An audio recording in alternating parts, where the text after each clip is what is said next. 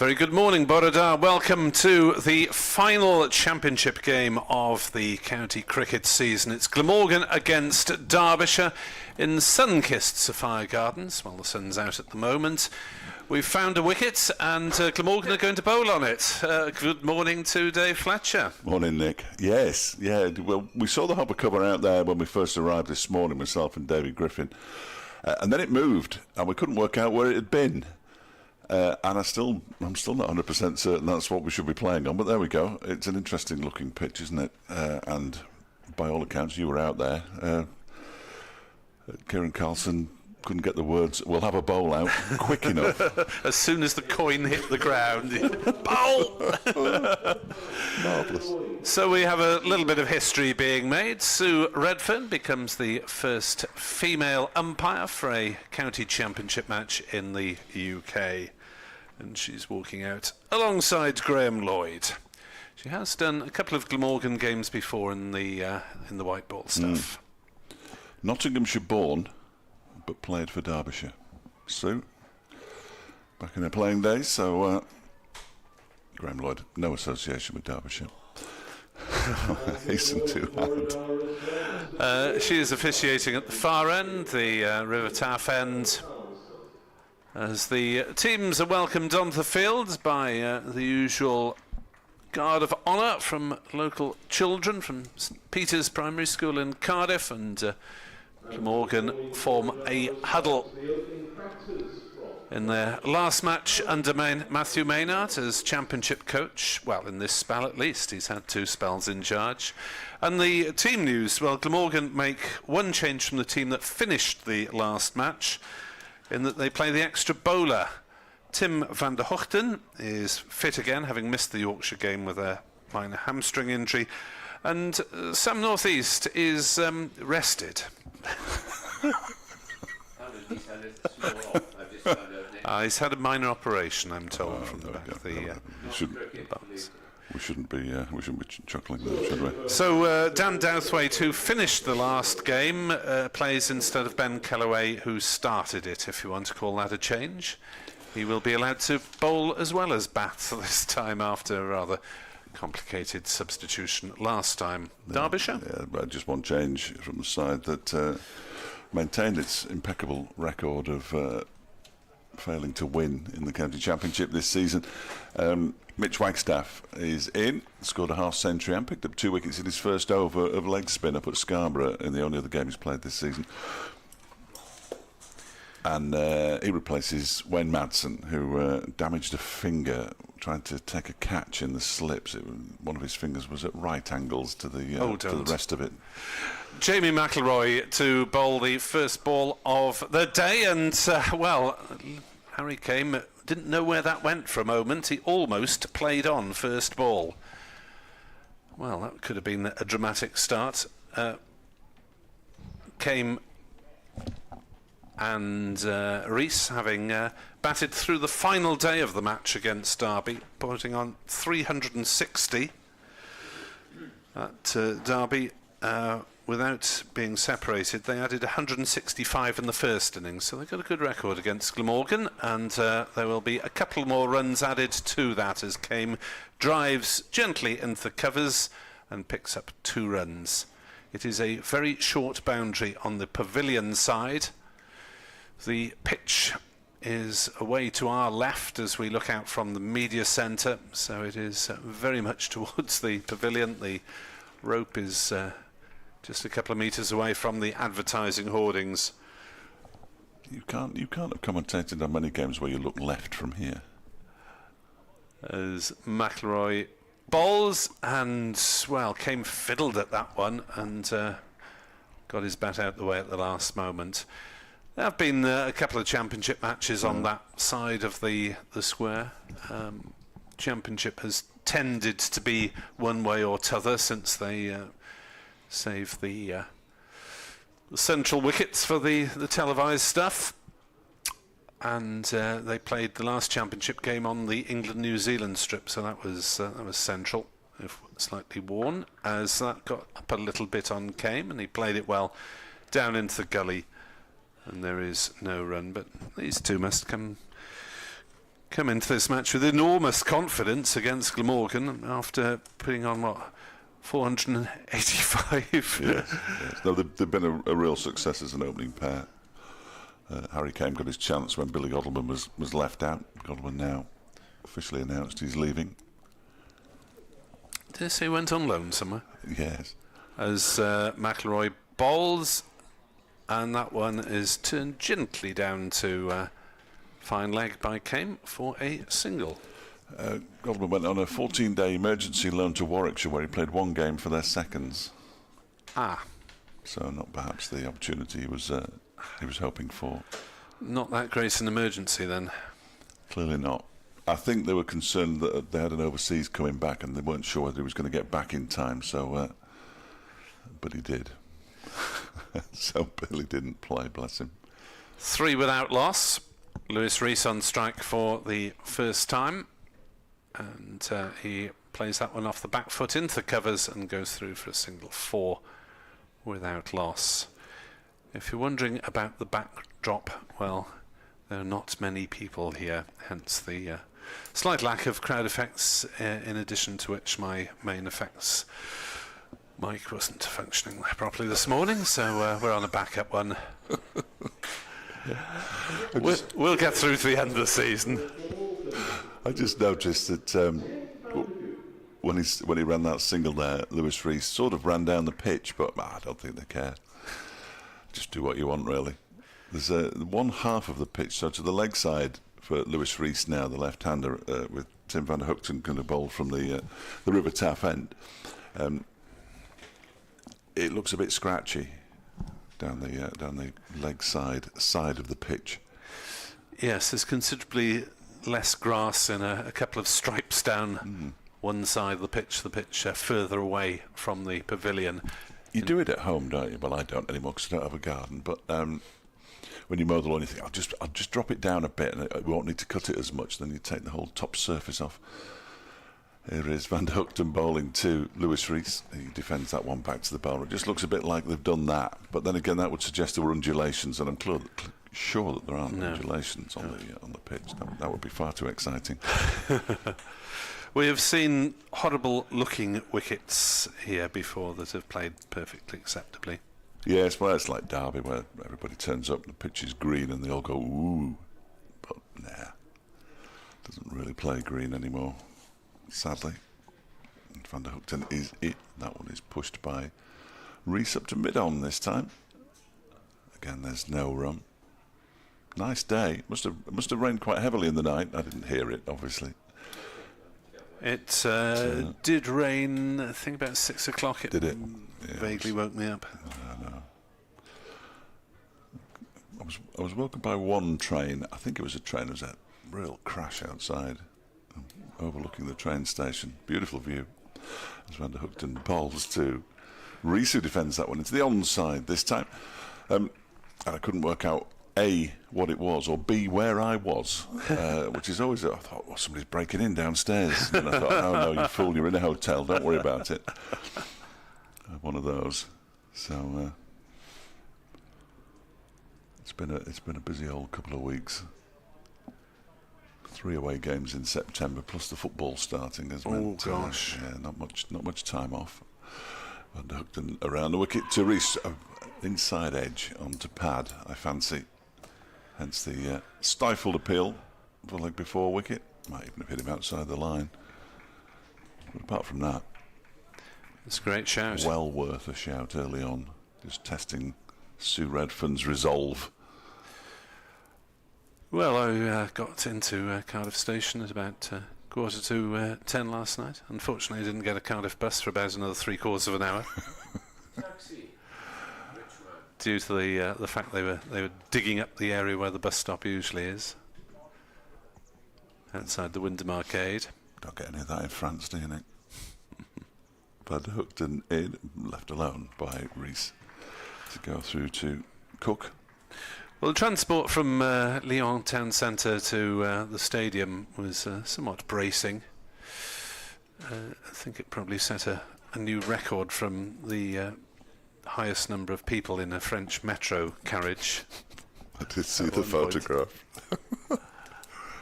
and the shuttled tram was almost equally packed. A lot of people in that stadium, that. Van der Hoogten bowls to Reese, who flicks it into the leg side. Bit of a chase on here for James Harris, and they're going to come back for 2. And they come back for 2 relatively comfortably. And Derbyshire move on to 6 without loss. Yeah, for the benefit of Derbyshire listeners who wonder what on earth I'm on about, I went under my own steam with my better half to watch Wales thrash Australia in Lyon in the Rugby Union World Cup. I know, you should have seen them play a tier 1 side, really, shouldn't it? It would have been better for you, wouldn't it? God, how bad were Australia? Eddie Jones, every time, it was funny because I was watching the game on the television, but every time Eddie Jones's picture came on the television, which presumably it was coming on the big screen, it was on the screen. He was booed. He was, yes. Roundly booed. Absolutely. As well. And that's great fun. Towards the end of the match, there was sort of flashing his image on and off just to say, well, look, he is here, but we don't show him for too long because... I think people had sort of given up booing the Welsh fans because they felt sorry for him by that stage, almost. Surprise. Here's Jamie McIlroy bowling to Harry Kame at 6 without loss, and Kame turns it into the leg side where it's fielded by Dan Douthwaite, who is playing his 3rd or 4th championship game of the season, depending on what you count the last appearance as a batting but not bowling replacement for Ben Callaway against Yorkshire. Quite why they picked him, I'm not sure, if he couldn't bowl. As McIlroy bowls and Kane plays on the leg side to Root at mid-wicket. Sam Northeast, who scored 166, not out to lead Glamorgan's battle to a draw against Yorkshire. As the man left out, Tim van der Hoogten, having suffered a minor hamstring strain up at Worcester, is back in. So it's possibly a better balanced Glamorgan side. As McIlroy bowls through lowish outside off stump to Chris Cook. Presumably, I don't know this for certain, but I'm going to say it out loud anyway. Derbyshire against Yorkshire at Chesterfield. Derbyshire replaced Suranga Lakmal, who got hit on the head, with Zach Chappell. Now, he got hit on the head with 9 down, and Yorkshire wouldn't let Zach Chappell bat because he was much better than Lakmal. As the next ball from McIlroy is defended down into the gully by Kame, and there's no run. And it struck me slightly bizarre because they're both bowlers. Yes. Neither of them are particularly good batsmen. I mean, I do think that Zach Chappell can hit the ball better than Suranga Lakmal ever could, but so they were effectively all out. Right. And therefore Yorkshire went on to win the game, despite the fact that Derbyshire only lost 9 wickets. And they had to go and bat again. Yorkshire. As McIlroy bowls through outside off stump, allowed to go through. Well, Glamorgan in that last game might more sensibly have chosen Prem Sisodia as a replacement for Ben Callaway, who went off with a concussion on the grounds that Sisodia would be a reasonably similar bowler. I mean, it's a different arm, but both spinners. As that is allowed to be defended by Kame gently. Out on the offside, there is no run. It's a maiden from McIlroy, and Derbyshire a 6 without loss after 3 overs. As a bit more cloud cover comes over. There's a bit of blue still around, but a little bit cloudier than it was when we started. I don't think which army bowls it seems to make any difference, does it? Because I know England replaced Leach with Parkinson in a game when he got, and obviously they bowl it different. They probably turned the ball the same way. Callaway apparently can bowl left arm as well, I was told, or has done so at youth level. That'd be tricky to replace him then, wouldn't it? Somebody who could bowl with both arms. Billy Root did so, of course, in the match at Derby, in the dog days of the match. And enjoyed himself doing it as well. Tim van der Hoogten, 3 slips on a gully, point, mid-on, mid-off, cover, no, not cover. That one is guided down a backward point. Mid-wicket was what I was trying to say, and a long leg. Very standard field for the first day of a championship match. Good morning to David Lloyd, if you're listening or watching. I think he might be. Whichever dressing room and kit he's in. But he was at Bristol for one day. Said hello to him down there. He was seen here during the last game against Yorkshire. Spreading himself around, eh? Van der Hook bowls. Oh, strikes Rees on the pad. It's the second time he's been hit. First time seemed to upset him a bit because he was crouching down and breathing heavily. I'd be surprised if David Lloyd wasn't here in the neutral zone, wherever that might be. Might have to go into the big daffodil stand away to the right where nobody else is. We had a brief chat with him at Bristol. Had a longer chat with him at Birmingham when he suffered his injury, as this one is clipped into the leg side nicely by Lewis Rees. There's the first boundary of the day, out to backward square leg. Absolutely no chance for Jamie McElroy, who basically trotted after the ball. And Lewis Rees moves on to 7 and Derbyshire 10 without loss, having been put into bat this morning. He still won't be drawn on whether he's going to be the captain. No matter how many times I call him Skip. Probably contractual reasons. Yes, I'd be staggered if he wasn't. Van der Hook around the wicket to Rees, who just turns that at the very bottom of his bat to square leg for a single. It's fielded by Billy Root. And Derbyshire 11 without loss. Morning to Steve West, morning to Claire Jenkins and Twitter/X. Graham Smith says, good to see an aggressive selection with the extra bowler. Shame no frontline spinner. Yes, it's a situation Glamorgan have had all season really, because Carlson, Root and Cook have played in every game in the middle order and done very well really. Averages of 49, 54 and 42. But with Cook batting at 7 previously, it means that you don't have as many specialist bowlers. 4 slips for Harry Kane as Van der Hook bowls a full delivery that he tries to drive, but can't get it beyond mid-off where James Harris is. Looks at the bottom of his bat, inspects it quite minutely, actually. Doesn't look 100% convinced that it's not broken, but he's going to continue with it. People pouring in down below us. Another 2 have arrived. Oof. Good morning, sir, madam, whoever it is. Van der Hook bowls wide of the off stump this time, and it's left alone by Harry Kane. Final ball of the 4th over.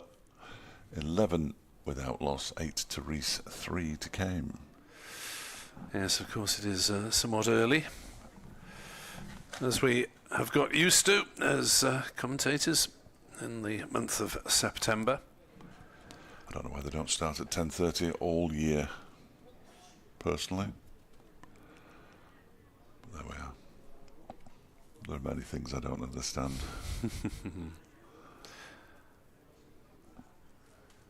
So McElroy comes into this match with 23 wickets at 27. And that one goes through outside off stump as Lewis Rees plays no shot.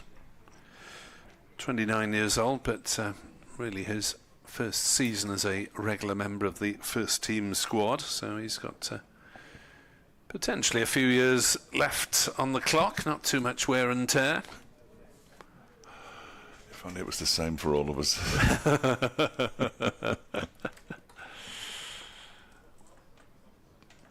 Yeah, the clock's wearing out a bit, isn't it?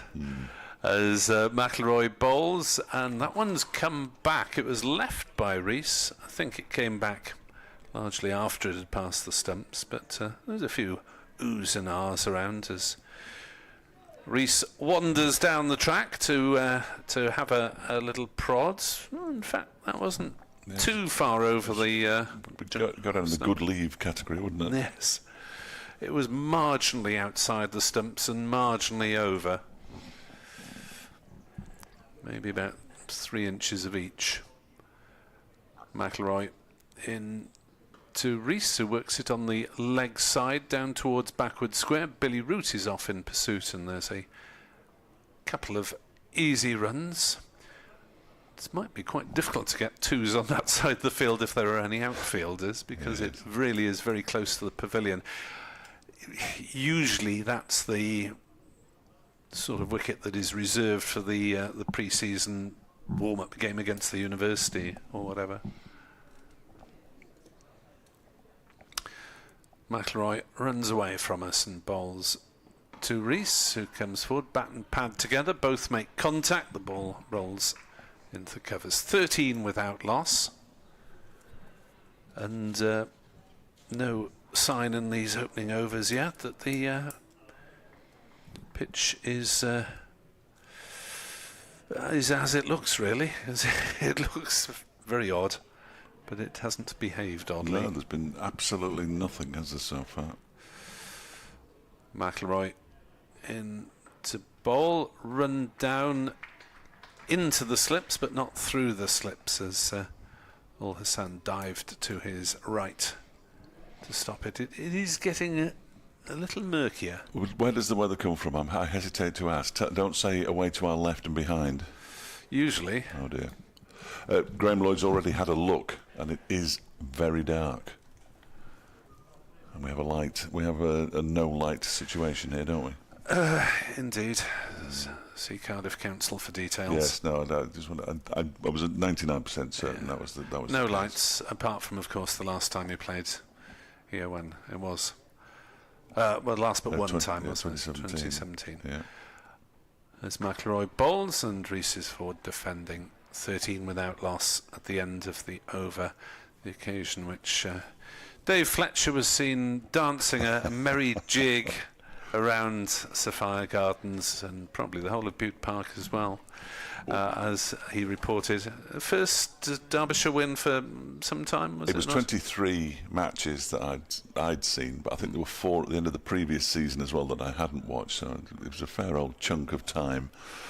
Yeah, but my first win, Hamidullah Kadri, the young Afghan-born spinner now playing at Kent, was Derbyshire's hero of that particular match. Van der Hookton beginning a new over from the River Taff end, and it's guided down to the vacant third man area by Harry Kame for 4 runs. Hits the rope, and then the very large, I'm not sure what that is, it's a tube. Yes, that's a tube. I think the tube goes inside the covers, or under the covers, just to keep it all secure. Not quite sure why it's up this end, but there we are. Yeah. There's a gentleman, brilliantly, below the scoreboard, sitting slap bang just about in the middle of the stand, and there isn't anybody within about 30 seats of him. Absolutely marvellous. He's in glorious isolation. As Van der Hookton is in, that's left alone outside the off stump to go through to the keeper. Why? I mean, presumably he's one of the, well, I always sit here, supporters, and fair play to him. He's sitting there enjoying what will be a fairly decent view. I know he's at a strange angle, really, but everybody on that side of the, well, there's very few people on the other side of the ground at all towards the city, because you'd be a long way away from the action. Obviously the big stand's not open. As Van der Hookton is in and bowls to Kame and gets an inside half of the bat on that one, goes out to mid-wicket. I think you'd need to be issued with a telescope if anyone were to use the main grandstand away to our right, because that's what, about a good 2 pitch lengths away from the boundary, maybe 50 metres even. It's an enormous distance from the rope, but the rope barely leaves the square.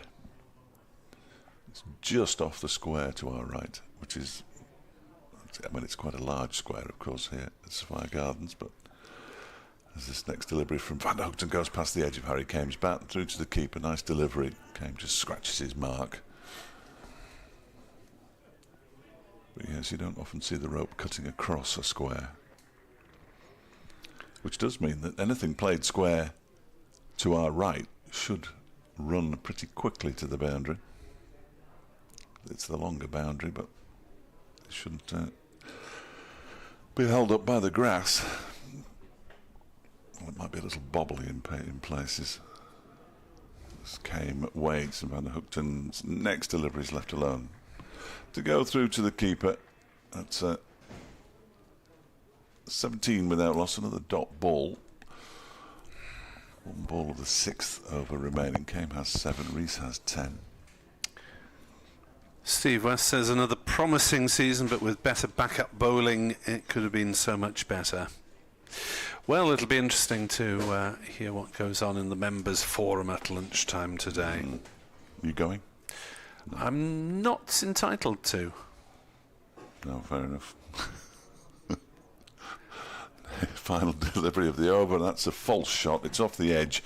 Again, it's down to third man. He was trying to drive it away towards the extra cover boundary, but he picks up another 4. So that over bookended by falls down to third man. Harry Kane picked up 8 from it. He's on 11. Rees has 10. 21 without loss. Derbyshire after 6 overs this morning. And I don't like the look of that to the left. But no. Especially don't like the look of that to the left on account of the fact that all my coats are in the car, and it doesn't look great from now. No, it's expected to be some sort of precipitation, not necessarily too lengthy during the course of the day. Tomorrow we may see rather less play as McIlroy is in to bowl and Rees is pushing forward. Did he deliberately play inside the line of that or not? Well, he doesn't look too perturbed by it. I mean, batsmen try not to look perturbed, don't they? But I think he probably did. I'm actually having some difficulty in picking up the ball at the moment, which I don't think is just my my eyesight, and I didn't drink that much in France. So. Did you not?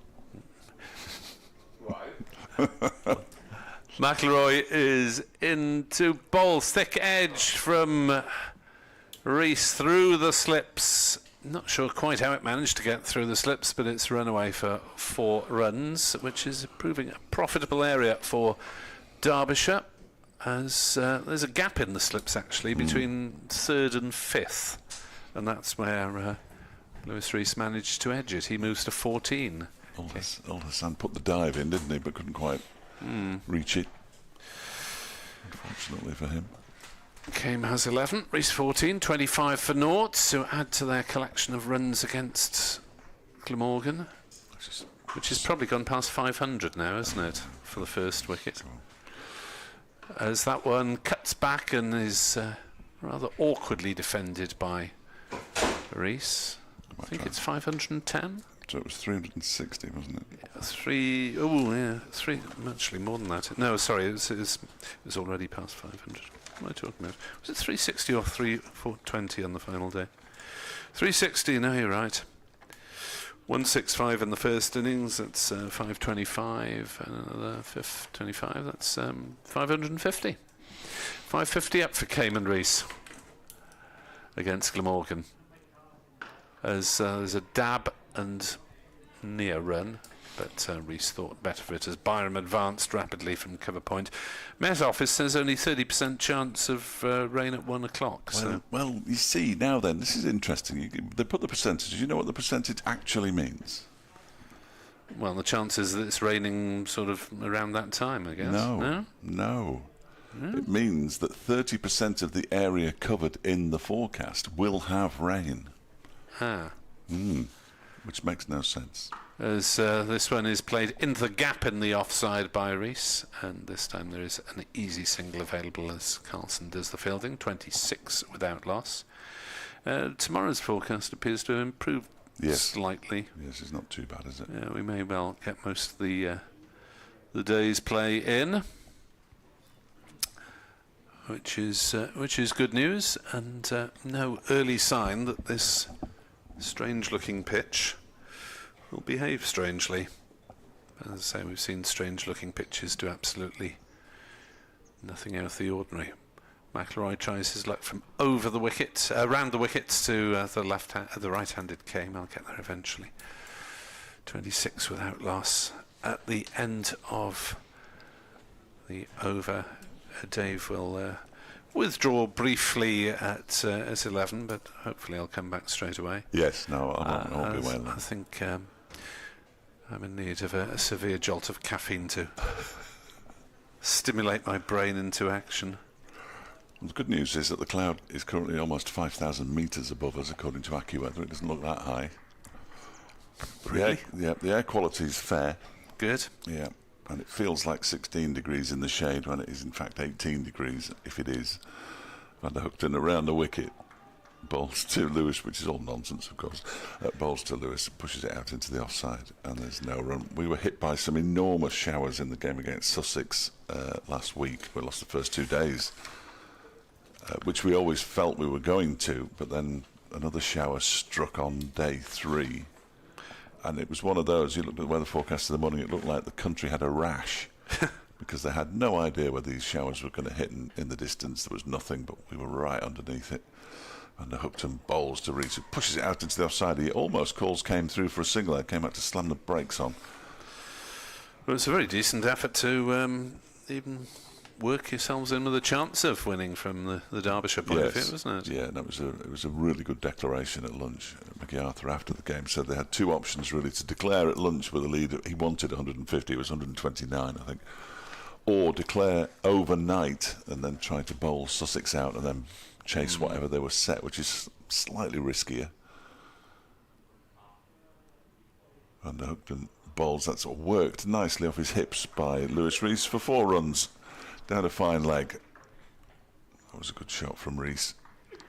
Slightly wayward delivery from Van der Hookten. Rees moves on to 19, 30 without loss. Yes, you, sir. Yep, you nip out your seat. It's only 2 rows down. There we are. Thank you very much. He's dropped his phone and his glasses in doing so, though, which is not ideal.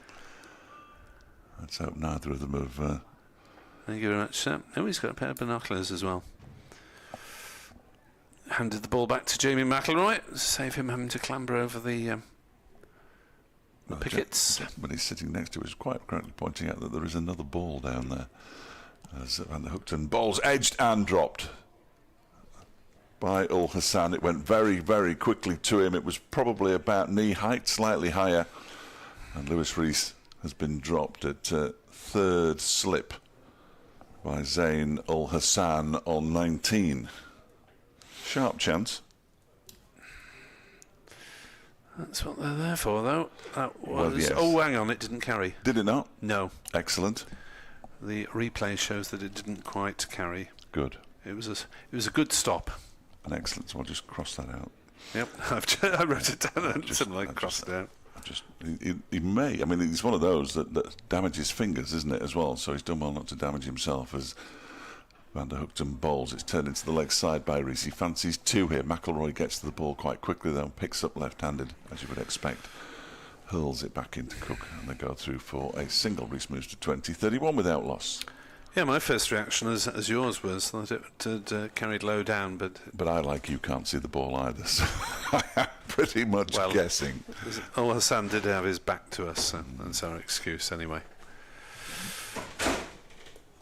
31 for naught. I've got my own television. Run a minute. I had absolutely no idea.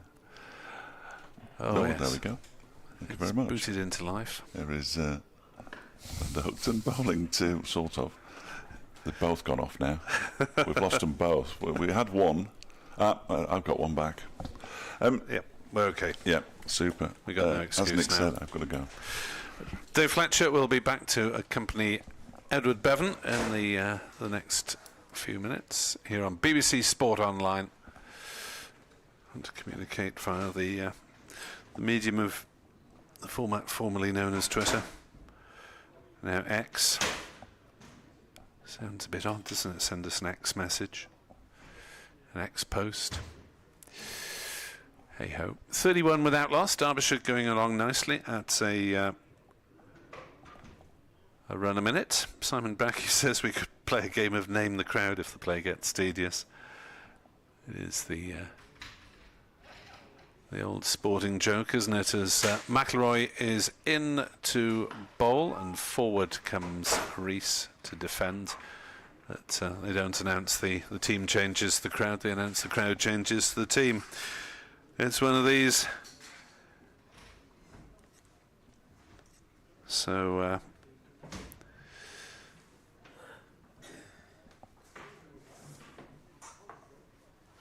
Ball back in McIlroy's hands. Stephen Hedges, regular follower.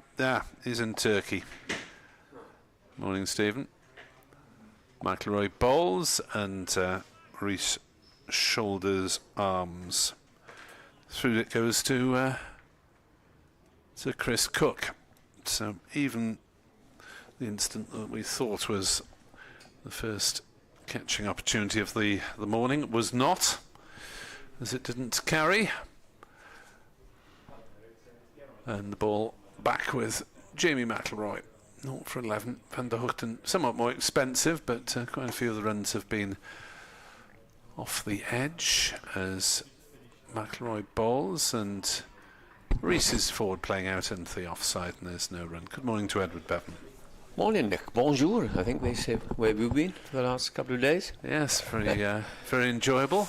Yeah.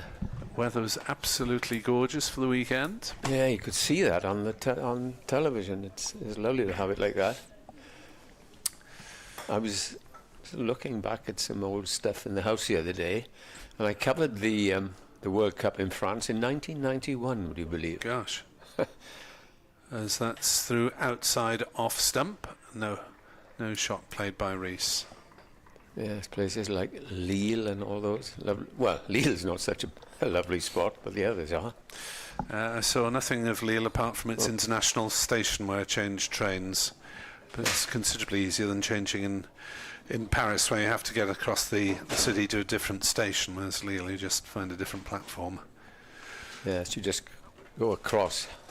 In comes McIlroy from the Cathedral Road end and bowls, and Rees defends it on the leg side. See, nothing yet, Nick, to back up Kieran Carson's decision to bowl first. Well, they were just marking the pitch fairly hurriedly before the match, albeit the sight screens were in place. So I don't think it was that late a decision, because the screens wouldn't have been in place otherwise to play on that particular surface. As McIlroy bowls through outside off stump, Rees plays no shot, taken awkwardly by Cook.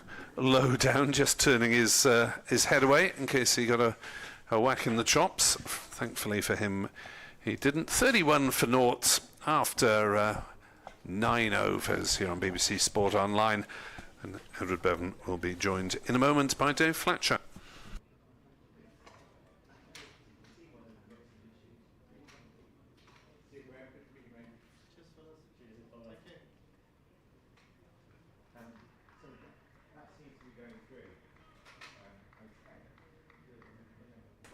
Good morning, Dave Fletcher. Morning, Ed. How are you? Not great. Are you suffering with the back again, like I am? Back spasm, yeah. That's the problem most tall people have, isn't it? That first delivery from Tim van der Hoogten is left alone by Harry Kane. I've been twice to the chiropractor, whatever you call them. She nearly broke my back.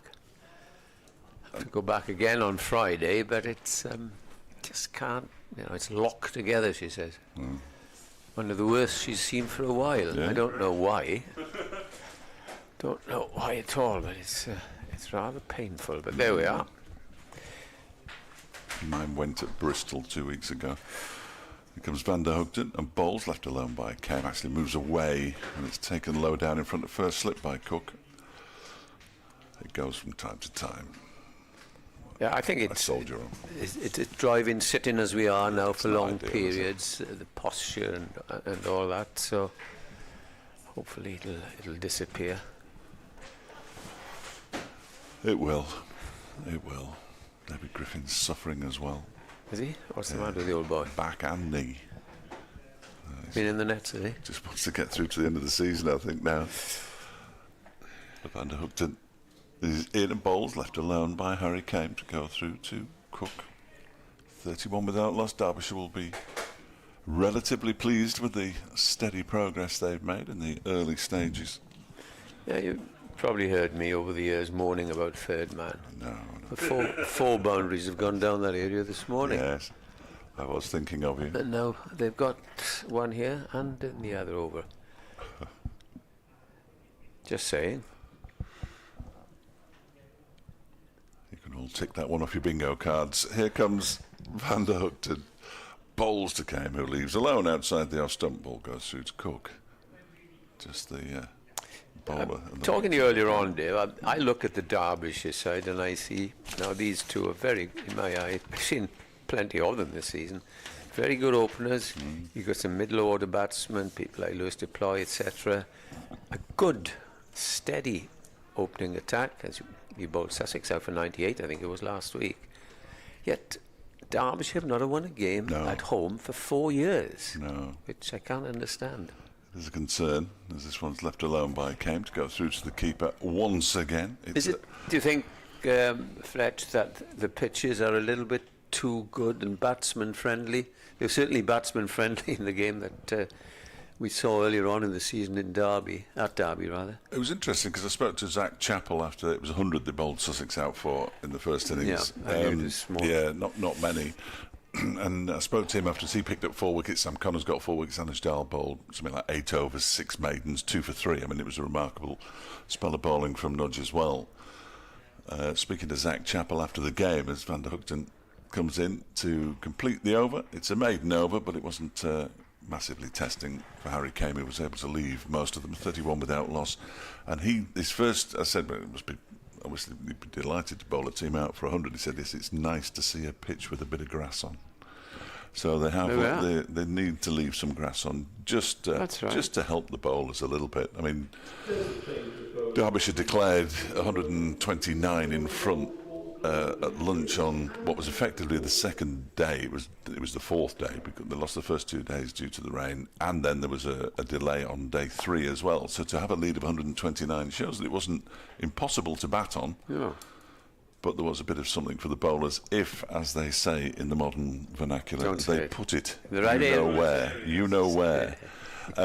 Which is what they did. They bowled really nicely. They were, surprisingly for bowlers, aiming for the stumps, which I always think is it does help, slightly revolutionary in this modern era when you're aiming at 4th stump when there isn't one. Yeah. They bowled really well.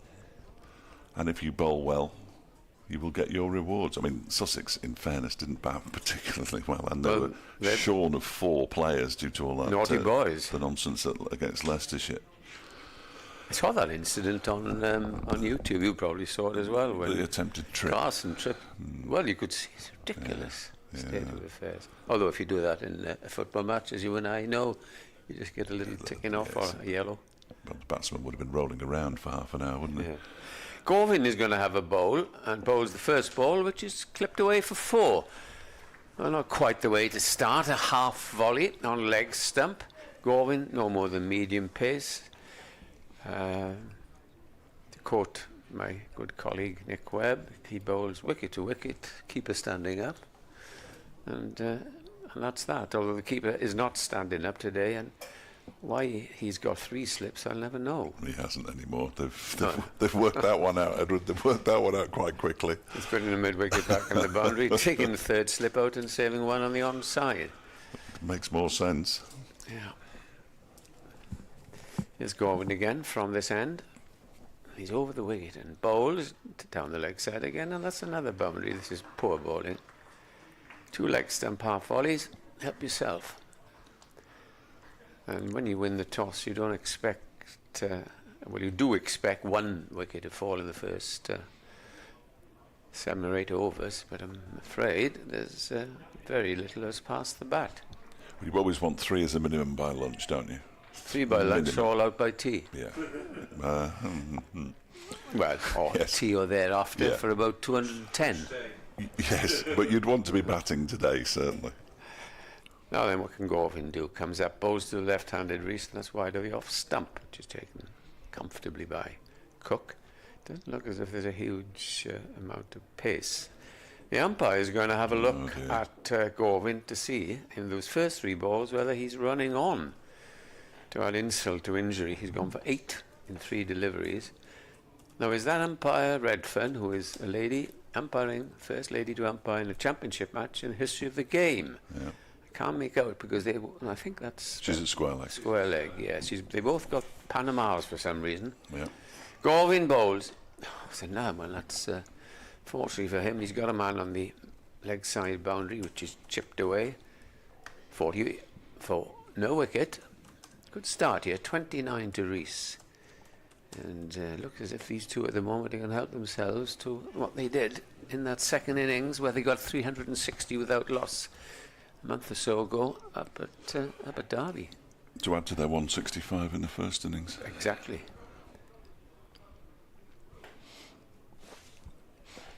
They'll declare when they get 1,000. Glamorgan turns, runs in again and bowls, and that's outside the off stump. Perhaps tells you with a slow pace that he's going bowling. I thought it was taken halfway down by his ankles on the half volley by Chris Cook. Yeah, they do seem a long way back. Yes, but he's got 3 slips. Well, fine leg, but no third man. Purely defensive field. 3 on the offside, saving 1. 2 on the onside as Glamorgan comes up to complete his over and bowls this time. Game just watches it as it goes wide. Bounces Wider twice. still, and bounced twice and taken in front of... it's not the best over I've seen for a medium pacer bowling his first over. They bowl and bowl before the game starts, and you start out on the match with 2 half volleys, a wide ball, and one is nearly called a wide in the last ball of the over.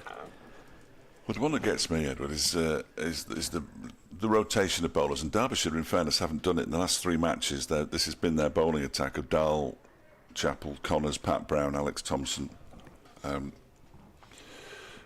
They bowl, 300 overs in a season. When they used to bowl 500 and 600 overs in a season, as Tim van der Hoogten begins a new over from the River Taff and it beats Lewis Rees first ball. It's gone past the bat, really. So yes, but they bowled 300 overs in the nets.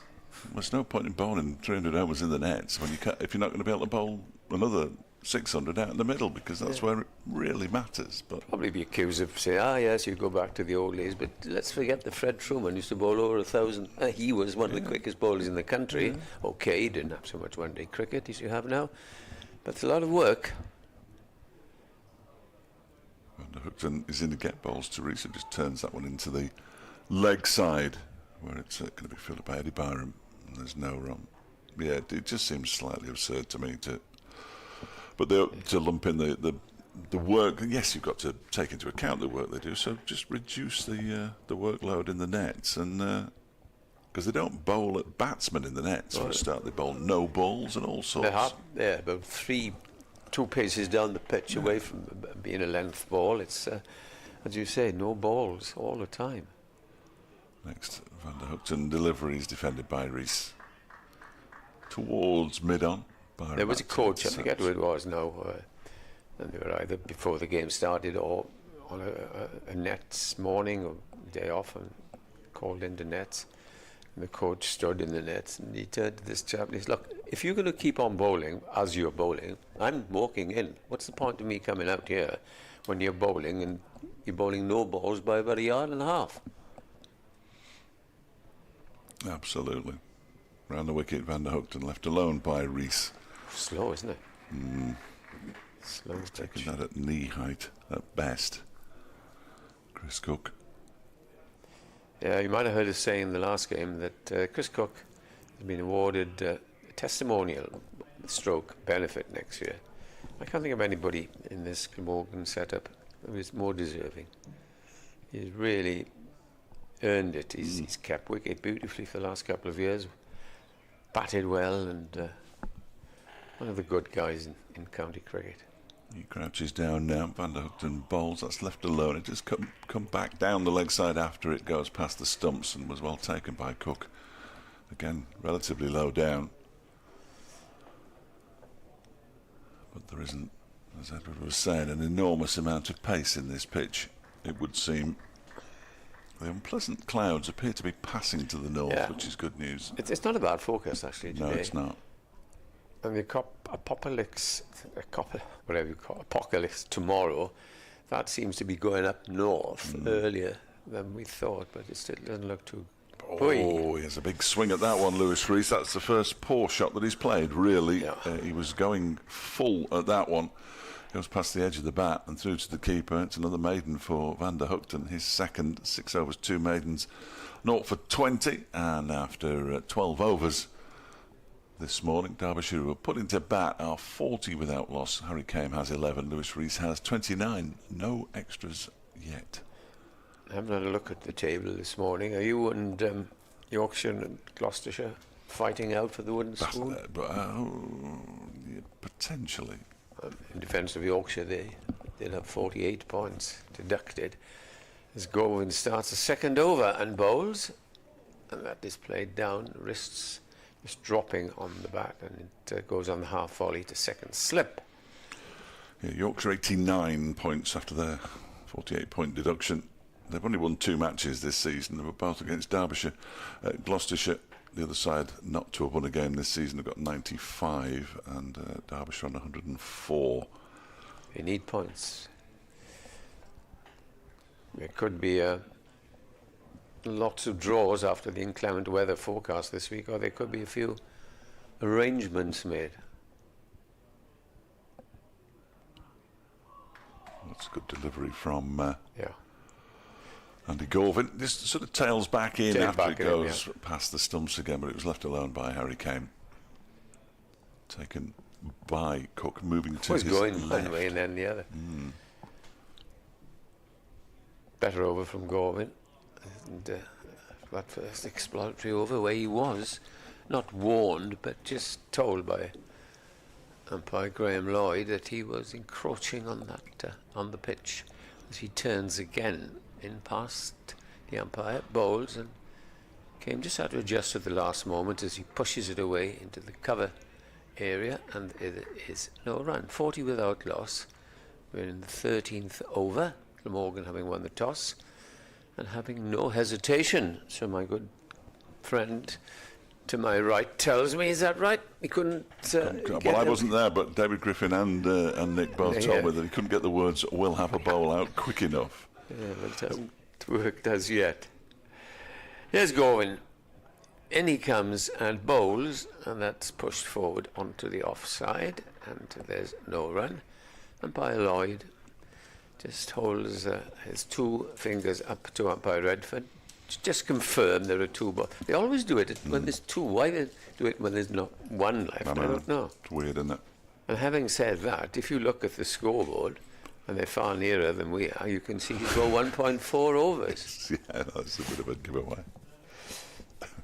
No runs of this over. Big improvement as he bowls, and again, that's left taken low down again by Cook. It's like Worcestershire need 3 points, don't they, to secure? I mean, they're almost certainly going to go up. You would have thought.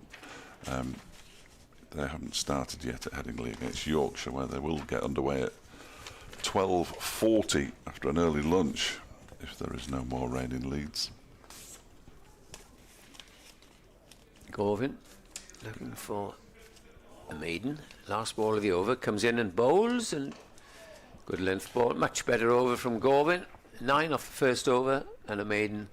And the score remains on 40 without loss. Kame is on 11 and Rees leading the way on 29. Might be a shame to lose New Road. It was one of our trips next season. Almost certainly going to get Wantage Road. And yes, travelling distance from Derby. Not too bad. Yeah, not too bad. And it's either Kent or Middlesex as well. James Harris coming on to bowl incidentally. So what was that?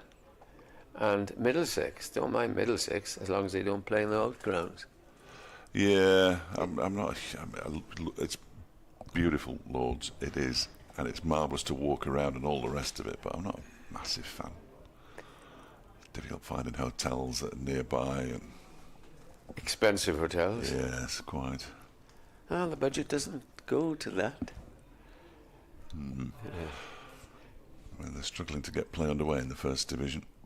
There's James Harris. Is it Harris? Yes, it is. Bowls the first delivery. What I do like about Lords, after you've done, it's always nice to pop into the tab and you see so many. I see some old friends I haven't seen, London Welshmen, who always come to the Glamorgan match, and perhaps spend a little bit more time than I normally would after a game. and I like that environment, but I don't like the commentary box, never have it. It's so far, no atmosphere. None at all. Harris in, bowls 2. Reese leaves alone outside the off stump. Good half stop by Cook. Another advantage, though, in London, of course, is that, I don't know if you do it, the night before, make arrangements beforehand to park the car for 4 days at Lord's and just leave it there until you go home. Yeah, no, that is useful. It's not cheap parking in London. Probably costs you more than the hotel. Yes. So no play at the moment at Southampton, Edgbaston or Northampton. No, I noticed. As Harris is in and balls to Reese. That one's down the leg side. He lifts his bat out of the way. There's an appeal from mid-off for something. I've no idea what. Durham 51 for 1 after 11 overs against Leicestershire in Chesterley Street. Sussex 44 for 2 against Gloucestershire at Hove. No play at Trent Bridge either, so that's every single first division. No, not every single one. They are playing at Kent. Yeah, well, they were 2 down. 38 for 3 now. Here comes Harris again in and bowls. That one is turned down to fine leg. If Kent came down today, that's a very pleasant ground, Canterbury. Well, since I've been actually. Oh, it's the only thing is that they've stopped the cook meals for us. I believe so. Yes. Well, the chief executive, Simon Story, is the former chief executive at Derbyshire, so there might be some words being had about tea, coffee and food.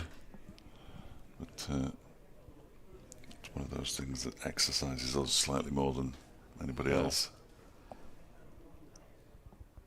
3 slips for Harris. 2 balls left of his first over. Conceded just the 1 run. He bowls 2. Harry Camus leaves that one alone outside the off stump.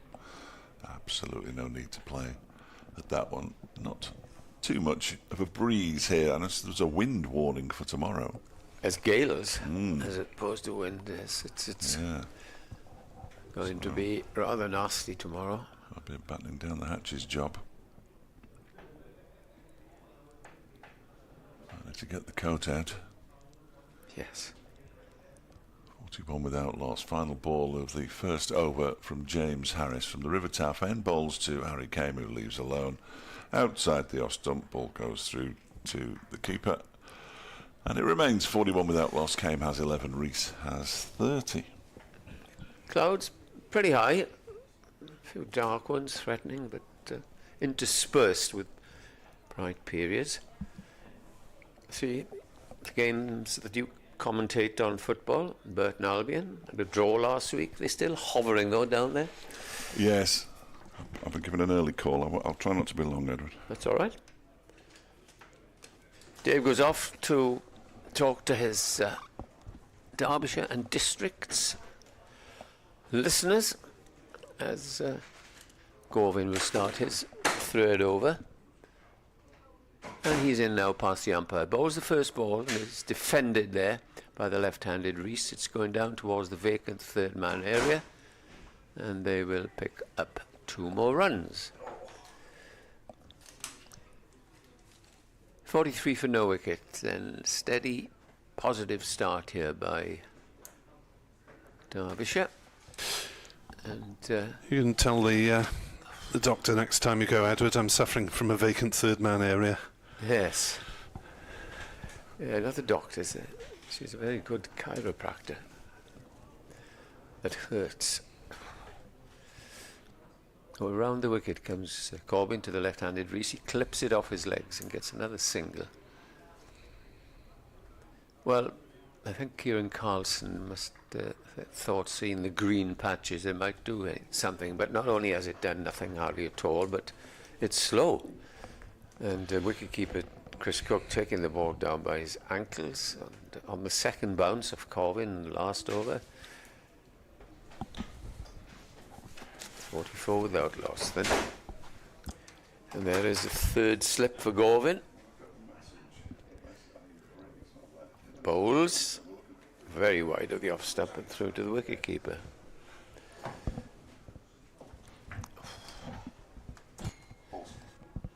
False alarm. Play started on time. False alarm, says Dave Fletcher as he returns. briefly.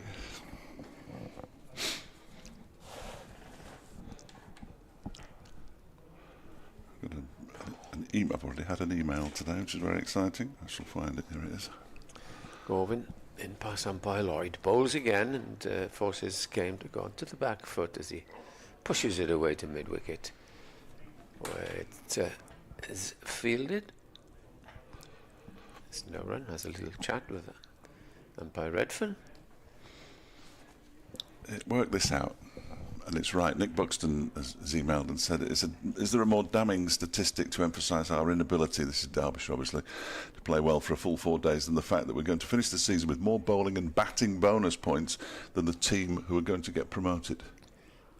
Next ball is on a length and pushed away. Promoted. Yeah. Worcestershire have got 18 batting points and 34 bowling points, and Derbyshire have got 22, so 4 more batting points and 37 bowling points, which is 3 more than Worcestershire. Yet Worcestershire have won 5 matches. Well, that might tell you the story there, in as much as there is grass left on that pitch. There have been results there, often within 3 days, and I would applaud that. So would I. I would applaud it because it gives the bowlers a chance. Next ball is pushed away past mid-on. They'll think of a second here, but decide against it as it's fielded. You see Glamorgan here now in their last game against, that's the end of the over incidentally, 45 without loss against Yorkshire. They were asked to follow on, and they were 401 for 5. North East 166, not out Byram 101 on the 4th day. Nothing in it for the spinners. Nothing, you know.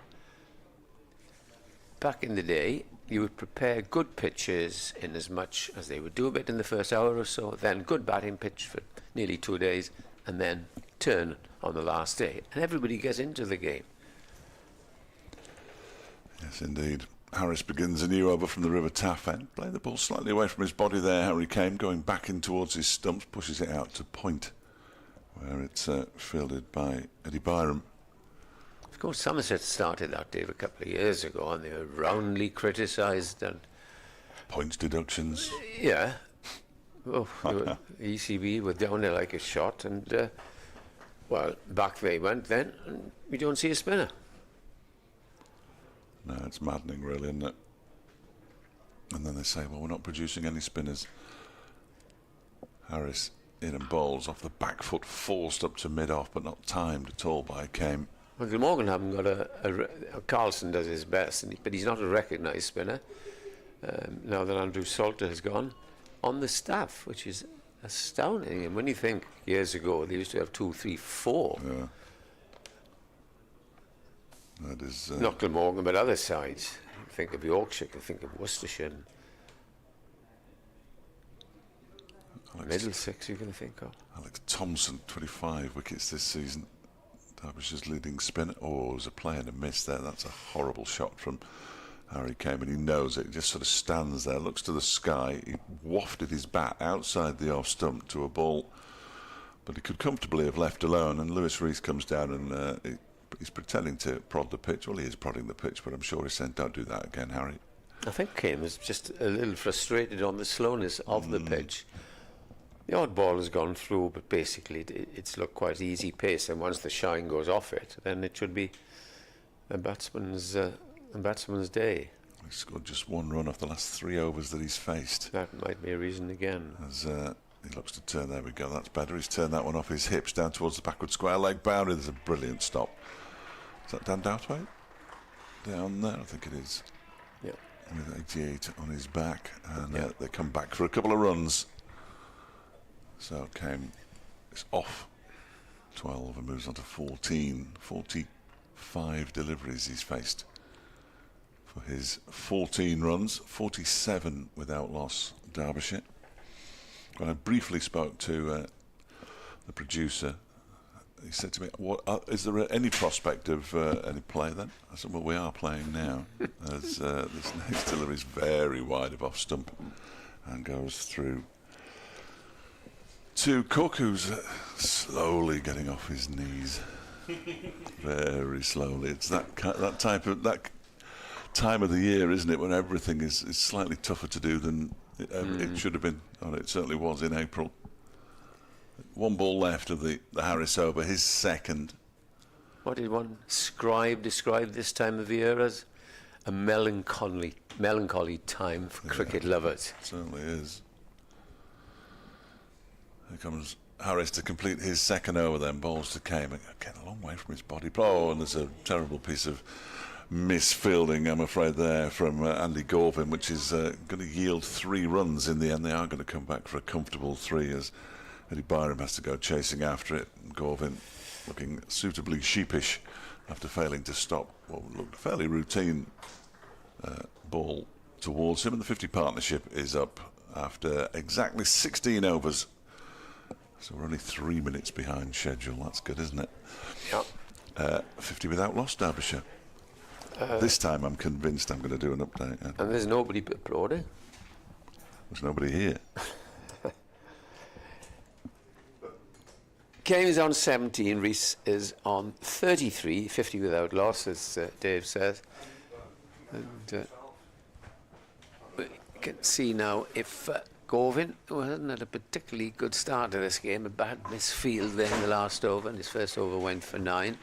He has tightened up in the last couple of overs, and here he is now, he's bowling to Kane. In he comes and bowls, and Kane pushes that away onto the offside, and there is no run. This particular Glamorgan lineup does have more bowlers, but not so far more penetration. Why would you play Gorvin now, perhaps in front of Kellaway, who, has excited a few people? Okay, he hasn't done particularly well in a couple of championship games, but that innings at Neath showed that in the one-day game that he has immense promise just to play him, and he's not the world's worst off-spinner either.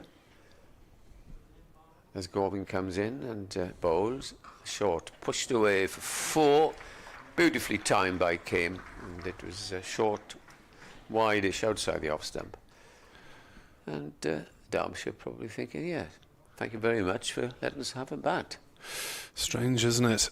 Having been out in the middle and looked at the pitch, you might have expected it to misbehave a little bit, given the uneven nature of the grass cover. You ask the groundsman, what's this going to do? At home, groundsman will say, well, it's going to seem about a bit. Okay, we'll put them in. If not, have a bat. Here's Gorvin in again, bowls to Kane forward, pushes it away to a better delivery. There's no run. So they've still got Douthwaite and Ul Hassan to come as seam options. Yeah, a lot of medium pace bowling in this Glamorgan lineup. Van der Hoogten probably the fastest of them, but he's not dynamite, is he? No, he's not bowling. I don't think he's bowling full out there today. Coming back after missing the last game through injury.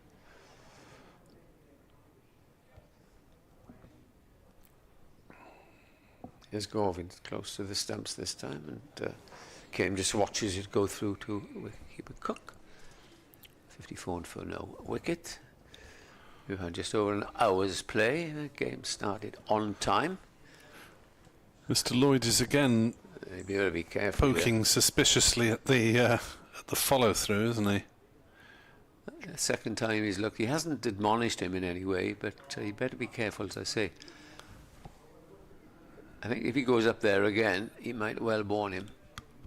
That'll be, if you do it again, no more bowling in the game. Gorvin bowls, gets close to the stumps then, and as he's taking notice there of what was said to him, quickly ran off to the leg side.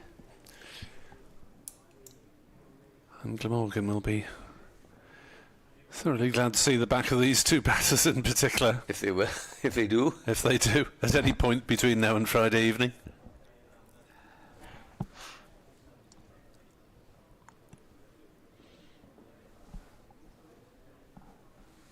Gorvin turns, comes in again, bowls. Game comes forward, finds a little gap there between third slip and backward point. And they scamper through for a single. He retains strike as the score goes on to 55 without loss. I'm just wondering whether they were due to have a wicket slightly closer to the middle of the square, because we've got this big white tarpaulin down just to our left, but they're actually playing with a physical sight screen. As if it's an afterthought. Which is shoved in there because they can't get a tarpaulin over that area of the ground where there is a walkway and so on. Anyway, it's James Harris to continue his spell. He's into his third over from the River Taff end, and bowls to Kame, who pushes forward into the offside, and there is no run. But we had a little look at what's happening elsewhere. Well, there's only one game on in Division 1. Oh, right. Lancashire in a bit of spot of bother against Kent, who are fighting for their lives with Middlesex.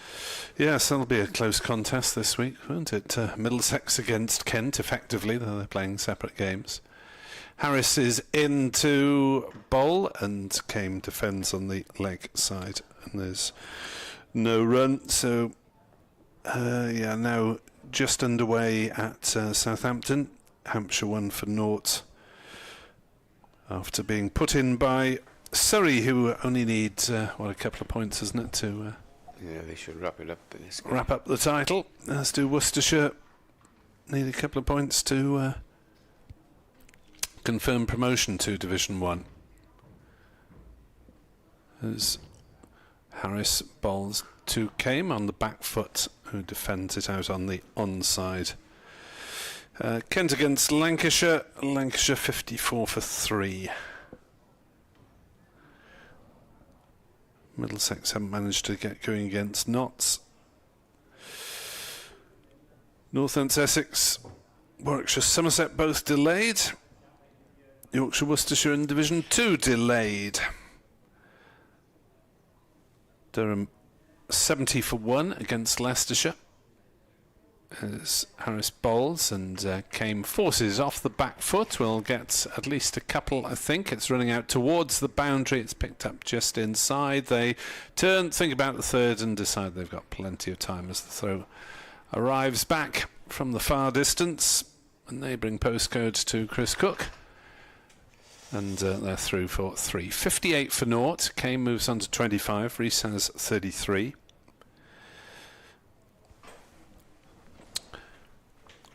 At Hove, Sussex 60 for 2 against Gloucestershire. And there's yet another one-day international between England and Ireland over the water at Bristol. That's a 12:30 start. As Harris bowls, and Rees plays up to mid-on. World Cup starts in about a week, isn't it? Out in India. And this is England's backup side, basically, isn't it? Which I don't think is entirely a bad thing that they're given an outing against Ireland, because you'll get closer games, and England will get the players with more experience. First game they got 390, didn't they, England?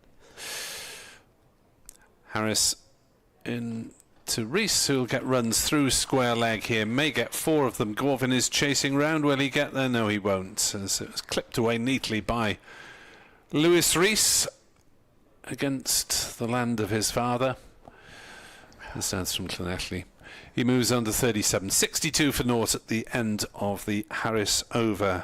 The first England game in the World Cup is a week Thursday against New Zealand at Ahmedabad. Not sure. Have they got any warm-ups out there, England? Time they get out there, they'll be playing. Is it next week? Couple of nets and that. Hang on. 30th of September they're playing India at Guwahati. Is that a proper game, or that looks like a warm-up if the fixture list I've got in front of me is correct. I don't know why sides want them warm-up. They've been playing all year. Well, accustomed to conditions, I suppose, isn't it? So England are playing India on Saturday before. This is a little bit amusing for me. The slowness of the pitches are. Oh, Bangladesh on Monday as well. No, that is the World Cup. Is it? Start of another over from Gorvin, and wicketkeeper Cook has come up because There's no more than gentle medium pace, and the pitch is on the slow side, and yet there are 3 slips. I'm getting a right angle here. The following... No, they're playing Bangladesh twice, but the first one is a warm-up. So they've got warm-ups against India on Saturday and Bangladesh on Monday. Get this right. Before officially starting against New Zealand on Thursday, the 5th of October. So that's next week Thursday. Gorvin bowls. Cook takes nicely, standing up. England playing New Zealand, Bangladesh, Afghanistan, South Africa, Sri Lanka and India. Followed by Australia, Netherlands, Pakistan. There's plenty of sport on these days, isn't there? That is an awfully long period of cricket. Should pay the bills for the game for a bit. Corvin is in, bowls, and this time it's a good length ball, which is pushed back down the pitch. And scoring rate is pretty healthy, 3.35. Anything over 3, you accept that on a first morning of a 4-day match.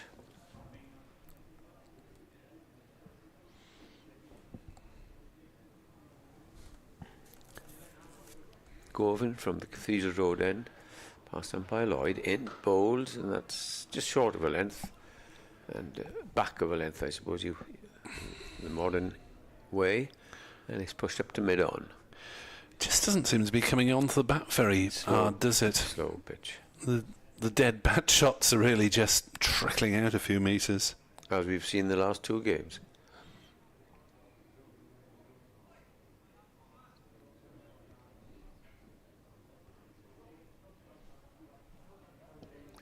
Here is Gorvin, the bowls pushed away, and again there is no run. 1 ball left of this, the 19th over. The over 8 is level. Weather stays like this, cloudy overhead. I'm sure we won't be going on till 6 o'clock now. But no, it's I'll do well to get through the overs today. In comes the next ball, outside the off stump, nicely taken. End of another over. I still don't think you should play after the middle of October. All it was said October? September rather. Because, okay, you get the odd Indian summer, but, you know, it gets dark early, and we've got the first storm of the winter coming tomorrow, apparently. Real storm. Agnes, this must be official, as it's got a name. 62 for no storm being whipped up by the Glamorgan bowlers at the moment, just probing away. Gorvin's last over was a maiden. James Harris, 3 overs, 0 for 13 at the moment, as he bowls to Rees, who plays to mid-on, and there's no run. James Harris, 29 wickets this season in the 10 matches before this. Bowling average of 36. He'll be keen to reduce that, if at all possible, in this final match of the season. And it'll be interesting to see what Glamorgan have in their bowling arsenal come April, as Harris bowls, turned away down towards backward square by Rees. Oh, I haven't heard anything. Well, who's been retained and who's not been retained? Or is it as per? We will await that. Well, we know that obviously that David Lloyd is moving to Derbyshire. Andrew Salter's departure was somewhat premature. So there should be some. And Callum Taylor went by mutual agreement last month. As Harris is in to bowl, and Kame is pushing that into covers, and there is no run. There are some players whose contracts are up, but I've heard no suggestion that anyone else is in danger of not continuing on the staff. If that's too many negatives. I don't think anyone else is in line for the chop as things stand, as far as I know. But the members may find out at the forum at lunchtime, as Harris bowls and Kane drives into the leg side. Pleasantly, he's got that one past square leg and down to the ropes in front of the pavilion for 4 runs. Just turned away. We're seeing some end of term bowling here, Nick, aren't we? Nothing's really threatened. One's past the bat. One ambitious shot from Rees, which he got close to touch him, but really, there's been no problems at all for the batsmen on this placid pitch.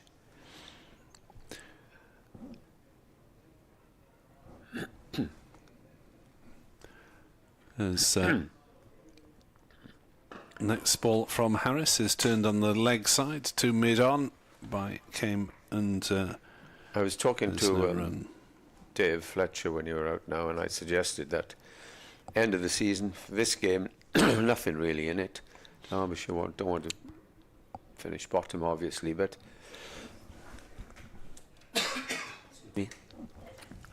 at this time of the year, perhaps they and the threat of tomorrow possibly being washed out, they might just have an arrangement in place. Harris bowls and Kame allows that one to go through outside off stump. Bat upraised. It has been raining in the west of Wales anyway. I don't know if that's heading our way. They've had some heavy downpour at St Clair's. That's the just past Carmarthen, isn't it? After lunch. It's entirely possible that we're going to get a shower. Change of bowling, as you probably heard there. Tim van der Gooten, who had bowled at the river end, is going to change. He bowled 6 overs, 0 for 20. And now he's coming over to this end to see if there's anything he can do to try and get that first wicket for Glamorgan. But it hasn't looked as if anybody was going to get any wickets up until now. There hasn't been any threatening bowling. But he has got 3 slips. He's attacking, keeper standing back, and he's coming round the wicket. Left-handed Rees. Here's his first ball, and Rees gets a good delivery, which hurries a little bit onto him, and he plays it defensively up to mid-on.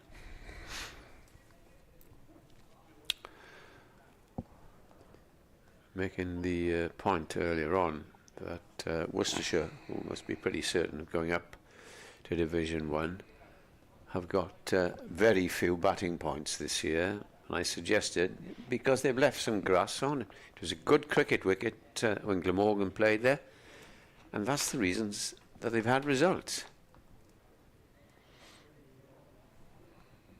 Van der Gooten goes wide of the crease, and that is an edge. It's a good delivery. Turned him round completely, and it ends up down at a third man. Craig Jenkins says, joke playing in this weather, all pushed aside for the 100 and the blast, etc., etc. Yes, the season has gone probably a week or 2 later. It's usually been mid-September, hasn't it? Mid-September would be, that was it. Glammy Podcast thanking us for our efforts on commentary this season. A tough season, easier to listen to. Thank you for your kind words. In comes Van der Gooten. He's reverted to over the wicket. Kame defends up to mid-off. Yeah, it's been a pleasure, always is, and let's hope there's some better fortune next year. And bid farewell, of course, to Matthew Maynard, who's finishing this game. Most interesting thing I heard, though, Nick, in your interview with him was that he wants to stay in the game. Yes. Does that perhaps tell us something? I don't know. Here's Van der Gooten, bowls, and that's driven, but straight to mid-off. Threat of a little misfield, but no run that goes. Well, the 2 areas he indicated behind his decision were one that he found it frustrating not being involved in the white ball stuff anymore, but you have to say in counter-argument to that, the Glamorgan results in T20 have not been good for the last 5 years, albeit not improved again with a different coach this year. 3 times they went over 200. Here's the next delivery, and that's another good ball. It beats Kame's forward thrust, if you like, pushing hard at the ball and through to the keeper. And the other indication, he said,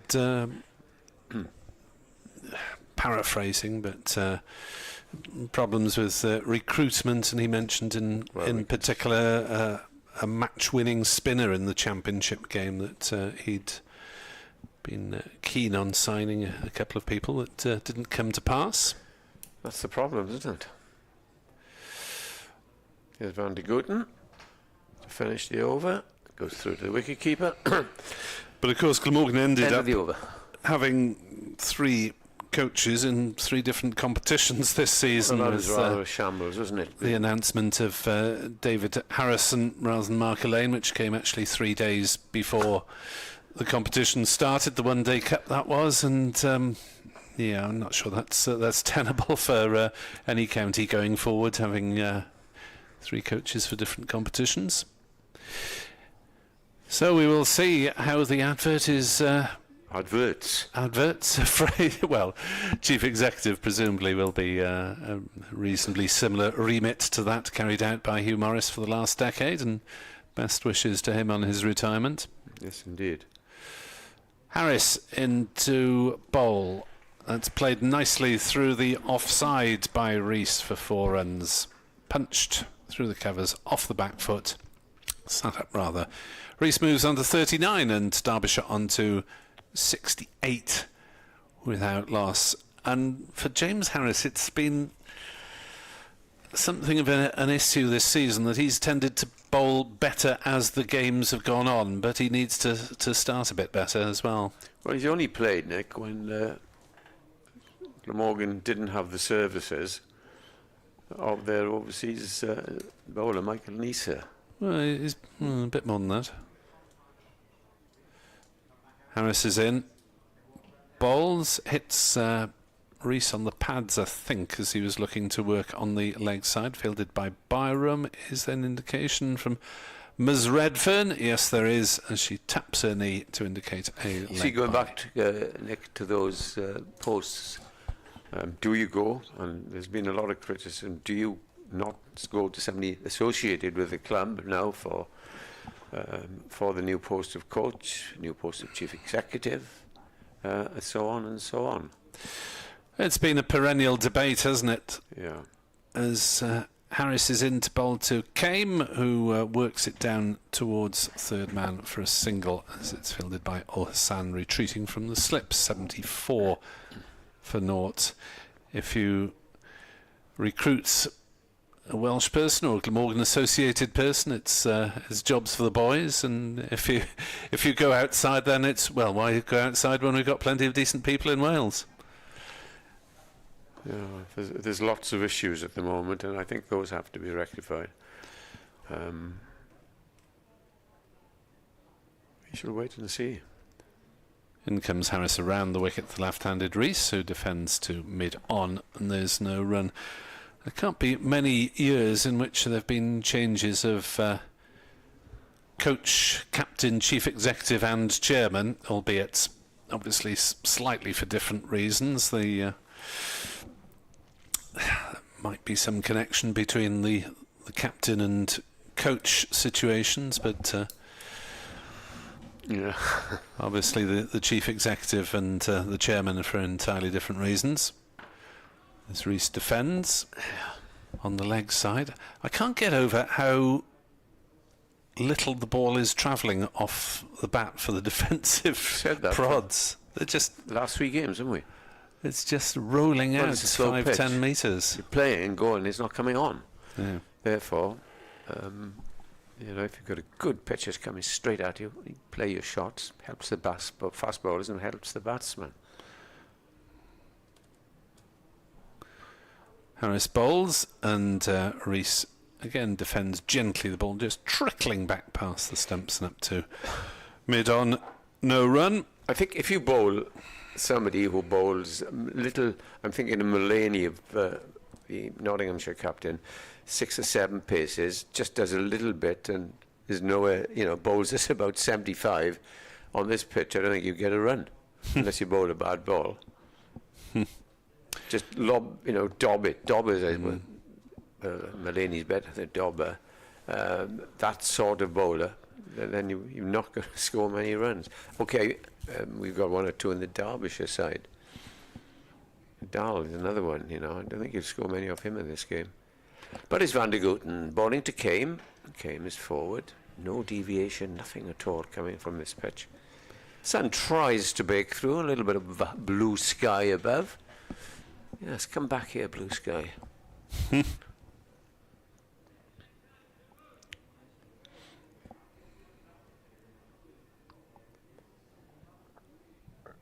What frustrates me so much, Nick, is that with the 100 competition, when our young cricketers or school children ever going to see county cricket?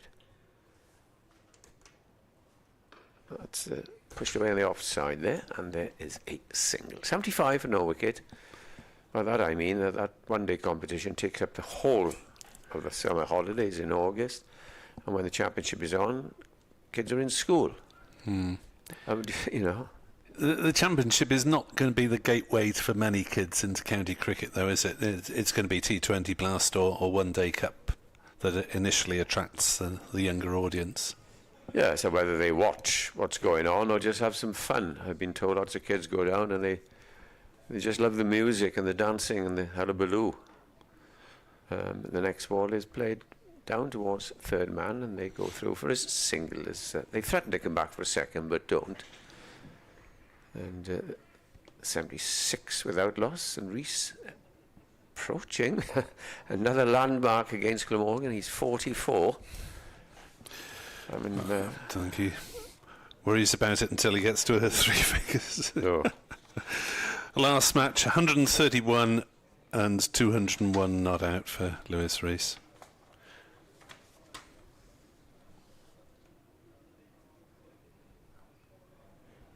Here comes Van der Gooten to the right-handed Kame and plays it away to third slip, where it's pounced upon there by Gorvin, and there is no run. 76 without loss. Kame's on 31 and Rees is on 44. So the foundation being laid here for a big score. But I don't want to frustrate the Derbyshire bowlers, Nick. There'll be nothing happening to this pitch as we've seen for the last couple of years on the 4th day. They have got a young leg spinner, which is exciting, Wagstaff. Look forward to seeing him as Van der Gooten bowls. And Fletcher was saying that they had seen him bowl, and he came on to bowl at Scarborough against Yorkshire and took wickets with his 4th and 6th ball in Championship cricket, which is exciting. Yeah, I'd be doing well to get a sharp turn here. We saw Dom Bess bowl marathon spells here for Yorkshire a fortnight ago. But he is a wrist spinner, which sometimes, it does get a little bit more turn than your off spinner does. Van der Gooten's last ball of his 8th over. Bowls played very easily up towards mid-on. That's the end of the 23rd over. 76 without loss. Kame is on 31, and Rees is 6 runs away from his 50.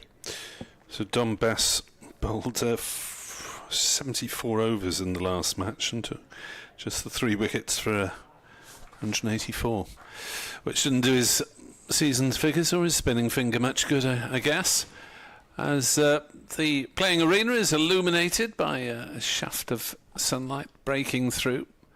76 for naught, no sign of a Glamorgan breakthrough. It has been very comfortable indeed, as comfortable as you could want from the batting side on the first morning of a match after being put in. Harris bowls and Rees turns it off his pads for a couple of runs down towards Van der Gooten, coming round from fine leg. Perhaps this pitch has been prepared for Miss Redfern, who's officiating, and she's not had an appeal to bother with all morning. It's a nice, gentle introduction, isn't it, to the first-class game for Sue Redfern. Yeah. Who did one of Glamorgan's matches at Neath last season.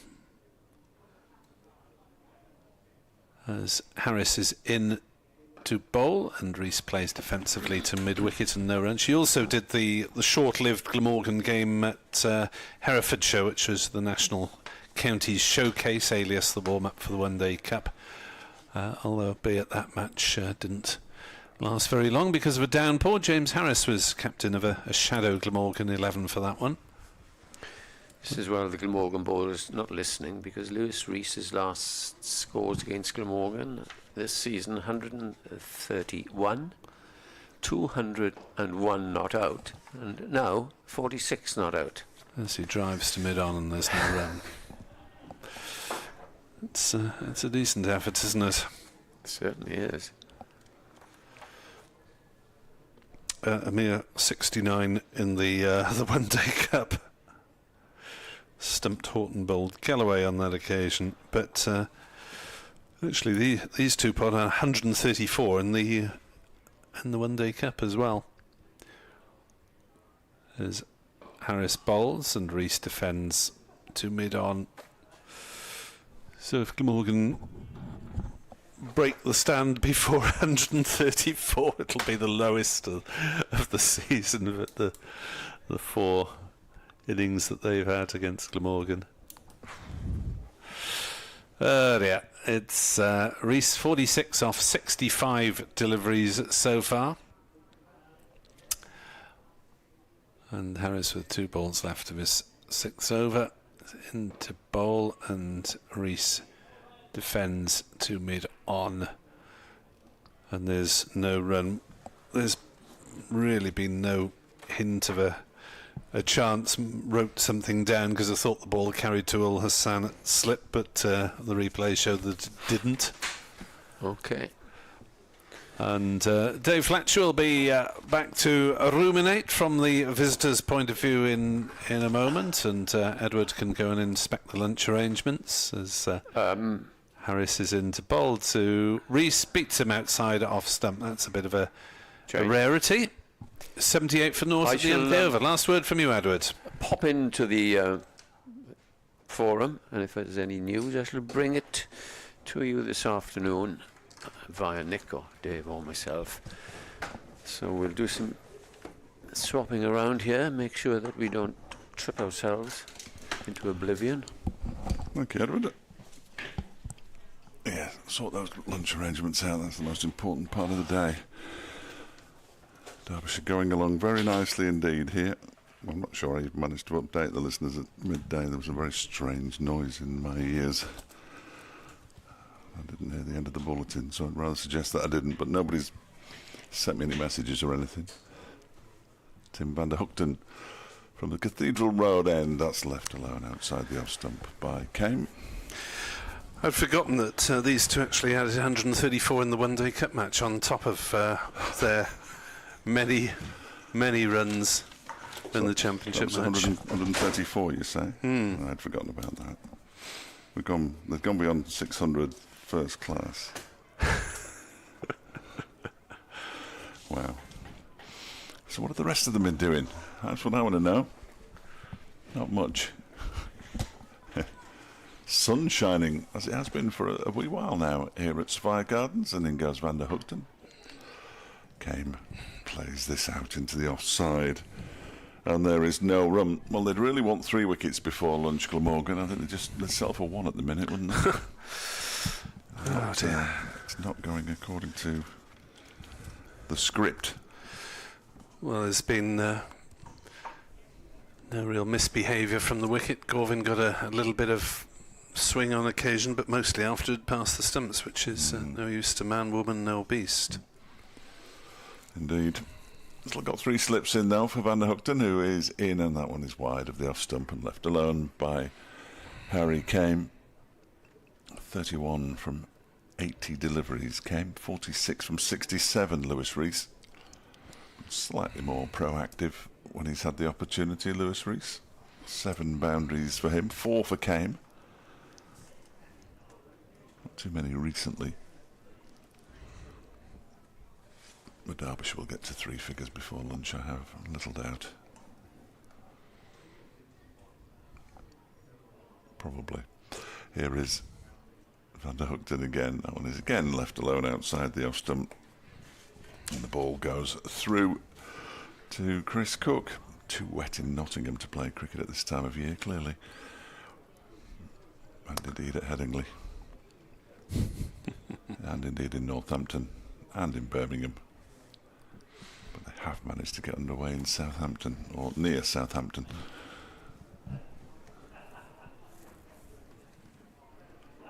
So the First Division being blighted by the weather. Not so the Second Division, where the far hardier souls play and watch their cricket. As Van der Hoogten is in, that one is defended this time by, came up towards Dan Douthwaite at mid-off. There's no... Yes, the question of interest for Second Division followers other than Worcestershire and Leicestershire, with Worcestershire almost certain to complete promotion this week, is who we're going to be having back down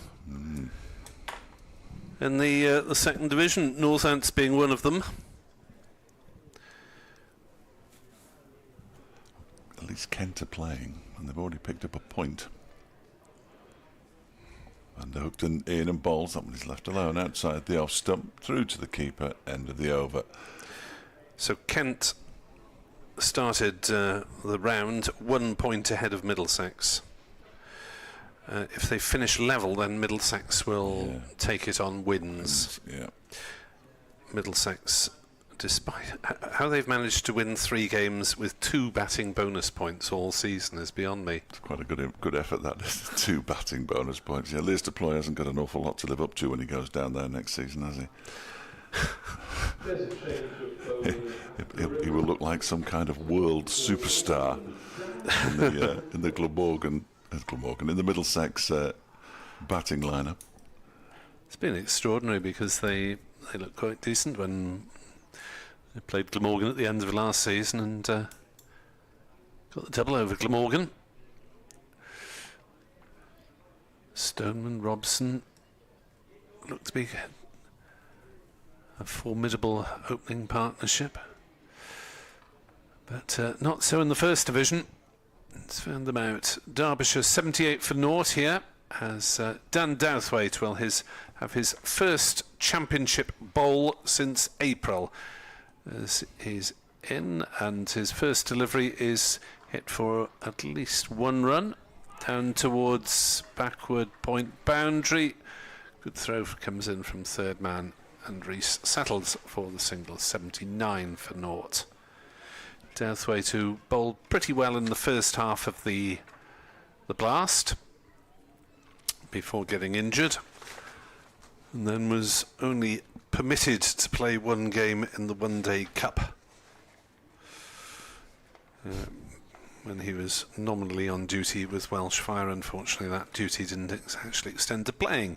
Douthwaite is into bowl, edged and dropped at slip, as Harry Kame gets a life and Colin Ingram could not hold on to that one. Gorvin had a go at the rebound but couldn't get to it either. And, well, that's probably the first time Colin Ingram has been called upon to touch the ball today, and he's not been able to hold on to what was, I think, a fairly regulation chest-eye catch, and he's made a bit of a Horlicks of that, Colin Ingram, I'm afraid to say. Got to catch that.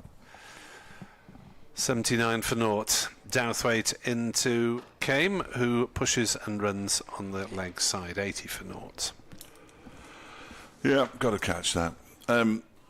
Surprisingly or otherwise, probably in the otherwise category, George Scrimshaw is not playing for England against Ireland today in the One-Day International after his interesting start to life as an international eventful cricketer, when he couldn't stop bowling no balls and conceded 33 runs off his first 2 overs, but came back to pick up 3 Irish wickets.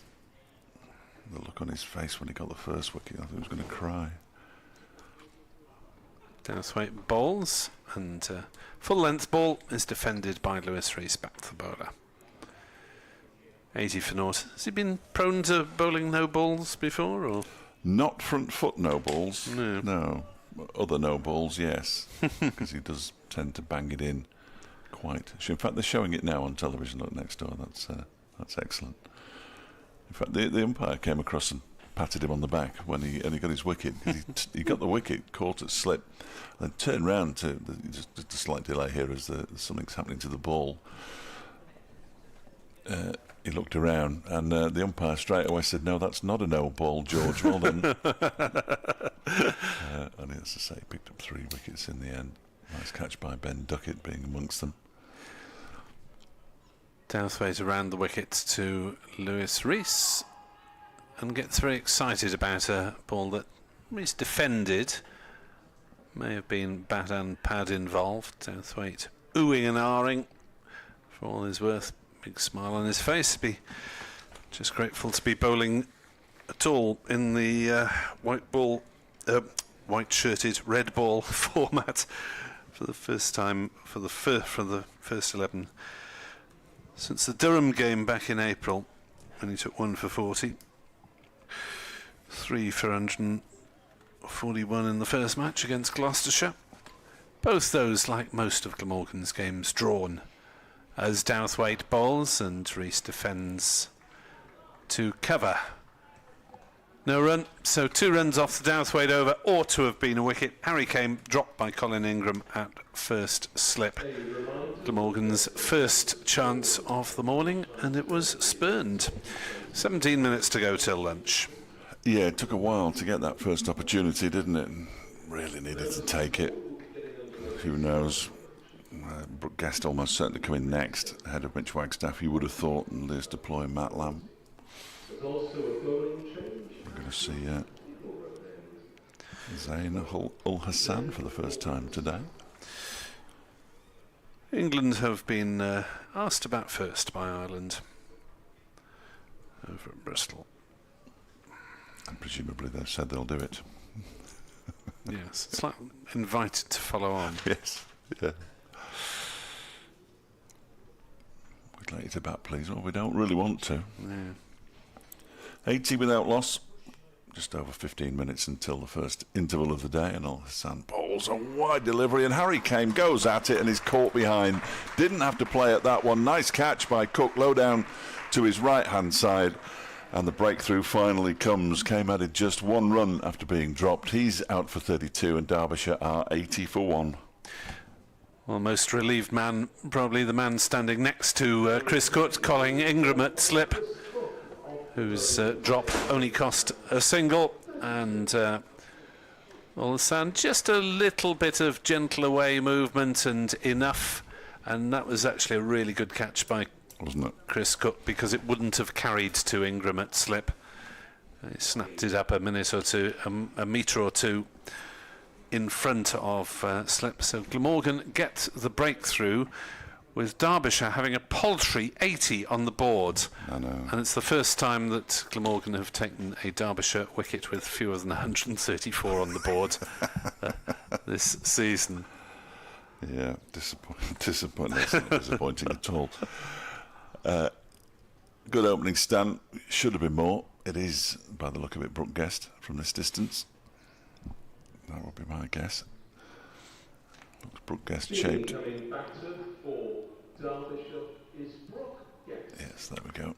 Confirmation from the disembodied voice of Andrew Hicknell. Yes, he didn't have to play it. I didn't think it was a good shot from Harry Kane, in fairness. Well, he probably thought, ooh, meaty, juicy half volley, whack it to the cover boundaries. When in reality, what he should have done was, ooh, juicy wide one, I'll just leave that alone. Have a look at it. Yes. He couldn't resist, sadly. Lunch has been prepared. Excellent. I should hope it is. It's sort of that time.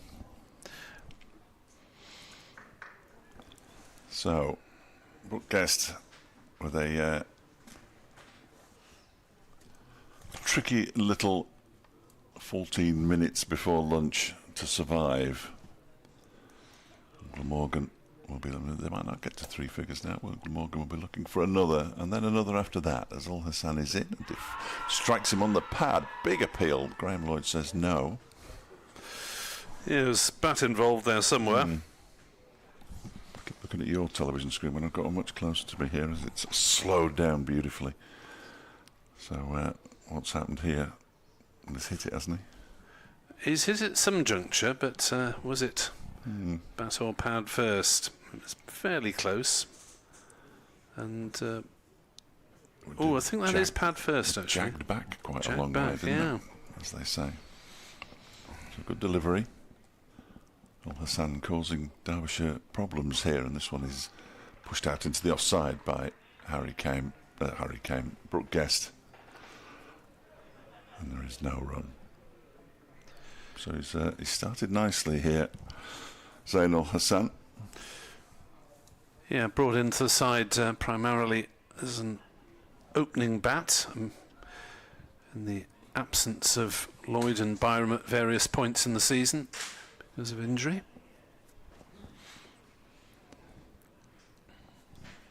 He's in again now, bowls. That was pushed into the offside by Guest, fielded by Kieran Carlson.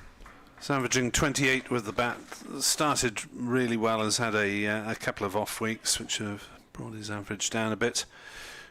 With the ball, well, that was his 8th wicket of the season and is in his 9th match, so he's in as primarily an opening bat but also a change seamer. In now, bowls to guess someone grubs along the floor. Did it hit the bottom of his bat? I hope it did. Otherwise it's scuttled through to the wicketkeeper Chris Cook. He's got a bit of a smile on his face all of a sudden as he walks back to his mark. Considerably bluer skies in Bristol at the moment. Yes. Where the one-day international is about to get underway. Ul Hassan in and bowls wide of the off stump this time. Brooke Guest can leave it alone, but it's a wicket maiden for Zain Ul Hassan. Wicket with his first ball. And Derbyshire are 80 for 1. So we've got, what about 3, maybe 4 overs until lunch. I'm not sure whether Kieran Carlson will worry about giving himself the contractual obligation spinners over.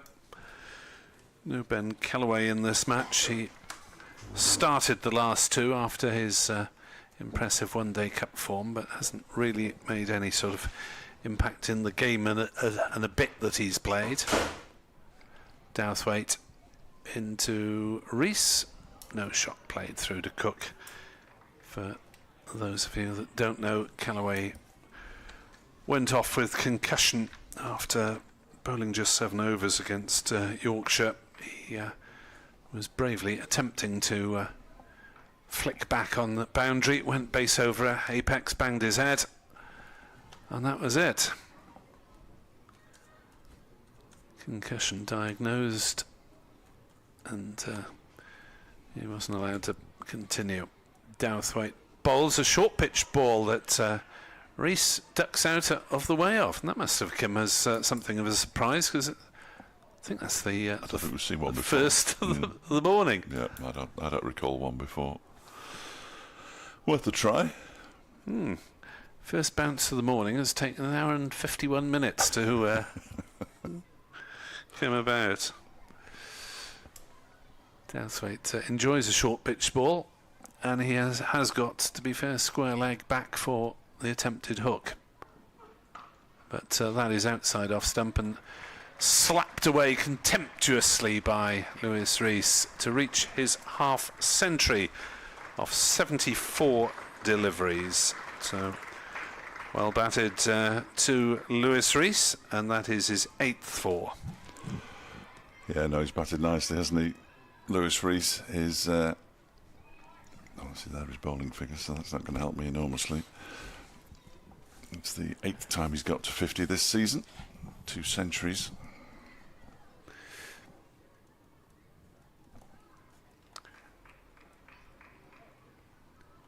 As that one got the youngsters excited, ended up fairly near them.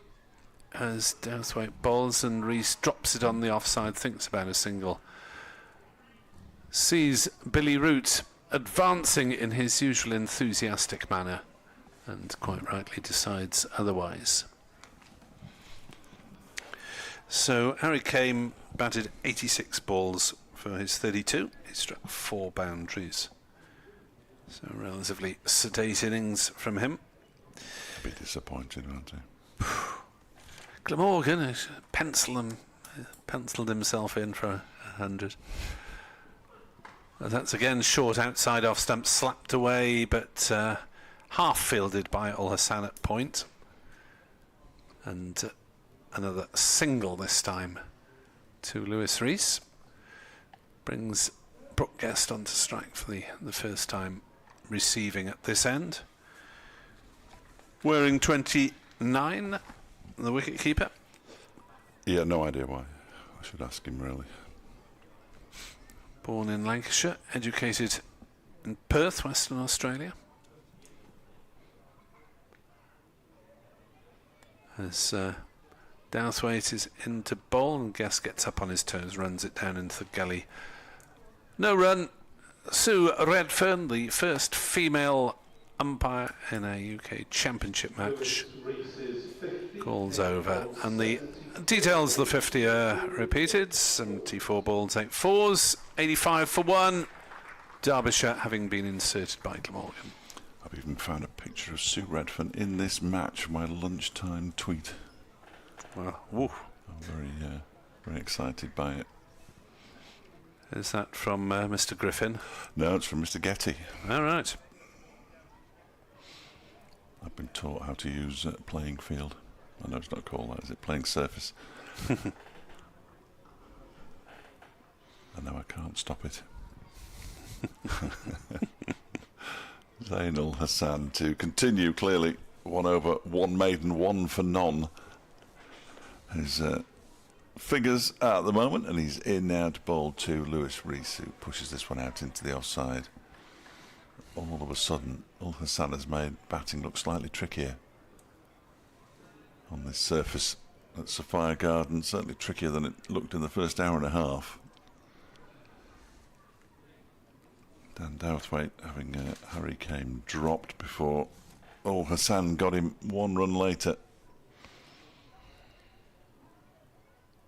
And here is Ul Hassan in and bowls to Rees, who defends it straight back to the bowler. But there is no run.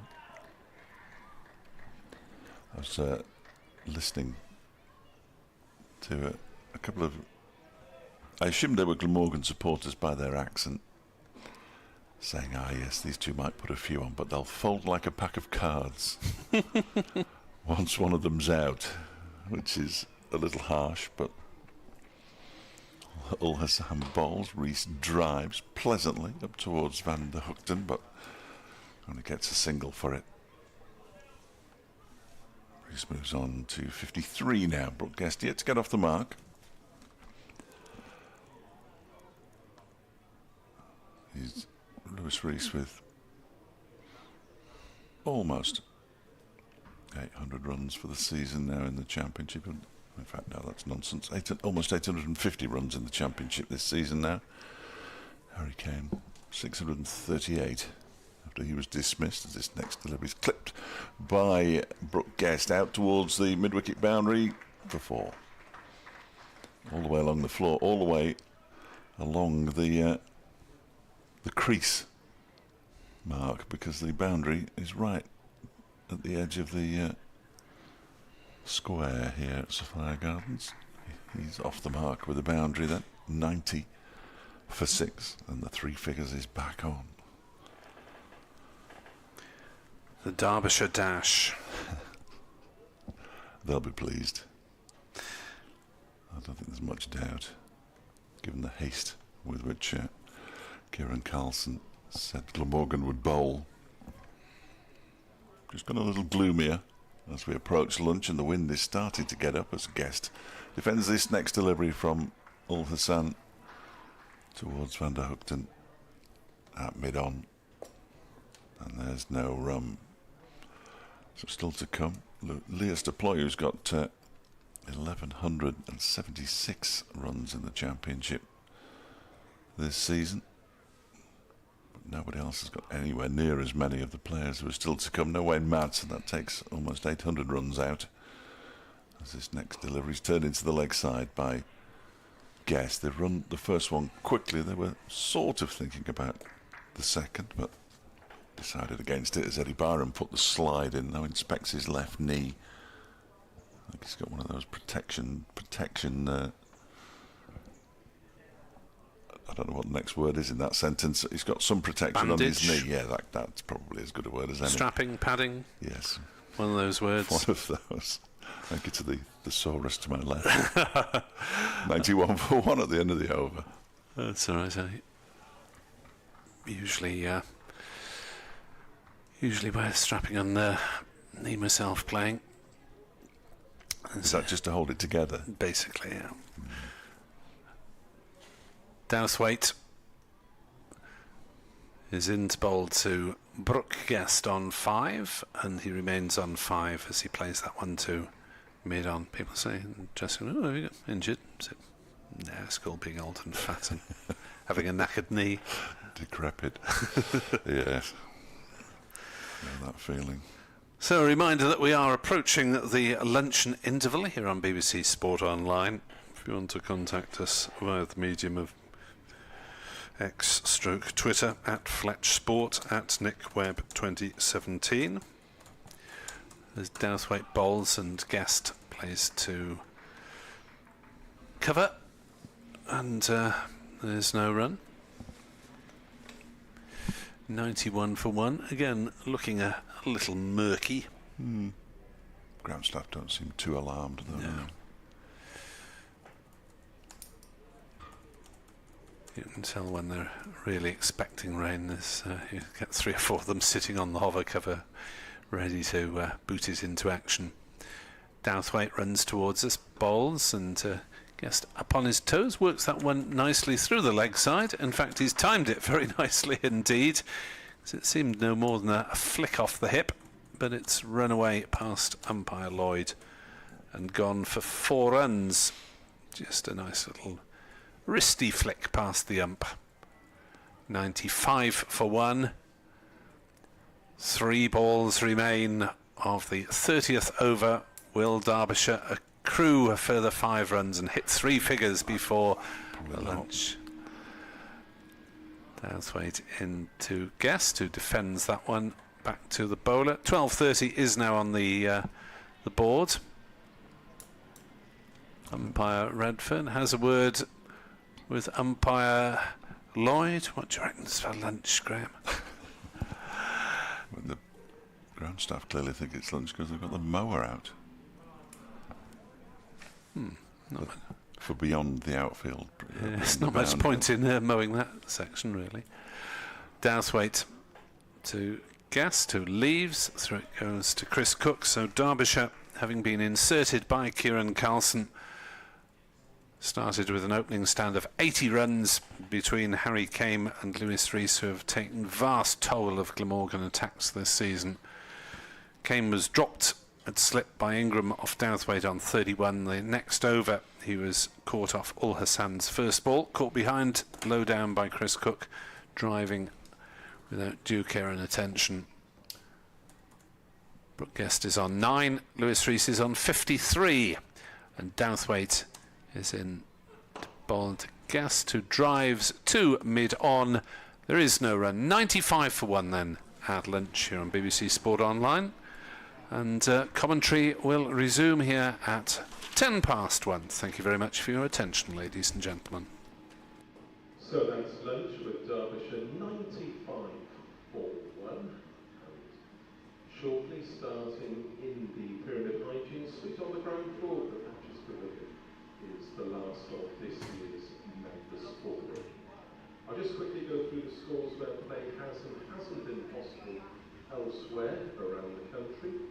On the opening day, the final batch of games in the LV Insurance County Championship, a delayed start at the Aegeus Bowl. Hampshire 44 for 2 from 15 overs. No play before lunch at several grounds, including the game at Edgbaston between Warwickshire and Somerset, and no play before lunch at Northampton, the game between Northampton and Essex. At Chesterby Street, Durham 116 for 2 at lunch after being put into that by Leicestershire. At home, Sussex are 114 for 4 after being put into that by Gloucestershire. No play before lunch at Headingley, the game between Worcestershire and Yorkshire. Play is though about to start in 10 minutes' time. No play before lunch at Trent Bridge, the game between Nottinghamshire and Middlesex. And a full morning at Canterbury, where Lancashire won the toss, batting first against Kent at the interval. Lancashire 106 for 4.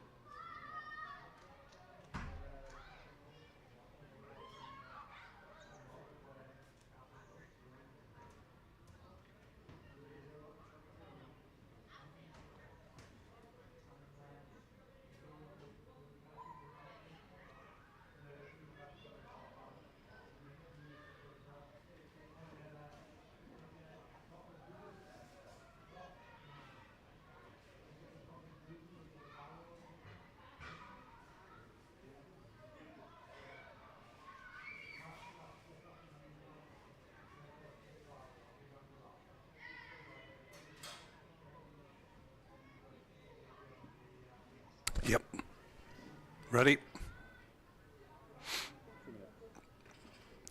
Feed, please.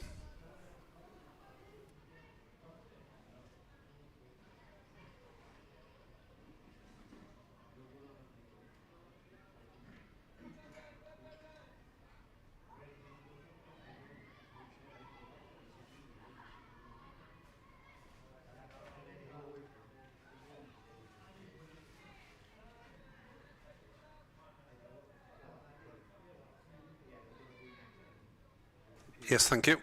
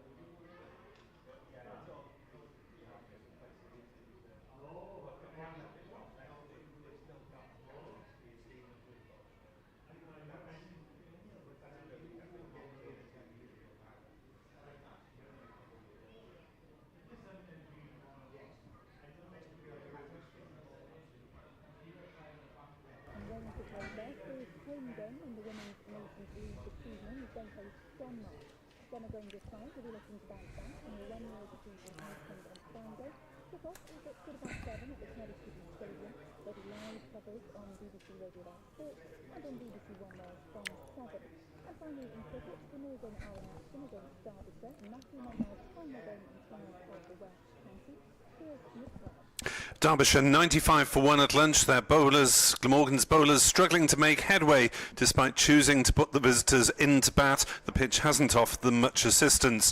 Lewis Rees on 53 not out. He and partner Harry Kame have been really prolific against Glamorgan this year, so 80 was a relatively low offering as a stand before Kame was well caught behind by Chris Cook for 32 off Zain Ul Hassan's first ball.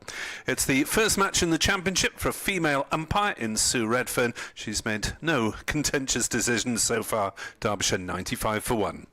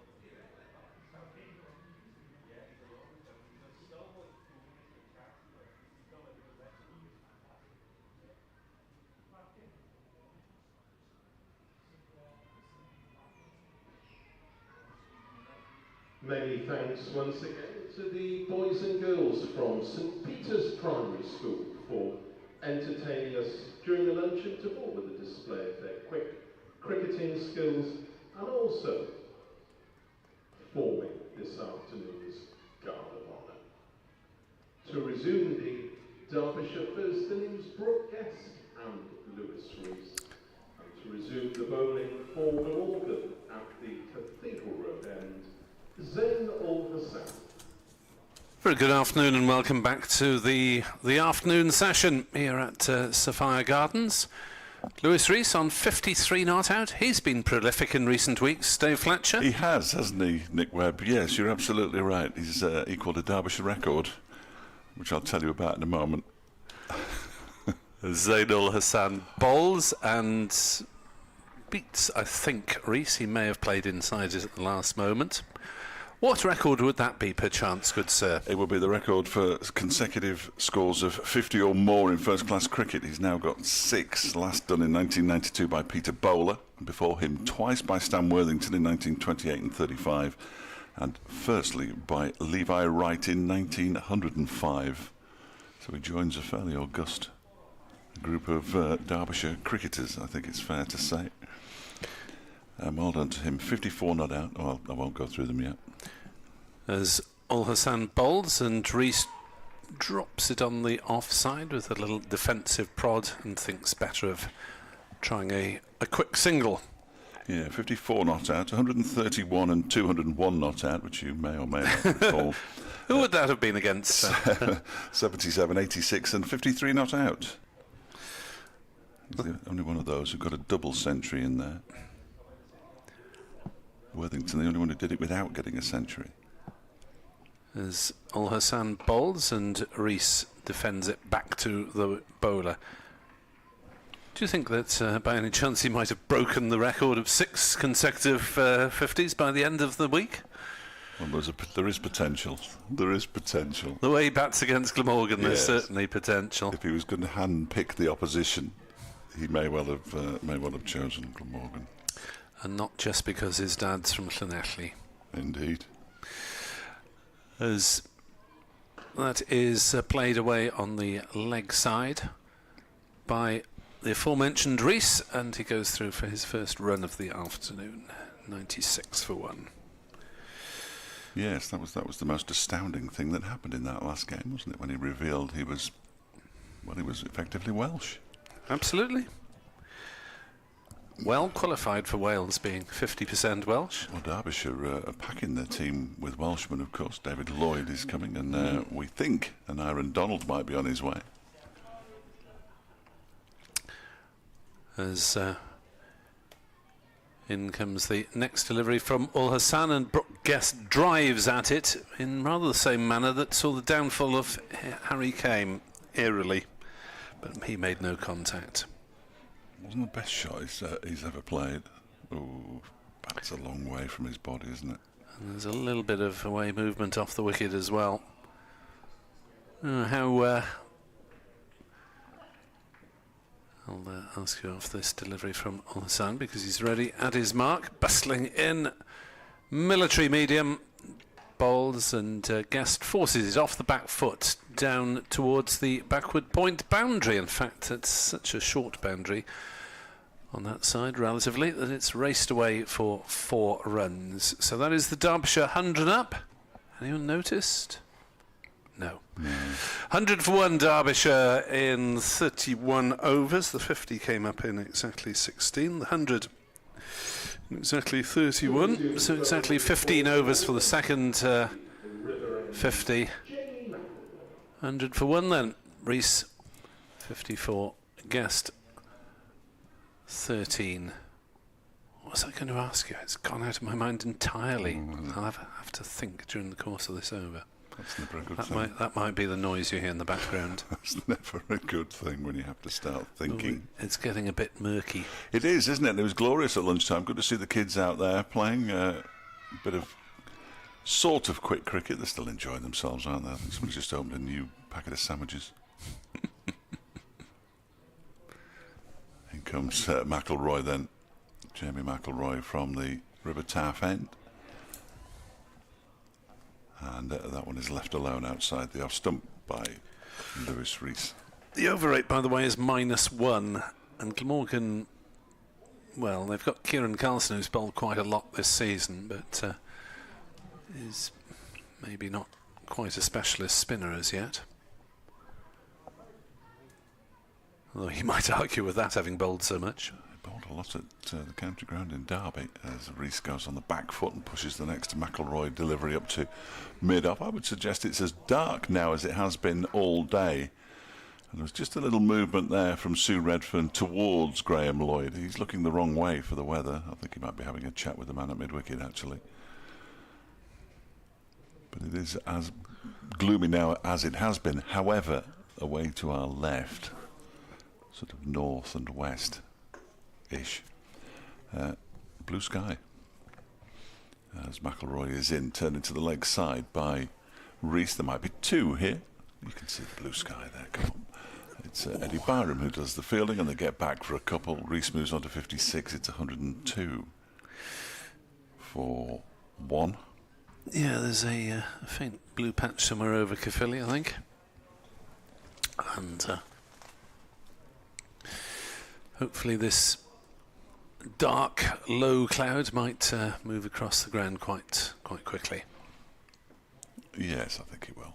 Here's McIlroy bowling, and that one is turned into the leg side. A little uppishly initially, half stopped by Eddie Byram with his right hand, but he manages to get it back into his grasp in plenty of time. I've remembered what I was going to ask you.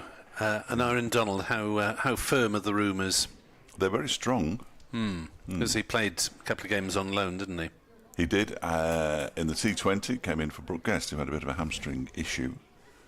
Went back to Hampshire and scored 2 centuries. I think it's raining, by the way, as this one is turned into the leg side by one-handed by Lewis Rees. And the ground staff are starting to get slightly concerned. They come back for a second. That's good running. I didn't think there was any hope of a second run there, but they did come back for the second. The bails were whipped off by Chris Cook, but Rees was home. He moves on to 58, 104 for 1. Yeah, they're getting a little exercised now, the ground staff, which is usually a bad sign, I always think. They're getting into position on the hover cover, ready for rapid transportation of same. Speaking of which, that's what I was going to ask you about. 50 miles an hour on the M4. That's permanent now, is it? Dear, oh dear.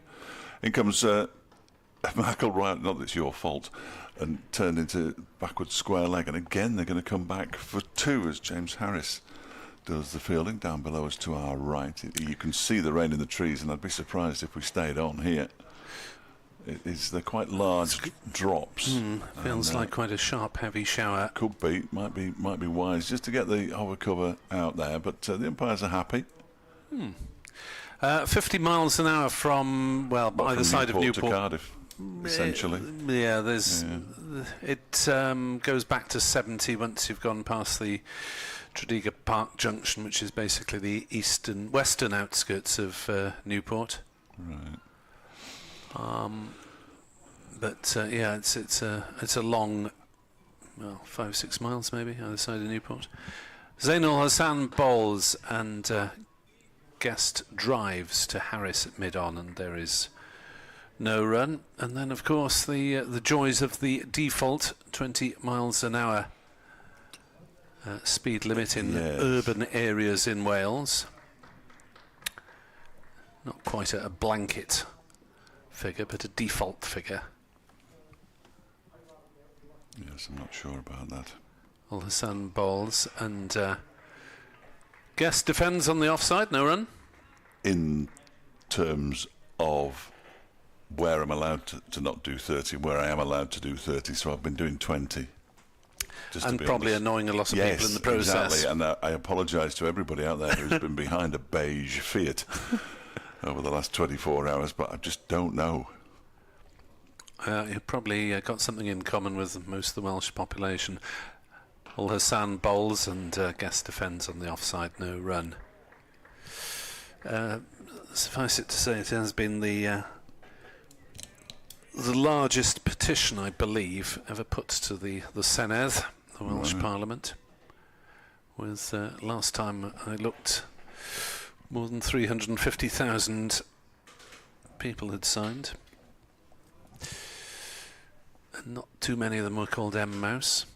As Ul Hassan bowls, and that's flicked Guest on the pad as he tried to flick it on the leg side. It's retrieved by Chris Cook, and there is no run. It is quite dark, but there is, as Dave indicated, an area of lighter clouds and even a little bit of blue sky spreading towards us. So I think if they didn't go off in the last couple of minutes, they probably won't in the immediate future. 106 for 1. Ul Hassan bowls and Guest defends to mid-off. No run.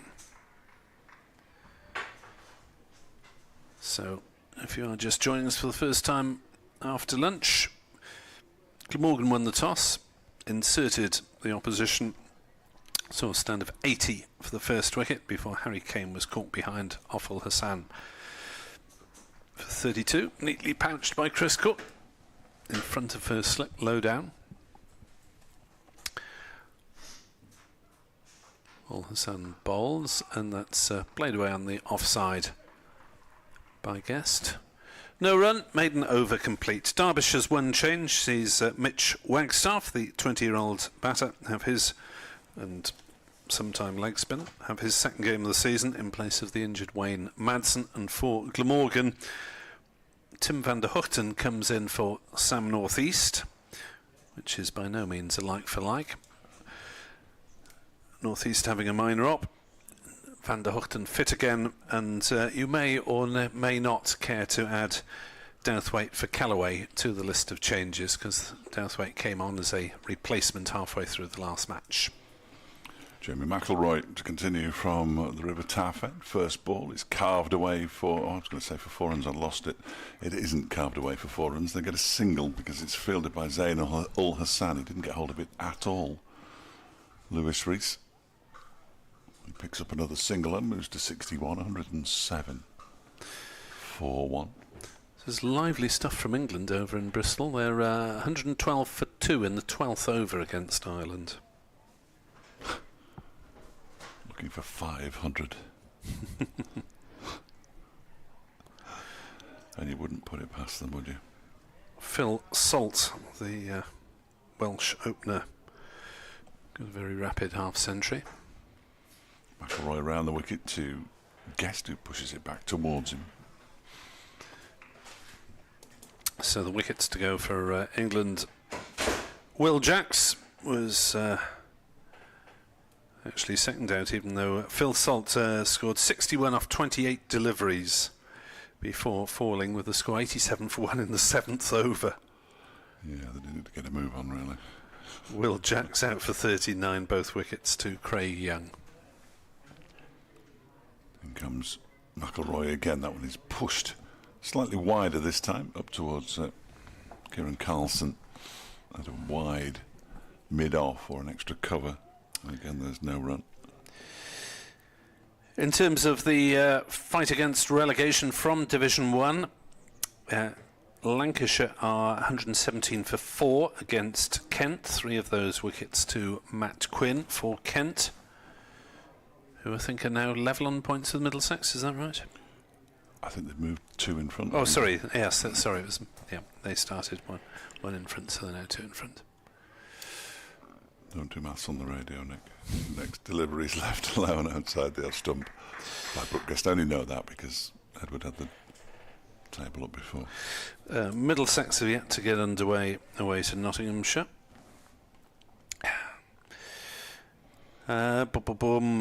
Surrey, I said they needed a few points earlier. They need 5 points to be exact to win the First Division, and they've got one of them with Hampshire 60 for 4 at Southampton, or near Southampton. McIlroy bowls. That one's clipped away by Brookgest off his hip again. He's only going to get a single. There are 1 or 2 fielders starting to be posted closer to the boundary now. Guest moves on to 14, 108 for 1. Second placed Essex are bowling against Northants, who are 41 for 2 at Wantage Road.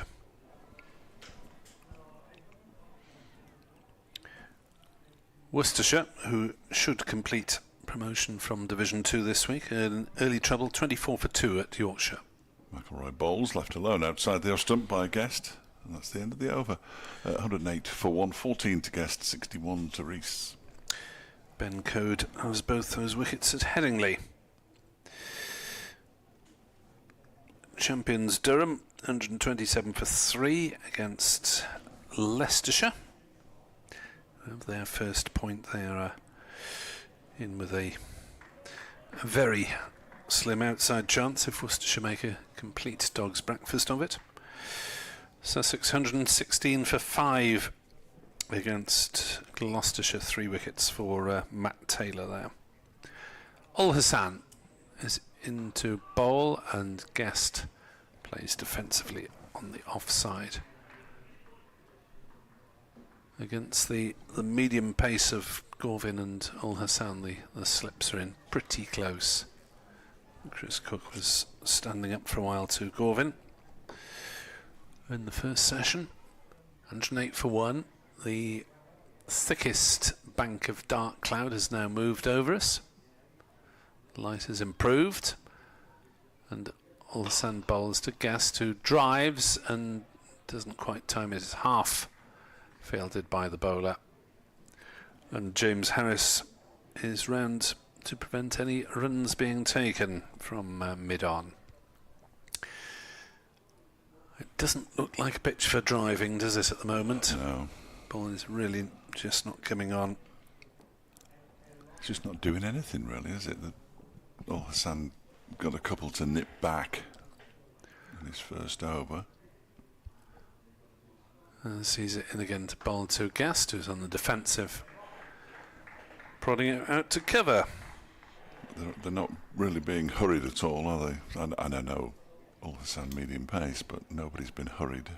The one Douthwaite bouncer just before lunch to Lewis Rees coming in completely out of the blue.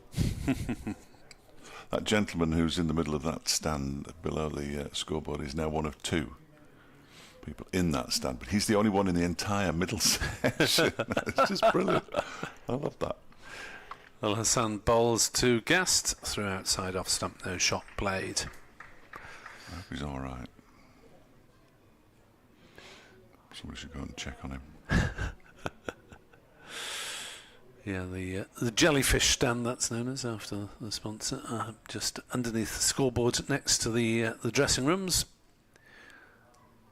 The children of St Peter's School are still with us. They'll probably pack it in about 2 o'clock, won't they? 2:30. The kids usually get the bus back to school. They'll also be picked up by their relatives and carers. Ul Hassan in, and Guest steers that one nicely past Gully, and we'll get 2 runs down towards third man's. Van der Hochten has to retreat from the cordon to do the fielding. 110 for 1 are Derbyshire. So a fairly sedate resumption after lunch. But it's been a fairly sedate day's play so far.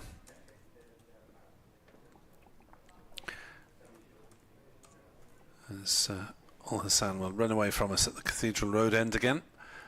Bowl to Guest, a shortish delivery that tries to pull round, doesn't get much of it. It runs out towards mid-wicket, and they go through for a single. Nelson on the board, 1-1-1 for 1. Guest 17, Rees 63. Derbyshire progressing serenely. Broadcast showing there how difficult it is to time the ball, because that one sort of sat up but couldn't get it away, which he would have hoped to have done. There's much doubt about that. Lewis Rees starting to challenge Leas Deploy for the best average at Derbyshire. Deploy comes into this game with an average of 84. Lewis Rees's average 77 at the moment, both benefiting from an unbeaten double century, which always helps the averages. But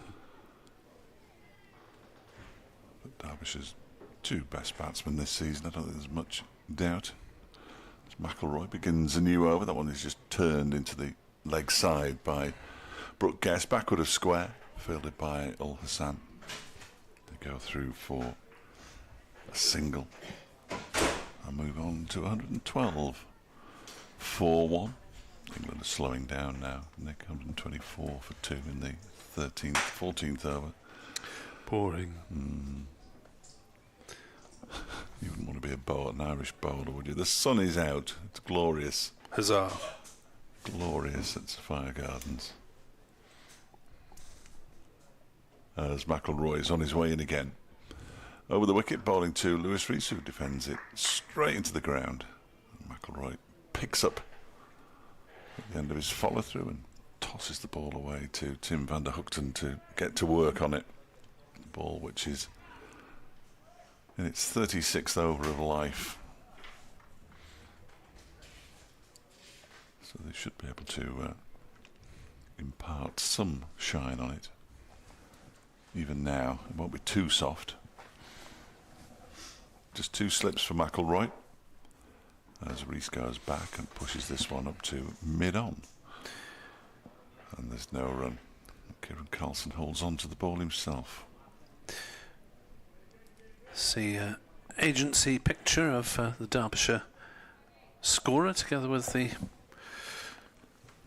Very nice. Sue Redfern along with Jane Jane Derbyshire Huff. scorer.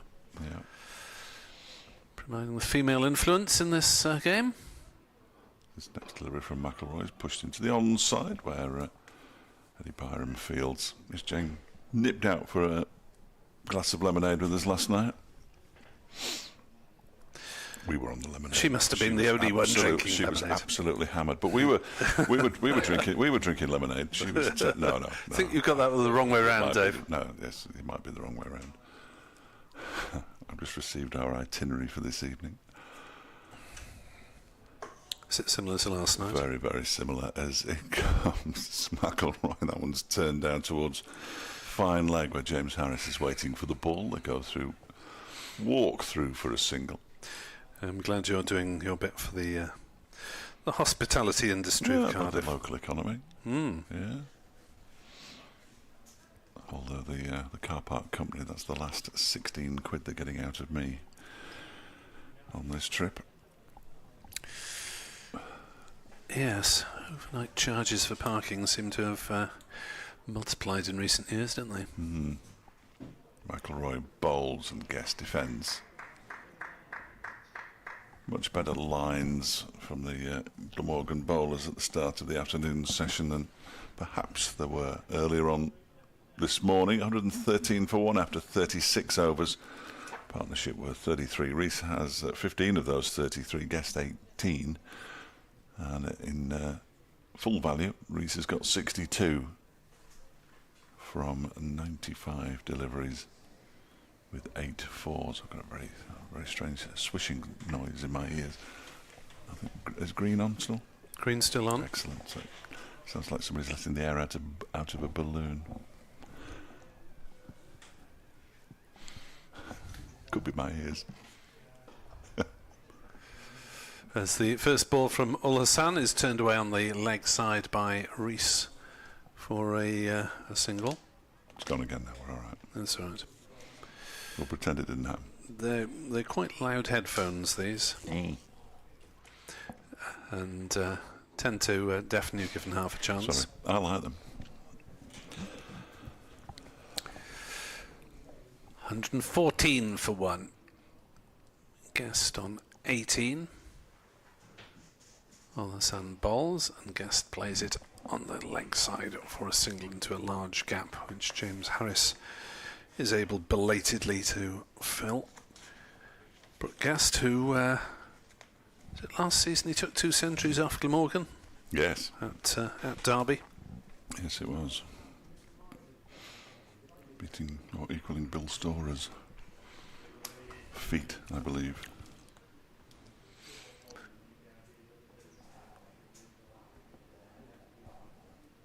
$115 for 1. That's the score, not the time. 115. As that's edged, but safely by Rees down to third man. There is a third man. Edward got a message out in the lunch interval. Post third man immediately. Stop. Stop runs, stop. Bevan E. Trebanos. 116 for 1. Guest 19. Reese is 64. Al-Hassan to Guest, who plays towards Harris at mid-on. No run. So Glamorgan's fielders on the offside are quite tight. Point and cover in particular, I think, reflecting the fact that the ball isn't actually travelling very hard off the bat, and therefore trying to cut down the risk of Derbyshire pinching quick singles. Another area of brightness sweeps across the ground as Al-Hassan bowls, and Guest defends back to the bowler. Derbyshire's scoring rate is respectable enough at 3.15. It's not very 21st century though, is it? It's not quite attritional, but it's possibly moving in that direction since lunch. So Al-Hassan starts, has another go. Motors in, bowls to Guest, who defends to cover. 3 singles were taken in the Al-Hassan over. He's Glamorgan's only wicket taker so far. He has 1 for 17 off 6 overs. And Derbyshire, having been inserted, are 116 for 1. Yeah, and continue to be content with their lot, I'm pretty sure. Lewis Reese just going along very pleasantly indeed. 2 centuries and 6 half centuries this season now.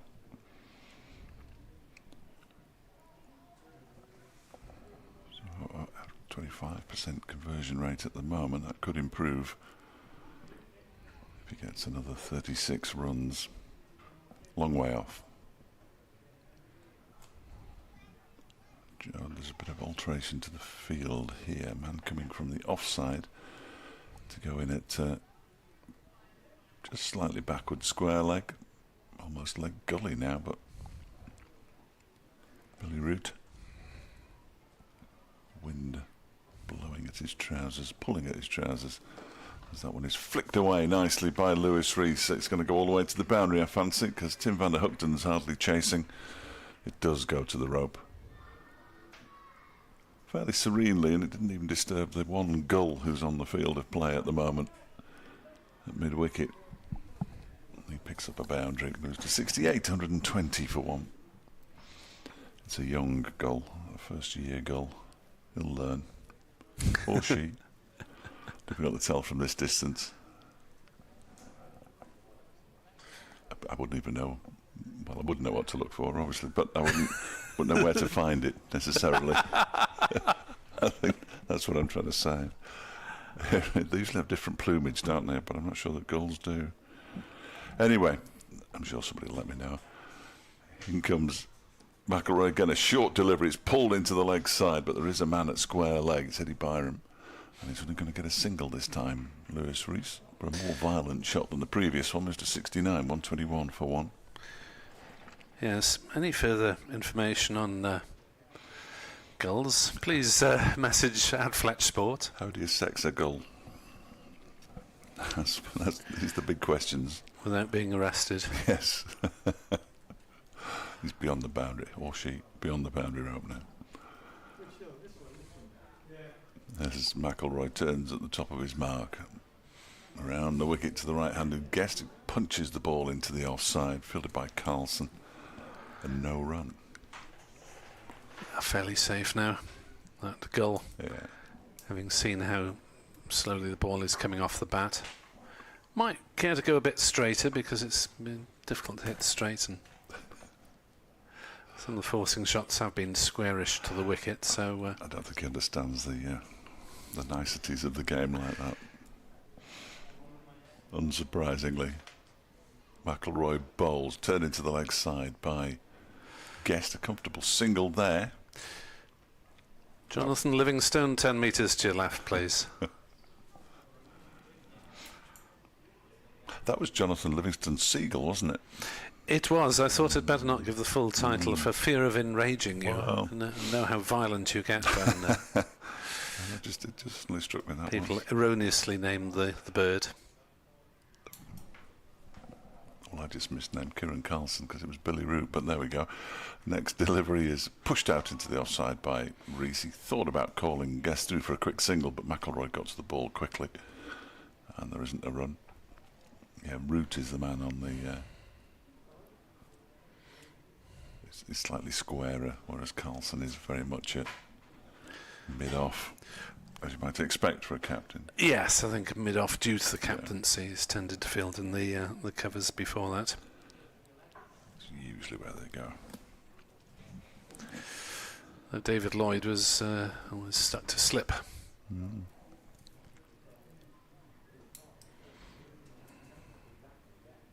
Oh, well, I'll let you know where he fields next season. Here's McIlroy bowling to Rees, who pushes this one up to Van Hookten, I think. And will he be number 73 again?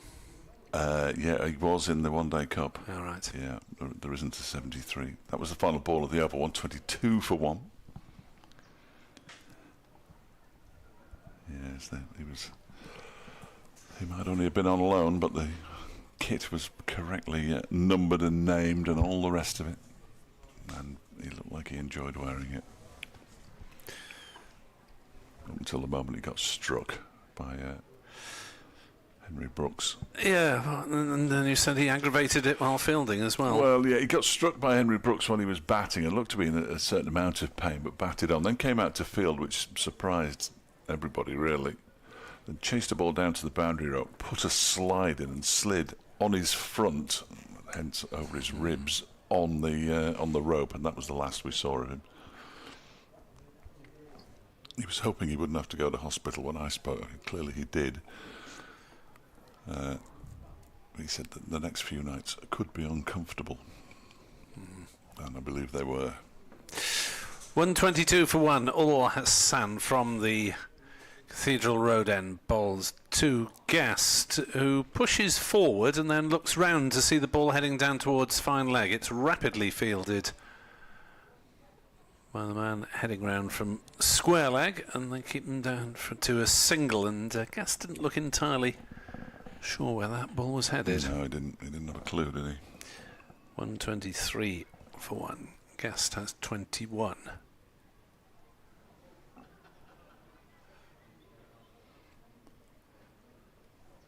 Square leg goes back to lurk on the pavilion rope. Ul Hassan bowls to Rees, who plays it straight up to mid-on. Carlson fields, no run. Despite being on the rope, he's still not really a deep square leg. He's just a square leg. No, he's deepish. He's as deep as he can be, legally. Yes, there's no point in being any deeper. He'll be on the advertising hoardings. Not much room for the players to put their bits and pieces beyond the boundary there. As Ul Hassan bowls and Rees edges, and I think that fell short of slip. It was bizarre. Did that carry? Well, I don't think it did. Although the way the fielder is acting, he thinks it did. Second slip is in pretty close. Our video replay will tell us more. Half volley, I think. Yeah, at best. At best. 123 for 1.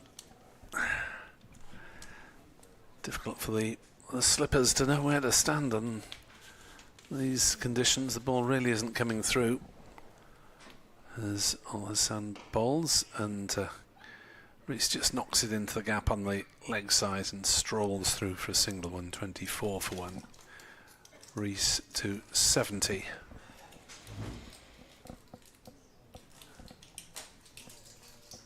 And I think it's Andrew Gorvin at slip continues to look rather rueful, but it didn't appear on the slow-mo replay that the ball carried to him. Perhaps he was just rueing not being a metre closer. I think he'd have to wear a helmet if he was. He's crept forward a bit as Ul Hassan bowls to Guest, who drives and doesn't time it. Ball rolls back to the bowler. Guest practices the shot, which is a lot easier to play when there's no ball arriving at you. 124 for 1. Came the man out, caught Cook, bowled Ul Hassan for 32. Just a couple of centuries and 1/2 century for Brooke Guest this season. Hasn't quite had the season he had last year. Ul Hassan bowls a shortish delivery down leg side, which Guest tries to pull and misses. He was one of a plethora of players who had stellar seasons with the bat in 2022 across the country, really, in glorious conditions. It hasn't quite been the same this year. Returning to bowl. Over the water, England 149 for 250 for 2 in the 17th over. Crawley 31, Duckett 16. There's going to be a change. Is there going to be a change? Yeah, James Harris is going to come on. They just try and sneak the follically challenged bowlers on at the far end just to try to fool me. But this one is definitely James Harris. Well, I think. yes, once they get to the wicket, you'll know by the fact of which arm they're arm he bowling. bowls with, yes. He's coming around the wicket to the left-handed Lewis Rees, and that one is a foolish delivery outside off stump, and he just guides it into the offside. Does Lewis Rees? Yes, Harris is sort of buzz cut all over, and McIlroy's completely shaven on top and bearded underneath. Albeit, of course, not to the same extent as yourself. Well, it's very easy when you see them every day, though, isn't it? I can tell that. There are one or two Derbyshire players who have similar characteristics when they're running, which makes it difficult to tell them apart at first glance. As Harris bowls, again, foolish and wide of off stump. Rather misses out there. Lewis Rees pushes it straight to Dan Douthwaite, who's fielding at extra cover. There are still 2 slips. Colin Ingram and Andy Gorvin. Ingram doesn't look like he wants to speak to the other 2. The other one being Chris Cook. He's considerably further back. At first slip, as that one is defended by Lewis Rees again, straight back to Harris. There is a man out on the square leg boundary, loitering. Try to hide behind the umpire. Not here. Don't mind me. I'm Just lob the ball up. not doing anything. I think it's Eddie Byram. There's also a long leg down below as Tim van der Hoogten. As in comes Harris once again and bowls a short one, and he has taken on the short delivery and pulled it round the corner for 4 runs. Lewis Rees got good connection on that one in between the 2 fielders, van der Hoogten and Byram, we were just talking about. And all the way to the boundary, the longer of the 2 boundaries, and he moves up to 74 now, 128 for 1. Nice shot from Rees. His 10th boundary of his innings of 74.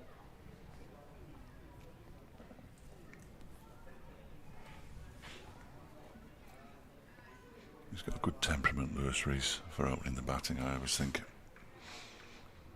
I think you have to if you batted with Billy Godleman for as long as he did, but it could be slightly erratic at times.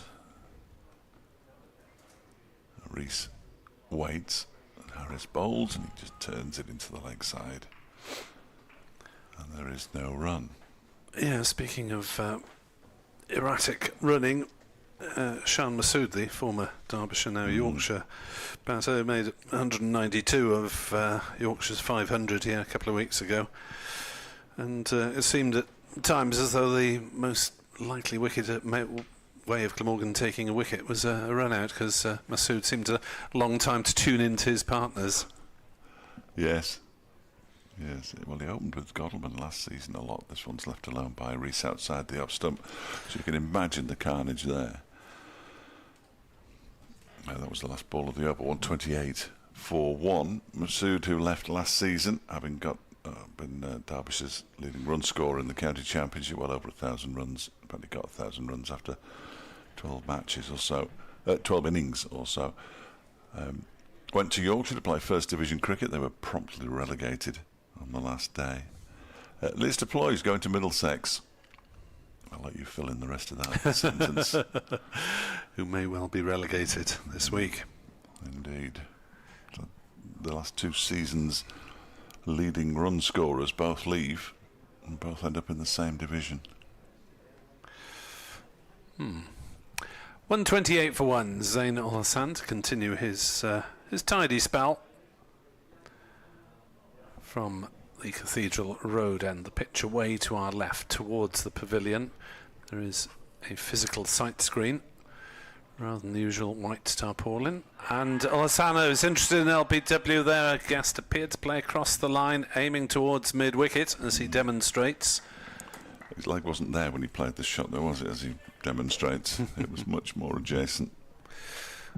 As we see the replay for viewers of the video stream doing too much. Going down leg side, it probably hit in front of middle and leg, but was never going to hit the stumps. Aiming at a false stump, you see. Al-Hassan bowls, pulled round by Gaston to fine leg for just the single. 129 for 1. Hot injury news in from the Rugby Union World Cup is that Namibian forward Johan Retief has been ruled out of this week's match after being bitten by a spider in the team hotel. Oh dear. And got some sort of an infection as a result. Are the French spiders known for their... Not to my previous knowledge. He's from Namibia, for goodness sake. There'd be far more dangerous things there. You'd have thought so. Al-Hassan bowls. Rees dabs it down towards gully, thinks about a run, only to see out of the corner of his eye Eddie Byram arriving at a rate of knots. I imagine the big injury news in this part of the world would be your man at fly half. Dan Bigger. Yeah, absolutely. No news on him. They haven't got any more media updates till Friday because Wales don't have a game next weekend. I think he said some of them were going to be allowed to go home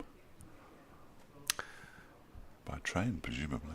As that's played out on the offside by Rees, and there's no run. Yeah, it is possible to reach the United Kingdom via train from France. I believe so. I'd have thought they're going to see their families, so some of them might go home, but I think most of the families seem to be there, yes, judging by the amount of small children who were running around the pitch at the end of the game on Sunday night. Yeah, well, Gareth Anscombe's little uns were there. 23 points after being an early replacement for Dan Bigger. As that is a push and run legitimately from Rees, playing it backward of point, going through for the single, just angling the ball away.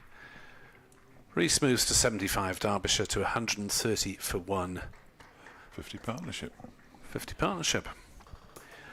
They came together in the 27th over. We're now in the 41st, so 13 overs or thereabouts. Reasonable rate of scoring. Best part of 4.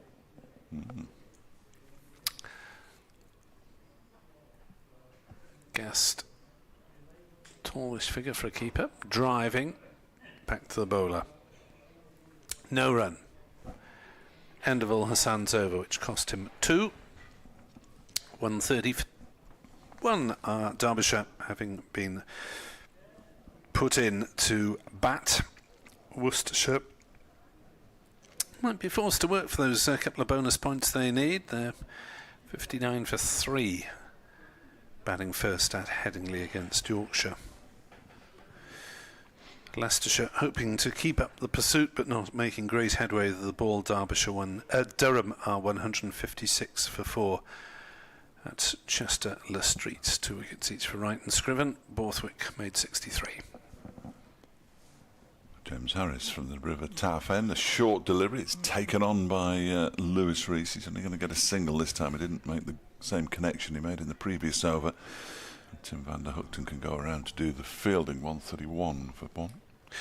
Sussex, having been stunned by the indignities that Derbyshire inflicted upon them last week, are in a mess at home to Gloucestershire this week. They're 133 for 8. Tom Haynes made 62, but Matt Taylor's got 5 for 19. Left arm seamer for Gloucester's. A fairly placid pitch at Hove. It's me. That one was left alone outside the off stump. Apologies. It's all right, nothing happened. No. But if people are only listening and not viewing as well, then we need to tell them that nothing happened. We really need to tell them, yes, and it's my job to tell them when the bowling's from the River Taff end. At Southampton, Hampshire, 71 for 4 against prospective champions Surrey. Good to see the Minnows doing well as Harris is in and bowls to Guest, who pushes this one up to mid-on. Essex, the only side who can catch them, are in the field at Northampton. Northampton 62 for 2. Only 17 overs bowled there, so they've had weather delays. Lancashire 152 for 4 against relegation threatened Kent. Recovering well, Lancashire, after being 18 for 3. Harris bowls to Guest, who leaves alone outside the off stump, prompting I thought it was going to be the final ball of the over. No, it isn't. There's 2 left. I don't know what I'm talking about. I saw Mark Watt appear on the boundary's edge with assorted gloves and towels, and assumed he was going to come hurtling onto the field, but he will at some point, but not yet. He has played his last game for Derbyshire for now. He's not being kept on next season, as that one is defended by Guest, pushed out into the offside, and there's no run, largely due to the fact that the T20 World Cup coincides to a degree with the T20 Blast in its, who knows, final season in its current form, because they haven't messed with it for 2 or 3 years, and he therefore won't be able to play in it. So overseas players are going to be hard to come by, I would have thought. They won't be hard to come by, but top class overseas players. It's Harris is in and bowls to Guest, who guides this down to third man. There's somebody there, but he's very wide, Tim van der Hoogten, and it goes to the boundary for 4. So even if you have a third man, you can't guarantee preventing the boundary from being scored, which is exactly what Guest has done. He moves to 26, and Derbyshire 135 for 1. The rope at this near end underneath us is actually probably a couple of metres in from where it normally is, because of the presence of the physical sight screen that's been trundled in from its parking place behind the pavilion. Yeah. It's good to see a traditional sight screen, isn't it? Not very often used here at Safari Gardens, as Van der Hoogten will be back with us for a further burst. Mark Watt celebrated his final time with Derbyshire with a very fine pair of shoes. Oh, they're quite bright, aren't they? Aren't they just? He does like his bright shoes. Bright orange. Often wears blue shoes when he's playing T20 cricket, presumably the same ones he wears at international level.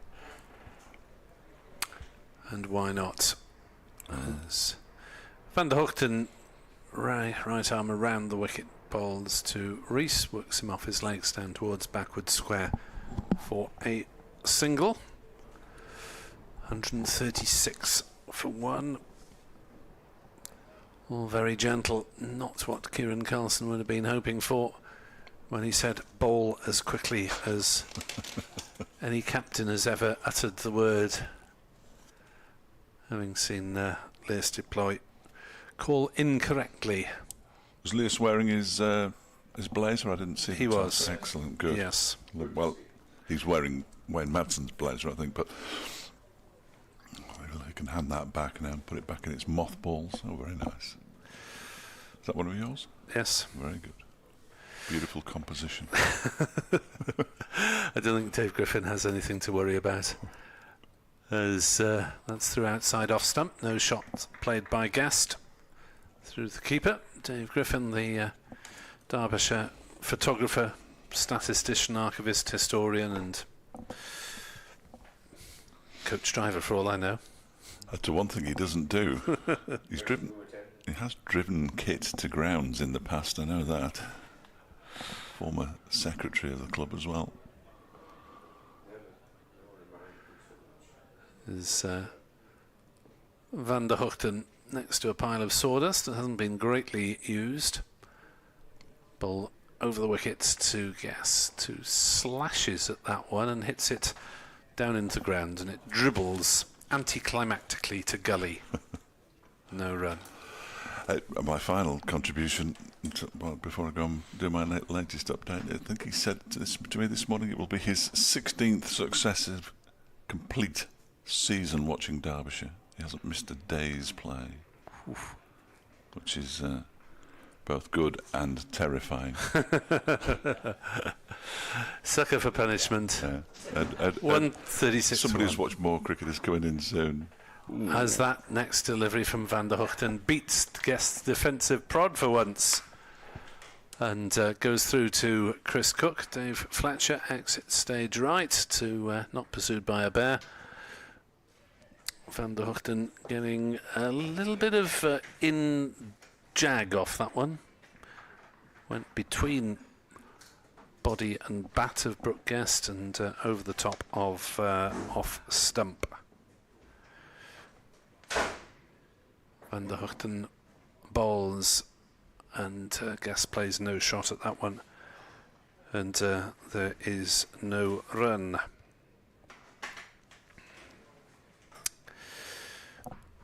.136 for 1. Edward Bevan will be with us very shortly.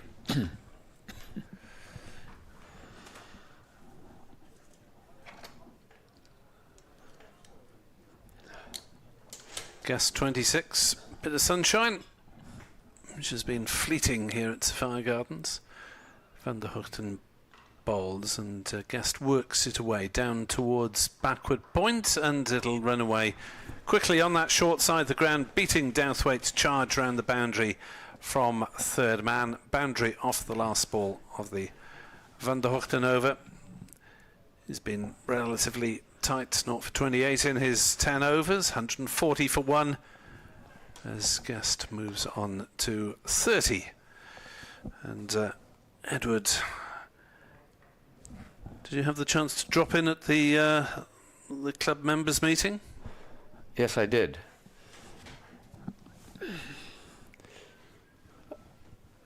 Hugh Morris spoke at the start for 45 minutes. He's got 10 years to cover. I'll just break off as in comes Harris to bowl and it's left. He did exactly that, cover the 10 years that he's been in charge as chief executive, the highs, the lows. And then questions were asked. One gentleman asked, could they have a change in the members' lunches? Could they have some company come in where you get a 2-course meal for £4? Another member down the front asked something else about members, and I left. Well, there we are. Simply because time was running out. Yes. And that was that. So well, I wasn't the first to leave, but 10 people left. But how that will go down, I don't know. We shall find out, because about 20 minutes ago I saw people wandering out from there. So to answer your question, Nick, there wasn't not one question answered about cricket. No, it's an absolute beauty there that Harris got in the right place and nonplussed Rees and beat him outside the off stump and went through. Talk about 40 wickets, 20 wickets, even 10 wickets are going to be hard to get on this pitch. 140 for 1, and I think I've said that countless times. And in fact, Hugh Morris spoke about the pitches here, said how well last season or this season the one-day pitches were marked. Yeah. Which is fair enough. In comes Harris, bowls again, and this is clipped away. That's fair enough. I think there was a distinct improvement in the T20 pitches. We have to say that. But give credit where it's due. he sympathised with groundsmen around the country with the weather this year. But if we'd had more time, perhaps somebody would have said, well, you know, okay, this year. But it's been like this for the last couple of years. For ages, you and I have been just saying that nothing in this 4-day pitch. We saw it in the last game when Glamorgan got 400 for 5 and easily saved the game because there was nothing in it for the bowlers. Harris bowls, casts his forward and plays it out to extra cover.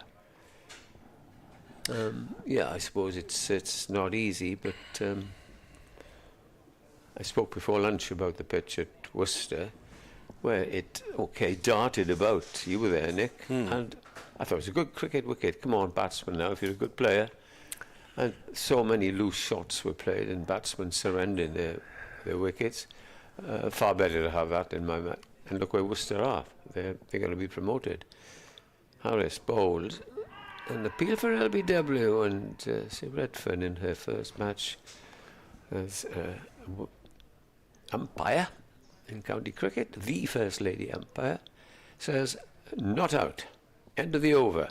Derbyshire poised for a big score, 141 for 1.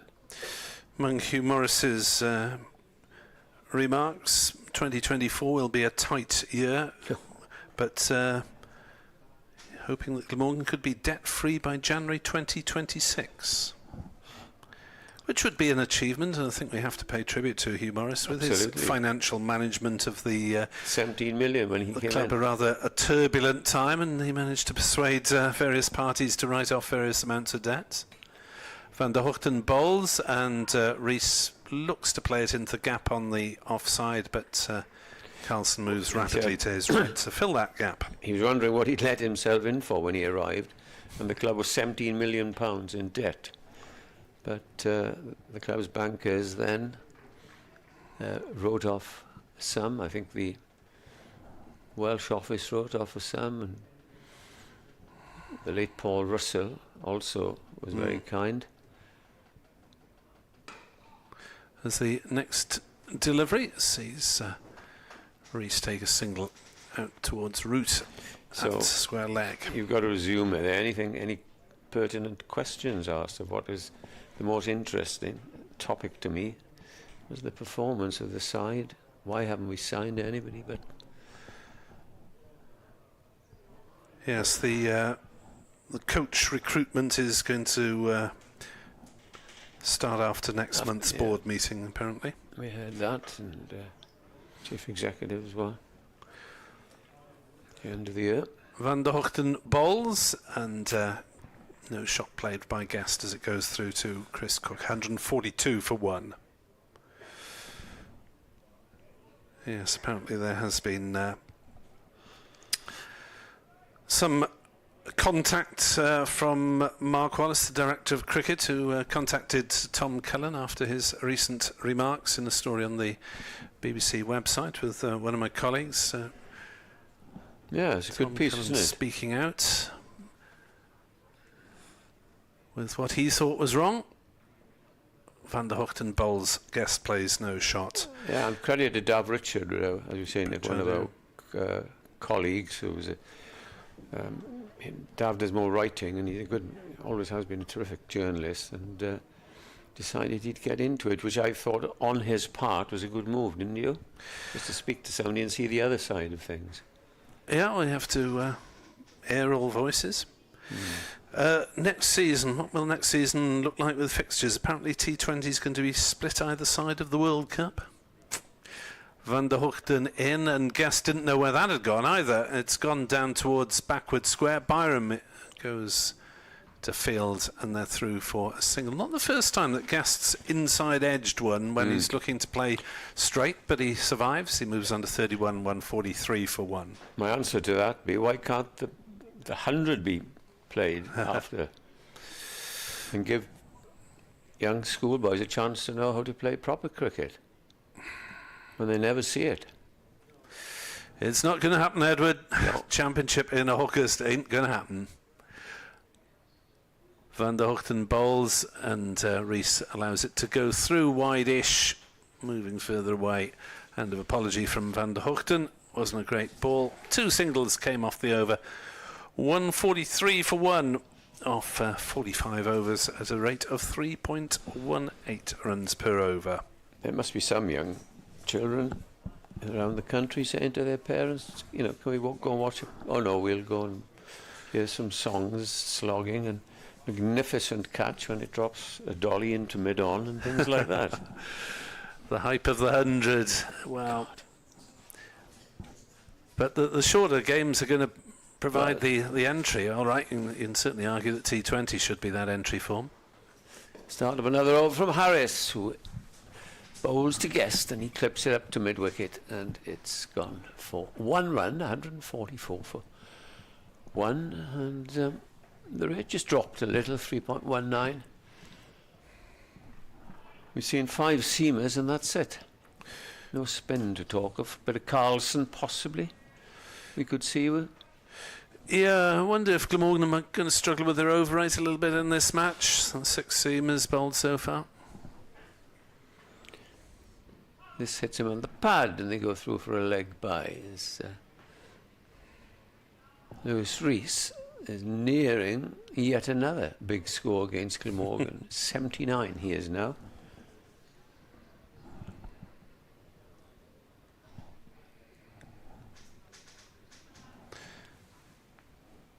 Anything else after I left there was? The point made about fewer players coming through these days from the western part of Glamorgan.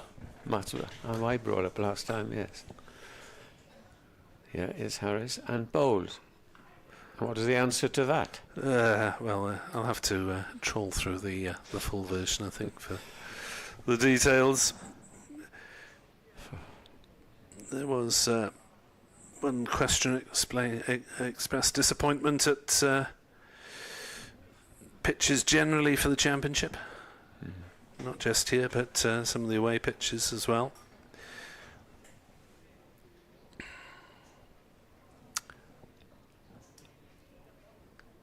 Here's Harris from that river end. Bowles. Oh, that's not a great delivery, and it's clipped away to mid-wicket. Half volley around leg stump. Easily worked away. 146 for 1. And Guest moves now on to 33. This partnership going well at the moment. 6. 148. 6. I was looking before I came on the air at the scoreboard at Bristol. Yes, quite rapid there. I'll give you a clue. I won't give you a clue. No, I won't. How many overs? How many runs rather was scored off the first 7 overs, bowled by Little and some other? Yes. It was 80 odd, wasn't it? 77. Yeah. They conceded 77 off 7. Josh Little, 3 overs, no maidens, as you may gather. 0 for 46. Yeah. Phil Salt taking it to the Irish attack. England 205 for 3 in the 23rd. Oh, not even halfway. Harris is in. Bowls a Guest down the leg side. He's drifting a lot down there, is Harris. And he's clipped away for another 1 run, which brings us to the end of the over. 147 for 1. Guest 34. And Rees is on 80. Yeah, I think it's fair to say that Mark Wallace played a fairly straight bat to the question of recruitment and strengthening the squad for next season. Maybe looking to sign players, but things will be tight financially. Rookie contracts, etc. So in other words, I think a politician's answer, not committing himself one way or the other to. There's a long time till the general election, Edward. Cool, could be anyway. Yeah, it's like politicians dancing around frantically at the moment, trying not to commit themselves to anything. 148 for 1 as Van der Hoogten bowls and Guest plays no shot. So Look forward to having a listen to the full recording of that one when it's sent out. Yep.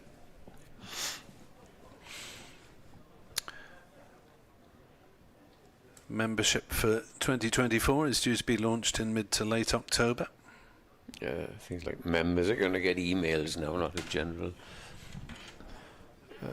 letter in the post. Indeed. As Van der Hoogten bowls and Guest defends back to the bowler. It's somewhat surprising that communication has not moved as rapidly as maybe most areas of life in terms of Glamorgan. I think certainly a couple of years ago I was told that they didn't have email contacts for quite a few of their members. As Van der Hoogten bowls outside off stump, Guest plays no shot. As I was listening there, the main thing that came to me was what's going to happen on the field. With great respect, I'm obviously concerned with the finances of the club, but all the rest of it, let them get on with it inside their offices and discuss it and do their jobs. I just want to see if Glamorgan can start to get back to winning ways again. And recruitment and wide their net down to West Wales and other places. Van der Hoogten bowls, and that's played through the offside nicely by Guest. Timed that one beautifully, raced away to the cover point boundary for 4 runs. Guest to 38, that's 150 up for the visitors, and really the decision from Glamorgan to put Derbyshire in has not paid off at all. We've seen 1 wicket, 1 drop chance, which only cost a single because Harry Kane was out 1 run later. You might have heard, with the window open, the exclamation from someone sitting down outside on the left. There's a bunch of them there, and I happen just to go outside to get some fresh air. Van der Hoogten bowls. Guest tries to play on the leg side. The ball trickles towards the umpire, and there's no run. And when it was dropped by Colin Ingram, the intended drive, he yelled out, "That is regulation, man." And apparently it was heard all, so the players must have heard it, which I thought was a little bit unkind, but yeah, well, in fairness, it was going like a rocket, but it was, it wasn't regulation, it was flying at him. It should have been taken county level. Well, he got hands to it, and I think it hit him on the chest afterwards, but there we are. Regulation. Out next over as forward comes Guest, defending up to mid-off. Ul Hassan fields, and there's no run. 152 for 1 Derbyshire. We have had 47 overs bowled, so after this over we will be at the midpoint of today's play. Yes, if we get to the end of the day in sunshine, which at this time of the year is debatable. The river end, because coming on to bowl for Glamorgan is Kieran. Spin at last. So we've had McIlroy, Van der Hoogten, Govin, Harris, Ul Hassan, Douthwaite. No, Carlson. 7 bowlers used, and we're in the 48th over. He must have heard you saying we're at the midway point and we have to get a move on with the overs. He's going to bowl his off spin at the left-handed Reese. He's having a chat with Chris Cook at the moment. And probably having a chat about what he's going to do in the winter. And I've got a lot on my plate, probably, Chris said to him, my benefit coming up. Yeah, best wishes to Chris Cook for his fundraising activities for next year. Well, here is Carlson, the purely defensive field, just the one slip. Bowls the first ball to Reese, who goes back and gets a thick outside edge, running up towards the boundary, and it crosses for 4 runs down to the third man boundary, which tells us that Carlson was bowling just outside the off stump, which takes him into the 84 now. Reese, just make a note, I did mention it earlier, Perhaps you've got it written down, but Is it 130 and 201 or something? 201 not out as Carlson bowls to him. Probably put in the kiss of death on him. But plus the runs in the one day cup as well when he got 69. It's a ridiculous record for one man against one opposition, isn't it? Astonishing, isn't it? Here's Carlson bowls and Rees pushes forward on the outside. He made in the first innings up at Derby 131, followed by 201 not out, and then in the one day, what did he get that? 69. 69. And now he is 84 as he watches this ball from Carlson onto his back, pushed away in the offside. Well, if we're going to have the day when the world comes to an end tomorrow, as we have promised, just weather-wise, not in terms of the destruction of the planet. We will surely have a little, have a bit of fun on the final day, which is a good forecast. And because if you start the third day in your first innings, and I think these are two sides that might just agree. Ooh, possibly, yeah. They'll be looking for something positive on Friday. Carlson bowls, nudged away. They think of one, but don't in the end. So Lewis Rees this season is currently 485 for 2 against Glamorgan. 416 in first-class cricket. Astonishing record. You get size like that, and I remember asking former players, what was your side you didn't mind playing against, and there are others. Oh, I'll tell you a little story. It concerns Derbyshire, and it concerns Steve James, the former Glamorgan England opener.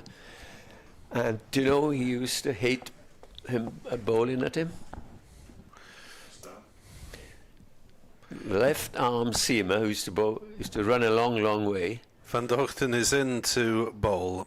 Guest drives to cover, no run. Left arm seamer, isn't it? We'll come to me in just a moment. He said as if the ball was never coming to me, and he used to open. And I don't think he relished or didn't enjoy playing against Corky either. Just to get him out, but there are other sides. Nottinghamshire Steve played against, and he couldn't stop getting hundreds or double hundreds. It's strange. Van der Hoogten away from us, bowls to Guest, who drives. He's timed that one nicely, and that will reach the ropes at wide, long off. That's one of the very few straight-driven boundaries that we've seen today. Yeah, everything's been mostly off the back foot and check drives, but as you say, that's a beautiful shot, one of the shots of the day. Takes Guest to 42 and Derbyshire to 160 for 1 in this 49th over. Stories of old, Nick, that if I'll tell you in a moment. Van der Hoogten, right arm over to Guest, who he lets that one go through fairly low outside off stump, and Chris Cook did well to stop it. A little bit of late swing after it passed the stumps. But if a captain put a side in and on a sweltering afternoon in June, and it would be 160 for 1, the bowlers would just glare at the captain during the afternoon session, not say anything, just glare at him when they had asked, please can we bat first. Van der Hoogten to Guest, who pulls through mid-wicket. It may reach the boundary. I think it will reach the boundary. Douthwaite gives it a charge but can't catch it up in time. The second boundary in the over for Brooke Guest, down with Van der Hoogten just airing slightly in line, and bag of a length Guest onto it quickly, and despite the lack of pace in the pitch, whipped it away through mid-wicket for 4. 164 for 1. Dave Fletcher sitting behind us, and he can either nod or say that Mickey Arthur is a progressive coach, and that's Van der Hoogten into Guest again, who drives, this time straight to Carlson, mid-off, no run. And if it did come down, Dave, to shall we have a little go on the final day of the season, Would you think that he would agree? No. He wouldn't? No, he told me he doesn't like that sort of thing, but he will be aggressive. They want his team to, they didn't try to set anything up against Sussex.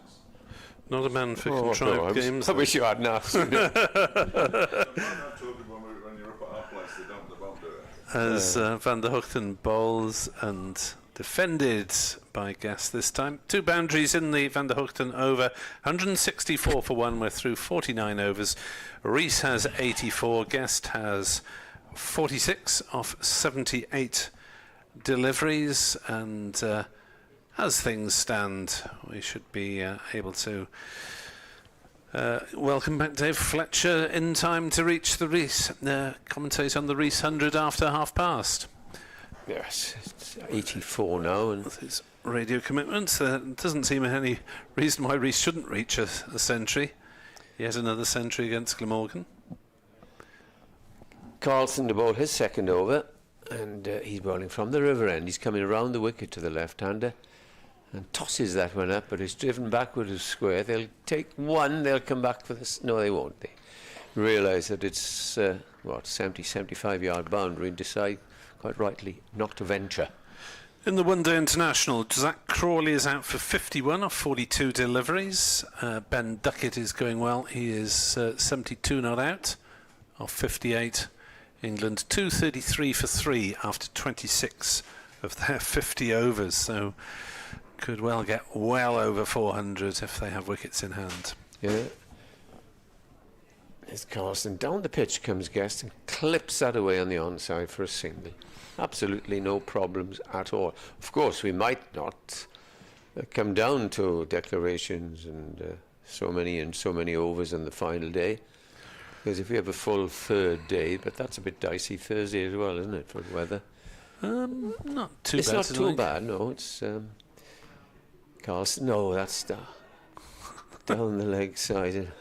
Half an appeal was a ball, which we could see was coming towards us down that leg side. Rees tries to sweep. He fell over trying to dispatch that one into grandstand. There's the next one, and that's wide of the off stump, far too wide for anything. As far as the championship race is concerned, in the first division, Surrey have reduced Hampshire to 98 for 6. Surrey needing 5 points. They have 2 of them. Here's Carlson. Bowls, and he's bowling very wide on the off stump, not tempting Rees into indiscretion. Second place, Essex in the field against Northants, who are 95 for 4 at Wantage Road.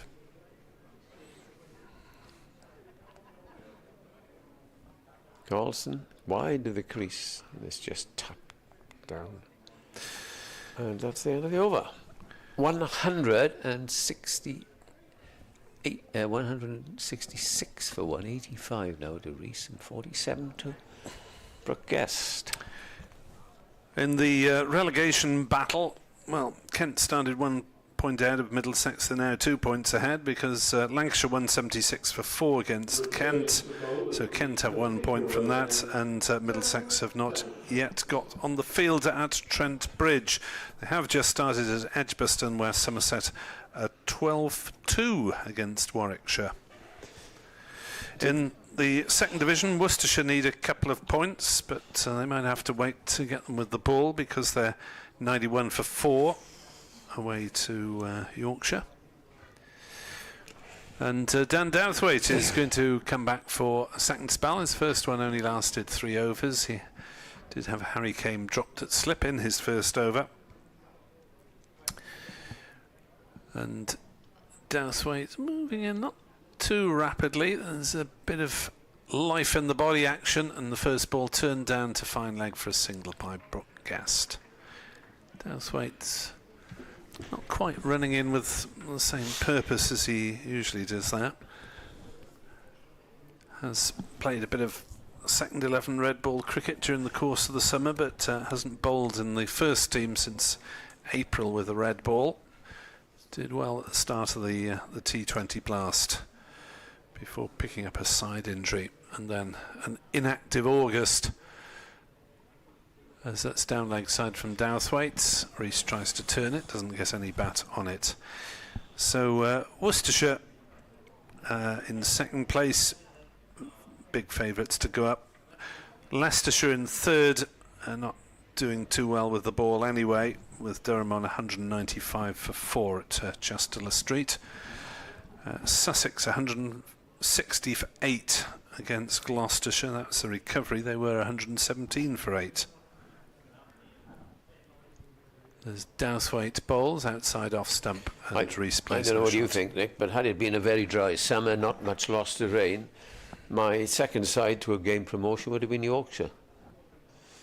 I think they're a very good all-round side, and in cricketing terms, possibly, but they were never going to go up because they got to that fine. No, that's what I say. They hadn't been. Points deduction mid-season would probably have been tailored to stop them going up. You would suspect. Yeah, because I thought they looked a very good, well-organised side. That's guided by Rees down towards third man. It's well fielded on the boundary by McIlroy, but they're safely home for 2 runs. Rees moves to 87, unlucky in Australia. 169 for 1, Derbyshire. Looking at some scores yesterday, I see the Sheffield, not the 50 over trophies already started out in Melbourne. Yeah.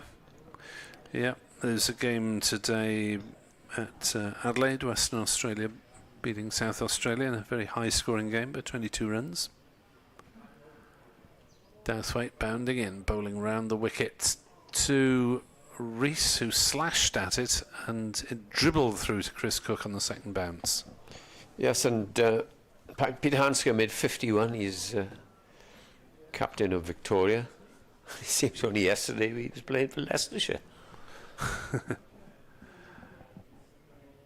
Marcus Harris is playing, so they've all gone back after a stint in county cricket. Yeah, Glamorgan's alter egos Queensland play on Friday against South Australia and Brizzy. Wide outside off stump, and Rees absolutely ignores it as it goes through to Chris Cook. And Douthwaite was starting to bend his back towards the end of that over, but wasn't getting any joy whatsoever, was he? Well, he bowled wide as well, I think. Every ball was wide. But in terms of the pace, it was just going through it's lowish to Chris Cook. 169 for 1. Bowling is nightmare, as you say. You can bang it in as much as you like, but it's just not coming on. I felt rather depressed after I asked that question. Would he consider making a game of it? You know, a lot's going to happen, and if it does curtail play for nearly all tomorrow, then you've got to start thinking, I would have thought.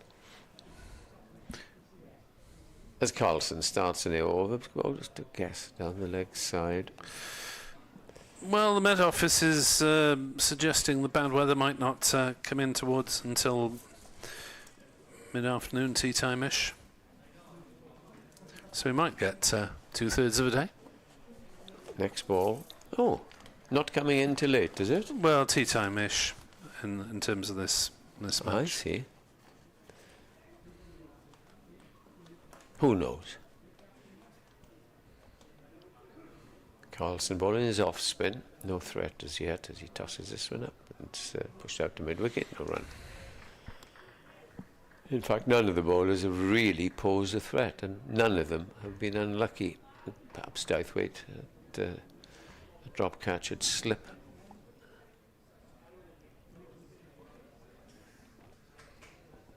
Guest waits, and he gets a short ball outside the off stump, which is hammered out towards Eddie Byron, sweeping up all on his own out in the vacant spaces. A deep extra cover. A tired-looking square. At this time of the year. Well, that's the same all around the country, isn't it? Yeah. The outfield, as you would guess, is very green after all the rain we've had this summer. As Carlson bowls again. They think of a run and don't. Very lush, the outfield. Let's try and count. 1, 2. Not counting the spectators, are you? 10, 12.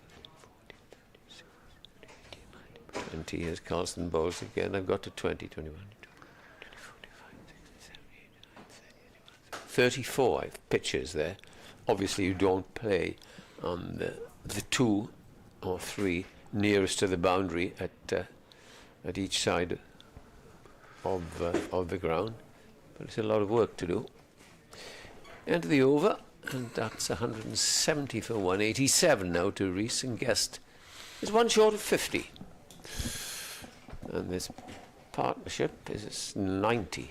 Yep. The second wicket. So as Rees could well reach his century in the next commentary stint, then Dave Fletcher will come back in so that he's on hand to describe it and continue in partnership with Edward Bevan. As just give you this first delivery from Douthwaite into bowl to Brooke Guest, who works it on the leg side and takes a single down to backward square. And that is Brooke Guest's half century, and it has come off 85 deliveries, and it has been chanceless, Dave. Yeah, he's batted well, hasn't he? Brooke Guest, as I said earlier, he converts well as well. Brooke Guest this season, he's got 3 scores of 50, and 2 of them he turned into centuries. That's not a bad conversion rate. Douthwaite on his way in now, bowls to Rees, who smashes it into the floor. It bounces up to Eddie Byram at point, and there is no run. I'm disappointed to hear you've been reduced to counting the number of pitches out there, Edward. What's that all about? It looks an inordinate amount of pitches, isn't it, from one to the other? It's a very, very wide square, isn't it? It is. It's very much like the oval. That is huge. Yes. But as I said, there's 2 or 3 either side. You wouldn't play county cricket on in net pitches, I think. And comes Douthwaite again, another short delivery. Both of his short deliveries have been bowled to Lewis Rees. No ball. No ball. So 2 more to the total. Well, I think he's so frustrated with this pitch that he's trying to bang it in and get as much as he can out with it. Now, what you were saying earlier when I was off air and you asked me if Mickey Arthur would set something up, he's told me he's not interested in that kind of cricket. Yeah, but surely they haven't got to win all season. A chance of, no, and if he does curtail, what will they just bat on and on? No, they'll be aggressive, but he won't set something up. He won't bowl declaration bowling or whatever. Won't really accept. I suppose he'll accept it because he won't have any choice, will he? That was a false shot from Lewis Rees, played into the onside. He was looking to play it into the off. But the declaration, which came at lunch on day 4, which was effectively the second day we'd had any play when they declared 129 runs in front. Bonus points, yeah. But nobody cares about bonus points, clearly. No, he wanted some bonus points. No, he didn't. No, he doesn't care about bonus points. He just wanted to give his bowlers a bowl because you had to bowl him out twice. Well, they only had to bowl them out once when they declared. They bowled them out for 100, so they leaded 129 as that one's left alone outside the off stump by. So how many overs were left in the game? 68. When they started the second innings? Yeah. They got them 3 down, then it chucked it down again. So. Well, that could happen. Yes, both of those things could happen. Derbyshire could declare and he could chuck it down. But yeah, he'll do that happily, but he will not set up a game in the traditional manner of games being set up. I can pretty much guarantee that. Here's Douthwaite into bowl to Lewis Rees, who leaves this one alone outside the off stump. Goes through to Chris Cook behind the stumps. This opposite number, Matthew Maynard, is completely opposite in that respect, because when he was captain in the championship year, he'd make some declarations and you couldn't quite believe it, but he was very, very good at that. And then 3 times this year apparently he's tried to set up a game, and 3 times the other side has said no. It all depends on what's on offer, I suppose. Leicestershire aren't keen on doing that sort of thing either, are they? As Douthwaite bowls, and that's clipped away up towards mid-on by Lewis Rees, and of the other one, 73-4-1. I'm not a great believer in it, but if there's on the last day of the season, nothing to play for, it brings a little bit of interest into the game. I wouldn't say first game, middle of the season or anything like that, but the last day. And I see Gloucestershire going pretty well today. I think 6 or 8 down. Right, okay. I haven't looked for a little while, I have to say. They right. seem to have disintegrated, as you say, after the things that they did last week. Here's Carlson in bright sunshine, starts another over, and Guest square drives, nice looking shot. It'll be cut off by Eddie Byron, out to deep extra cover, and they'll settle for a single, which takes the score on to 174 for 1. They've got Haynes back, haven't they? We didn't play last week due to naughty boy. Well publicised reasons. He's made 62. Nobody else. Carson's got 36, and nobody else has made about more than 16. The two bad boys are getting runs. Because Carlson was banned for a game. Here's the next ball, pushed away by the batsman for a single. Reese moving on to 88. Now, what's the weather like outside, Edward? Because you look down to the boundary there, we've got Zach Chappell and Sam Connors walking around. Zach Chappell's there in a sleeveless sweater and virtually nothing else in his shorts. The next ball is played away onto the covers for a single. Sam Connors has got his big coat on. So they're not entirely in sync there in terms of what the weather might be like. Way, in the sun, it's lovely. Yeah. Out of the sun, it's not so clever. They're just having a little wander around the boundary. The two players will open the bowling for Derbyshire at some point. Carlson ball to Reese, wide down the leg side, and it's dispatched for a boundary. Poor delivery by Carlson. And Glamorgan's bowling really has looked very ordinary in this match, as it has done for most of the season when Michael Nisa hasn't been played. And Van der Gooten, you can say, is the only other bowler who's created problems. Yeah, that wasn't a great delivery, was it? Dispatched as it He moves into the 90s, 92 to Lewis Rees. A phenomenal record this season against Glamorgan. Carries on. Carlson bowls and just defended in front of him. If and when he gets to his century, we're all over David Griffin. Played to score 3 centuries in the same season for Derbyshire against the same opposition. He'll like that one, won't he? He'll like that one. That'll keep him busy this evening. Carlson bowls and that's left. Yeah. When I saw that the wicket keeper, is it Guest as the keeper, had taken 7 catches last week, I thought, oh, Griffin will love this. He took... It is 100 stand. Well, right. He must have been keeping alert on the back row there. Once I saw, oh, Dave will be there now. Away to go. Colin Metzen holds the record for Glamorgan. He also took 7 catches in one game. And there's Bob Taylor, the great Bob Taylor, of course. And there's a clutch of them who doesn't look there as if anybody's taken 8. No, 7 is a very impressive. I think the first 6 wickets to fall were all caught behind. That's right, I remember. Yeah. Caught guess. Dan Douthwaite beginning a new over from the Cathedral Road end and takes a leading edge. He was looking to play it into the leg side, goes down to third man, picks up a single, moves on to 53, 181 for 1. Second wicket, 166 balls for the century stand between Reese, who scored 45 of them, and Brooke Guest, who scored 52. It's Reese on strike now on 92. Dan Douthwaite deep in conversation. I'm trying to sort his field out. I think he's going to remove his slippy ears. So a side... This will tell us what sort of pitch we're playing on, because you take a slip out on the first day. I'm just going to say that. Side that wins the toss and puts the opposition in exactly loses all its slips by 2:45. Douthwaite around the wicket, bowls wide of the off stump, and Reese has nothing to do with it, allows it to go through to Cook.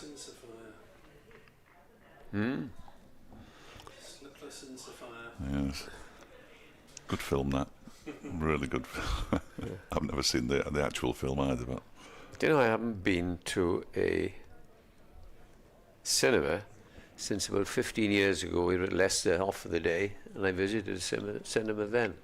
Can you remember what you watched? As Douthwaite is in again and bowls. That one is squirted away by Lewis Rees I down can towards remember third man. a similar day, Fletch down at Sussex by the sea. First day, we called it off at 9:30, torrential, coming down from towards us. And so we decided to go into town, a few of the lads, myself, and we went to the cinema at midday. 4 Weddings and a Funeral. No. Fantastic film. I really enjoyed it. I was waiting for Charlie Chaplin to come out there. Well, before that, because I've said, where do we go in? Which cinema? Why do we go to all these places? How do you do this? Yes. Well, yeah, just don't bother. Do you go to cinema? No. I don't know. No. Barely got time to breathe these days. Yes. Overlapping seasons. Yes, it's quite hectic at the moment. As Douthwaite over the wicket to Brooke Guest, who gets a short one, tries to pull it round the corner, and Douthwaite disappointed he didn't get a little feather on that through to the keeper. He thought for a moment he might have done. He has got a slip for Guest. Just seen Ian Morgan, the Derbyshire chairman, down there in front of, it's the indoor school, isn't it? The museum down there as well? Yes, up the top, Yeah. first floor. So, and Paul Hand, one of our travelling companions as well, in his shorts as ever. Allah, Dave Griffin. Yeah, I walked into the pub to see the 3 of them yesterday. I was going to say I won't tell you the time. It was about 3:30. Sorry? You were? About 3:30. What, in the morning? Yeah. And all 3 of them in shorts. In deep conversation? Yeah, talking absolute nonsense as usual. Yeah. When are we going to win a game? Well, yes. Douthwaite in bowls a short one to Brooke Guest. First one he's bowled to Guest. Just crouches down, ducks a little bit more than he would ordinarily have done to get out of the way of that. Zach Chappell's just bowled a delivery with his left arm down there. I hope that's not something he's thinking of later. Hands in his pockets. Speaking to the fielder on the square leg boundary, who's got to stay in front of square because there are 2 men behind square, so the short deliveries are going to continue, I think, here. Cook all by himself behind the stumps as Douthwaite is in and bowls a full delivery that he tries to whip away Guest. Nicely taken by Cook. Moving away to his left-hand side. Final ball of the over. 182 for 1. Rees has 93. Guest has 53. The partnership 102. It reminds me of a tale. Glamorgan were playing at the old Arms Park, and they had 2 behind square. And then the umpire next shouted, "No ball, no ball." So the Glamorgan captain, the venerable Wilfred Waller, said, "What was that for?" 3 behind square, captain. And it turned out to be Eddie, the programme seller and the scorecard seller with his white coats, 3/4 white coats down to his knees. And it was a good crowd, and you just saw him down there, deep fine leg. Oh, I'm sorry, Mr. Waller. Hello. Oh dear. Here we go again then. Carlson is bowling and bowls to Rees, who has obviously visions of a century. He is on 93. Can't get to it in one blow, so I'll do a bit of commentary once he gets up a little further towards the 90s. David Fletch will take over.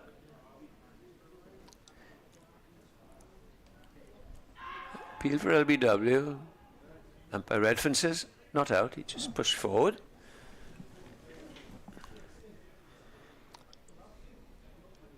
Must have been outside the line. Carlson doesn't look too disappointed, does he? No, he's trying to buy wicket anyhow, I think.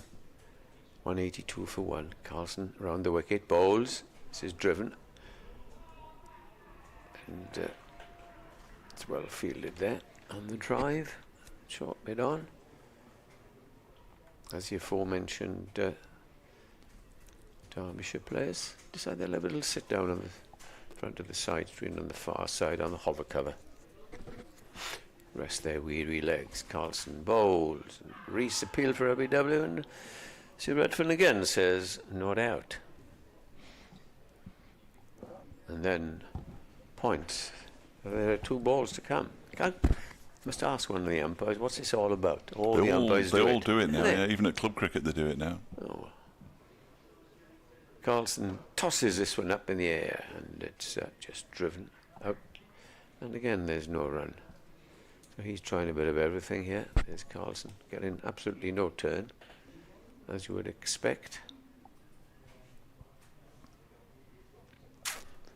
Wide of the crease, and is pushed away. They think of a run again. There is no run. End of the over, pretty accurate over. 182 for 1. Thompson is playing for Derbyshire in this game. Yes. And Mitch Wagstaff bowls leg spin. Yeah. Matt Lamb ordinarily would bowl, but I'm not sure his back's up to it at the moment. He bowls off his hand leg. Right. But he hasn't bowled in first-class cricket for a long time. And there's nobody else really who will spin it. Dahl, Chappell, Connors and Brown all varying pace. You see, I've said it many times, not only Glamorgan, because I know who the players were, but if you had a top-class spinner, times I've seen the ball thrown to Robert Croft when there's nothing, and his guile and his experience and this, that and the other, and the feel that he wants. Yeah. Well, sorry, you toss right Crofty bowl to the tee and just keep it tight. But unfortunately, Douthwaite begins a new over and gets in a bit of a tangle there. Brooke Gaspel loops into the leg side. They want somebody in a short leg now as a result. Douthwaite immediately signals across to the changing room for a helmet. oh, it'll take 10 minutes. Yes. But as I say, not only Glamorgan, because I've seen it done so many times, but many sides who had a top-class spinner would use that in the afternoon or would use him, but I'm afraid those days have gone with this plethora of seam we see time and time again. Glorious in Cardiff. Nick was saying how nice it looked in Bristol. It doesn't look very nice now on that screen. It is absolutely hammering it down. They're getting the covers on as quickly as they can. The water is bouncing off the covers. The sheets are being blown in all directions. Well, it's going away from us, yeah. Yeah, so we're not getting that, which is great news, because that looks like day-ending kind of stuff. Tomorrow's come early.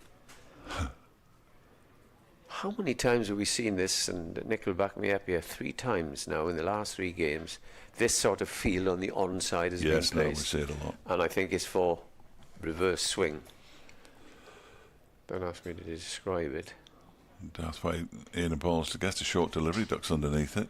So we've got a shortish leg, then there's a short mid-wicket, a square leg, a more orthodox mid-wicket, a square leg on the boundary, a backward square leg, and a long leg. And on the offside, third man and a mid-off. And that's it. No slips. And no slips.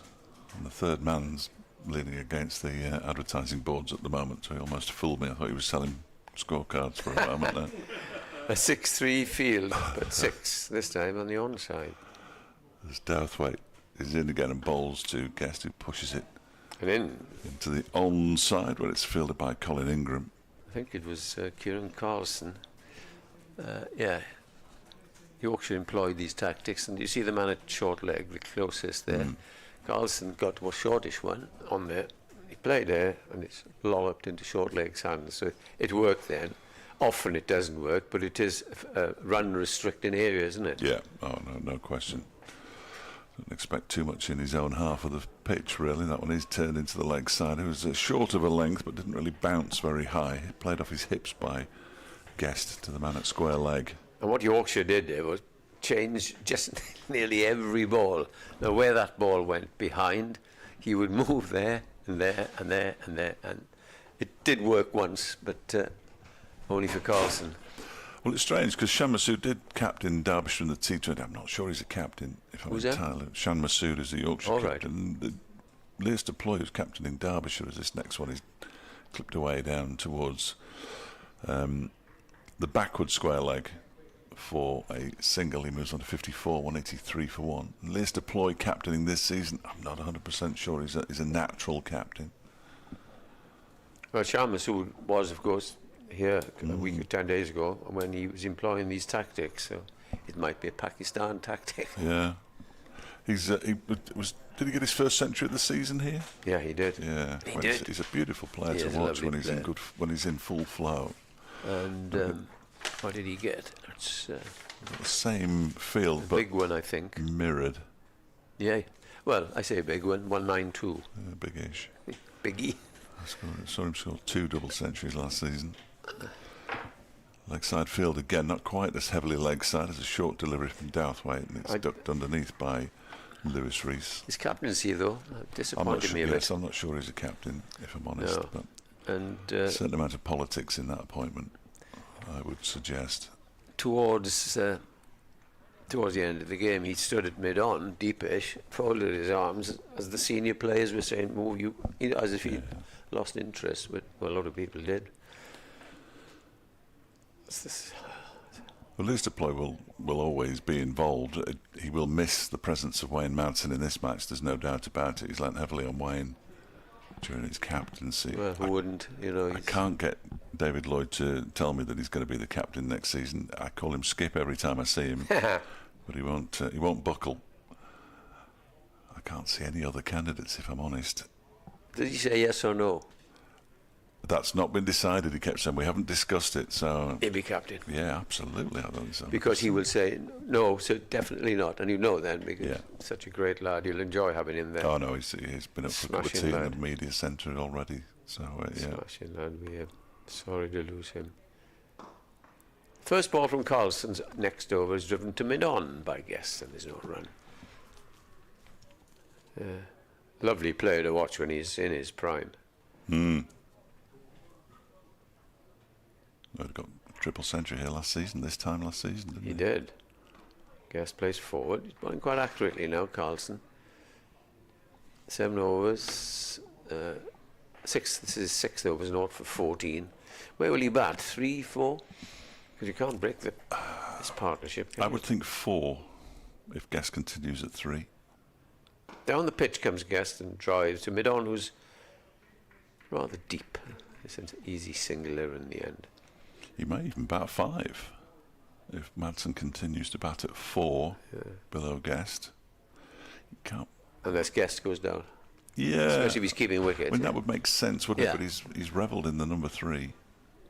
The first ball in this over is to the left-handed Rees. Is pushed out to mid-on. He's on 93, 184 for 1. He seems to have been on 93 forever. He has. That's why I haven't transferred you. Waits again. Oh, it's a peel for LBW. That wasn't the greatest looking shot there on casual. 93, was it? Bit casual. Trying to turn it into a full toss, and I think he was too far down the track for Sue Redfern to definitively say whether it would have hit the stumps or not. That's my feeling. Here he is again, and bowls. That's very wide of the off stump. That completes a rather quickish all, I'm delighted to say, as the run rate is... well, we've got 6 overs before tea. We're just about on the button here. Yeah, not far away at all. Over it says -1, but Nah, I don't bother with those -1. no. Nor should we. Well, your -1 is taken away from the helmet coming out. Yeah. You've got half a mile to walk here. Although it's closer than some pitches. Yeah, when it's down here. Douthwaite's going to continue from the Cathedral Road end. Zach Chabot continues to sun himself in the sun on the far end. He looks like it. I think he likes a bit of sun.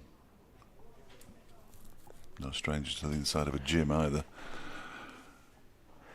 Any of these lads going abroad this winter? Well, we were talking to Sam Connors last week. He's going to New Zealand. I haven't heard anybody else, but they often do. Lewis Rees and Brooke Guest were both in Perth last winter. Harry Kame goes to South Africa. Can't think of worse places to go than Perth. Yeah, no, they both played grade cricket in Perth. Oh, to be young and free and away to go. I know. Well, Brooke Guest was brought up in Perth. Was he? Yeah, born in Manchester but brought up in Perth. As Douthwaite bowls to him, short delivery, ducks underneath it. Played for Australia's under-19s. Did he? Yeah, and if you listen to him, there's a little bit of a twang there, not much, because he came back, went onto the books at Lancashire again, and released by them, and came to Derbyshire. But Lewis Rees with He was with Lancashire. Lancashire, before thought he Derbyshire. was. Yeah, yeah. Proctor of Northants, he was with Lancashire. Oh, there's a Good few. players, aren't they? Yeah, absolutely. Douthwaite around the wicket, bowls to Guest, who just covers up and pushes that one back towards the bowler. I saw Danny Lamb make his debut at Colwyn Bay some years ago for Lancashire, and I thought, my word, he was quite brisk, bats at 7. And I see now that he's with Sussex. Yes, yes. You know, They've lost another one to. Well, they haven't lost. I think they've allowed them to go. Rob Jones has gone to Worcestershire. Yeah, that's a good He's sign. a good cricketer. Douthwaite bowls. That one is clipped into the leg side by Guest, but there are so many fielders there, including Billy Wright, who fielded that one, and it's almost impossible to get the ball through now. You've got to be very, very accurate to thread it through that leg side. Yeah, yeah. Rob Jones, fine batsman, Yeah, patient. I You know, like him. good 4-day player. Yeah. And the other one you named now, was that?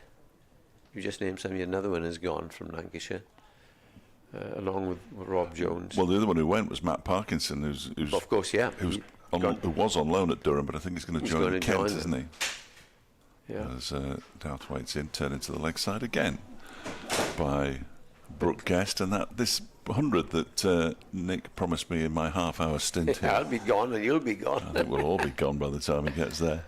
Well, there's only a few hours left before He's lunch. still on 93. He's been on 93 since 25 to 11 this morning, it seems. And he danced down the pitch in the last over. Sun is streaming down now. It's beautiful, isn't it? Beautiful. In goes Douthwaite again around the wicket, bowling to Brooke Guest, who defends this one into the onside. This time it's fielded by Colin Ingram. Where does Burton Albion take you on Saturday? I'm going from Cardiff to Reading Oh, just up on the road. Friday night, up the M4. Burton play Reading on 2 hours? Saturday. Yeah, not bad at all. Not bad at all. So it doesn't really matter when it finishes on Friday No, I or was how just late or anything. I'm just a nice Lovely. leisurely drive up the M4. Plenty of room to commentate at Reading. And yeah, it's the very top there. I very- don't like it No, because it's it's too too high. far. Yeah, it's too high. This next delivery is also short from. What is he trying to do? I think he's trying to tempt him into pulling the ball loosely into the leg side, but it's not working, is it? They're not going to play at it. That won't be a minute. The good people of Derby can't wait, as Dave Fletcher goes and tells them how well Derbyshire are doing, especially Brooke Guest, Lewis Rees, former Lancashire player, as we say. He's on 93, and Guest's on 55. You know what's going to happen now? He's going to get to his 100 and Dave be on the air to Derby. Well, radio listeners will get it instead of The telly. audio and video stream listeners. Carlson to continue then. Still a lovely, lovely afternoon here at Safari Gardens, and he's bowling to Rees, wide of the off stump. I think there's some negativity, is that the right word, come into play at the moment? Both trying to just keep runs down, bowling wide, tempting them into indiscretion.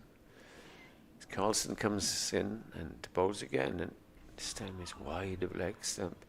Redfern's just half put her arms there then, whether she was just thinking. She's had a good debut, 3 or 4 appeals, but rightly given not out.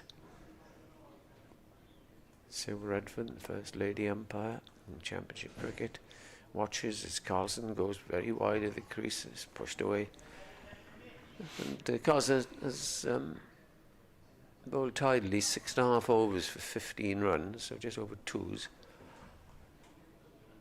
And I think especially Rees is conscious of the fact that he's nearing 100. Doesn't want to try anything ambitious. And then he comes and bowls, and this is pushed back down the pitch to him.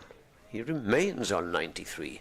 With 2 balls left, yes. The 2-fingered salute. Excuse me saying that, but it doesn't mean anything derogatory to say there's 2 balls left, one umpire to the other. Thank you, umpires. Says me looking at the scoreboard. And down the pitch he does come this time, and has hit it. And there's a one-handed half stop there at long off, and they go through for 2 more runs, which takes him now to 95. There we are. Dave Fletcher returns hot foot. from updating radio listeners, so he can indeed be on the airwaves when that milestone arrives. Carlson continues, and this hit the pad, I think, on the way through.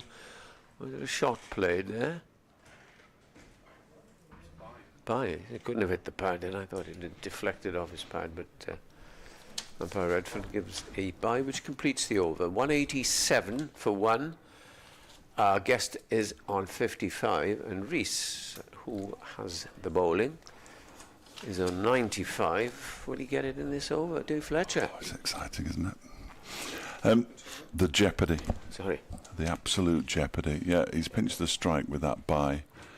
So he will be on strike on 95 for the start of the next Dan Douthwaite over. It'll be Douthwaite's 6th. He's only conceded 9 runs, so the suggestion would be, in this spell, that is, the suggestion would be that Rees would not be able to get the 5 runs he requires to get to 3 figures. But we'll wait and see. And it will continue, no doubt, to bowl short. He's got a short leg in place, and he bowls short. And Rees sways out of the way of that one and allows it to go through to Chris Cook. It's a bit of a thankless task being asked to dig it in. We saw Harris try a few short balls earlier on. He's been Glamorgan's designated short ball bowler. Douthwaite tends to vary up his lengths a bit more naturally, so he's prone. He's likes a short ball on a lot of occasions. He has got a little bit of variation in pace and can whiz a few through on most wickets. Maybe not this one. Yes. Yeah, true enough. They just moved another player from the offside to the leg side. They weren't sure there was enough on the leg side there. He's going to come around the wicket to the left-handed Rees now. The only men on the offside other than the wicket-keeper are at cover and third man.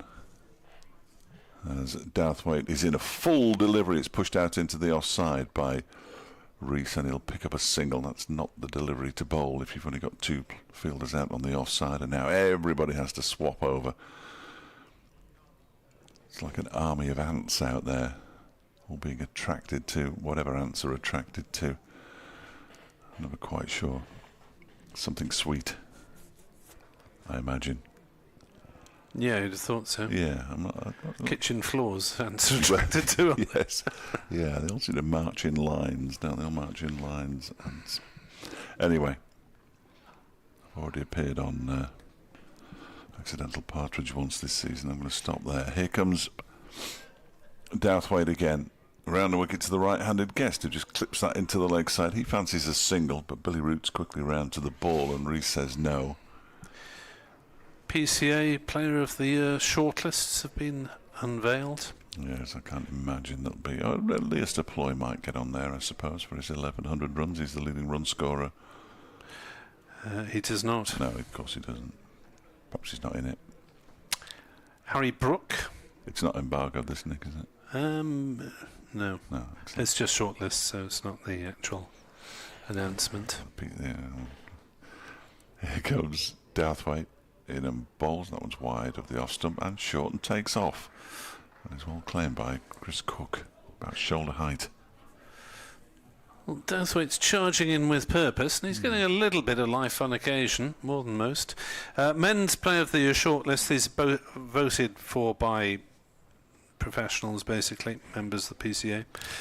Harry Brook, Liam Dawson of Hampshire, Ryan Higgins of Middlesex, who's led MVP rankings for most of the summer, and Alex Lees, the Durham opener. He should get it. He's been terrific this year, hasn't he? Averaging 74 in the championship. I'm not sure how a Middlesex player can be in there as Douthwaite bowls, and that one's left alone by Brook Guest to go through to the keeper. Men's Young Player of the Year awards. Ollie Price of Gloucestershire. We've seen him looking impressive against Glamorgan. James Rue of Somerset, and Jamie Smith of Surrey and England. So those are the Young Player of the Year awards. Ollie Price, James Rue and Jamie Smith are the shortlisted male players. James Rue will win that, won't he? You'd have thought so. 7,000 first-class runs as a teenager. 7,000? No, 1,000, sorry. 7,000 this season. the 7th teenager to do so since 1890. Wow. Douthwaite's in, and this time he does take it on. It's in the air. Is it going to be caught by Root? No, he can't quite catch it. I'm not sure if it didn't hit the man at short leg and loop up. That's the impression I've got there. They've come back for 2 runs. He's not holding any part of his body at short leg, Andy Gorvin, but it looped into the leg side. Billy Root raced around, put the dive in, and just got his hands to it, but couldn't reel it in. I don't think it did hit him. It's just looped into the air. And Root was a good effort, really good effort by Root, but I'm afraid it goes down as a drop. Though he did well to get to it. He did brilliantly to get to it. He was on how many at the time? 2 less than he's got now. 55. Okay, that leaves you to continue, I think, Dave. Excellent. I'll just do the women's shortlist. Yeah. We've got Kieran Carlson bowling, so it'll have to be fairly rapid. Maybe we'll leave the women's shortlist for the time being. Yes. Carlson around the wicket, bowls to Rees, who tries to cut and misses, goes through to the keeper, and there's no run. Rees 4 away now from his 3rd century of the season against Glamorgan. As Carlson bowls to him, and he clips this into the leg side rather unhelpfully. And again, it's a dot ball. There are only 2 overs after this until tea. Will he get there before the second interval? Who knows? As he goes back and cuts this one away. That might get to the boundary. It will get to the boundary, and there it is. Lewis Rees with his 3rd century of the season against Glamorgan. Terrific effort from him. 175 deliveries. That was his 13th 4. It's the 11th century of his first-class career, and he acknowledges supporters all around Sophia Gardens. Excellent effort from Rees. 100 not out. Well batted is Lewis Rees, his 2nd half-century, slightly slower than the first, 101 deliveries. He's had to dig in, but he's played it on merits. Carlson bowls to him. He turns this one into the leg side for a single. We might get back to normal fields again now. We might not, of course, but we might. 11 out of 42 times to 50, as that one is pushed into the offside by Brooke Guest. So 25% conversion rate. There is a shot at the stumps and some good backing up from Gorvin. The shot at the stumps was from McElroy. They do get through for another single. Guest moves to 58, 196 for 1. Now I'm going to predict that Derbyshire will get to 200 before tea, which means they almost certainly won't.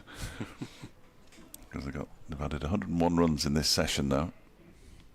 As Carlson is in, and that one is pushed straight back to him by Lewis Rees, and the over comes to an end. So 2 overs left. More applause for Lewis Rees on the way. Derbyshire 196 for 1. Cue further applause as Dr. Hignell announces those statistical details that Dave Fletcher had given you. Where are we? 2 overs until the tea interval in the one-day international. They're still off in Bristol, where England had raced to 280 for 4 in 31 overs against Ireland, with Ben Duckett on 107 not out off 78 deliveries. Phil Salt made 61 and Zach Crawley 51 before it hurled it down. I'd be surprised if they got back on it. Look at the Really? pictures there. Oh gosh, yes. Yeah, no, the very damp in Bristol. Covers are firmly on. So it's one of those days where the weather persons say sporadic showers. You may be lucky to avoid them, or you may not. Yes, I've got no idea of that. Dan Douthwaite to bowl to Brooke Guest on 58 not out, and bowls a short ball down leg side through to Chris Cook as Guest takes evasive action. So Glamorgan bowling with a fine leg what's he? Leg gully? Short fine leg? Yeah, leg gully really, isn't it? It's almost in line with the fine leg. A short leg, a square leg, and a deep square leg, a mid-wicket, and a mid-on. In other words, it is that an 8-1 field? No, there's a third man. There's a third man, 7-2 field. As that one is defended back to the bowler by Guest. No run. Surrey, no obstacles really to them wrapping up the championship. You wouldn't have thought. They've reduced Hampshire to 131 for 7, so they have 2 of the 5 points they need to clinch the title. Second placed Essex at Northampton. Northants 130 for 4. As Douthwaite is in to bowl, and another short ball down leg side, didn't get up as much. Guest had to duck fairly low. Kenton's and Middlesex both fighting to avoid 9th place and relegation. Kent in the fields at Canterbury, where Lancashire have made 231 for 5. Josh Bohannon is out for 113. So Kent just the 1 point so far. Middlesex immediately below them, 18 for 0 at Nottingham. They just got underway. Douthwaite in to bowl. Turned into that thickly populated leg side by Gaston, well fielded at the shorter of the 2 fine legs, or the leg gully if you prefer. Second placed Essex, not doing too much at Northampton. Northampton's 136 for 4 at tea. And in the other game in the First Division, Somerset 27 for 4 away to Warwickshire in the 16th over. Various delays around the country, not here. Douthwaite around the wicket to the right-handed Guest. Another shortish delivery, and that was one of his official short balls for the over, so I think he's had his 2. This one will have to be at least slightly pitched up. Last ball of the Douthwaite over, which has been largely evaded by Brooke Guest. Division 2 leaders Durham 256 for 4 against third placed Leicestershire. Half centuries unbeaten for Beddingham and Clark there at the moment. Douthwaite sees this one driven on the leg side, not timed at all by Guest. It is a dot ball after an interesting maiden over from Dan Douthwaite. They're at tea at Hove, where Sussex managed 202 all out, having been 117 for 8. Carson 56, Haynes 62, their only real contributors. Matt Taylor caused their downfall for the Gloucesters. And Worcestershire, who need 2 points to seal promotion, they're 130 for 4 against Worcestershire, so they need to get to against Yorkshire, so Worcestershire need to get to 300 to seal promotion in this particular innings. Final over before tea then is going to be bowled by Kieran Carlson from the River Taff end. Bowls to Lewis Rees, who turns the first delivery into the leg side. The Women's Player of the Year shortlist: Georgia Adams of Southern Vipers and Southern Brave, Tammy Beaumont of England, Welsh Fire and the Blaze. Century here.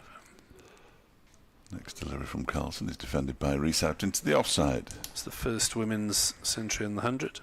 Nat Siver Brunts, Trent Rockets, the Blaze in England, Bryony Smith, South East Stars and Trent Rockets. And comes Carlson again. Turned just backward a square on the leg side by Lewis Rees, who picks up a single, and will watch the rest of the session from the non-striker's end. Women's Young Player of the Year shortlist: Sophie Eccleston, Mahika Gore and Bess Heath. Bess Heath from Derbyshire, I think. Carlson bowls, stand to be corrected.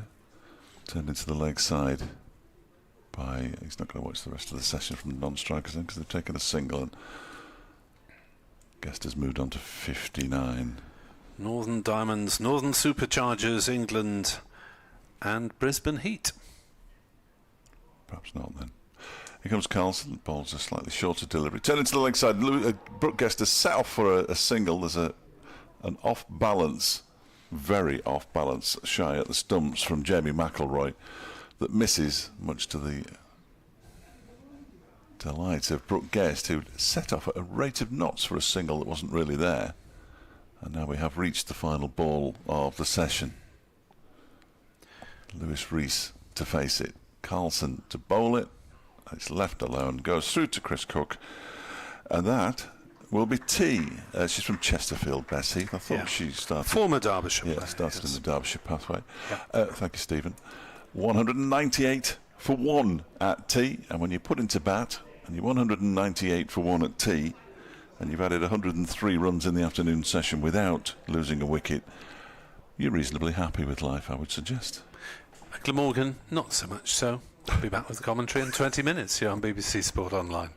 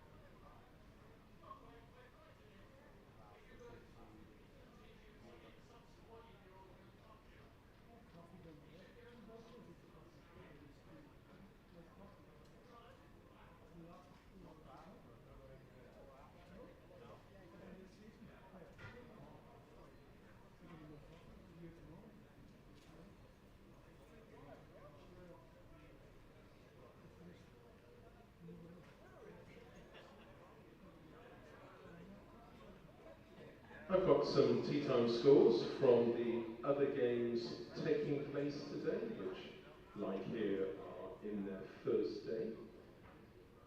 After a delayed start at the Ageas Bowl, Hampshire are 137 for 7. That's after being put into bat by Surrey. At Edgbaston, Somerset have just started to bat after winning the toss against Warwickshire. After 17 overs, though, Somerset are 28 for 4. Tea time on a rain-affected day at Northampton. Northamptonshire currently 136 for 4 after 37 overs. That's after being put into bat by Essex. At Chesterley Street, it's tea time there with Durham on 264 for 4. That's after also being put into bat by Leicestershire. At home, an uninterrupted day there where Gloucestershire have just dismissed Sussex for 202. Tea is also being taken at home. Tea time at Headingley, where after a delayed start, Worcestershire are 130 for 4. That's after being put into bat by Yorkshire. At Trent Bridge, they've just made a start there where Middlesex have won the toss. They're batting first against Notts. Middlesex currently 23 without loss. And an uninterrupted day so far at the Spitfire St Lawrence in Canterbury, where Lancashire, after opting to bat first after winning the toss, have moved on to 231 for 5. That's against Kent. A reminder that score sheets for today's game are available completely free of charge from reception. That's situated on the ground floor of the Thatcher's Pavilion, and that's where you can also purchase a copy of the 2023 Glamorgan Yearbook.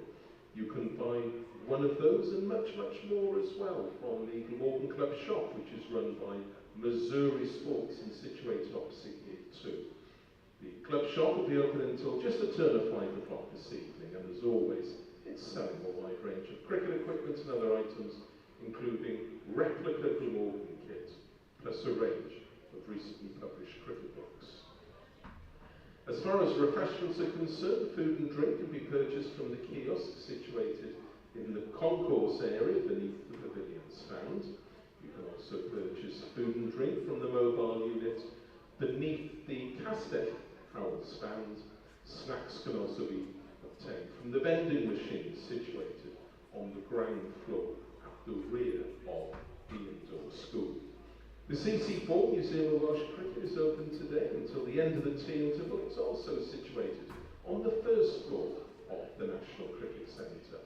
A number of highly interesting displays there, as well as a range of second-hand cricket books, as well as a range of old Glamorgan yearbooks, all for sale to raise funds for the running of the museum.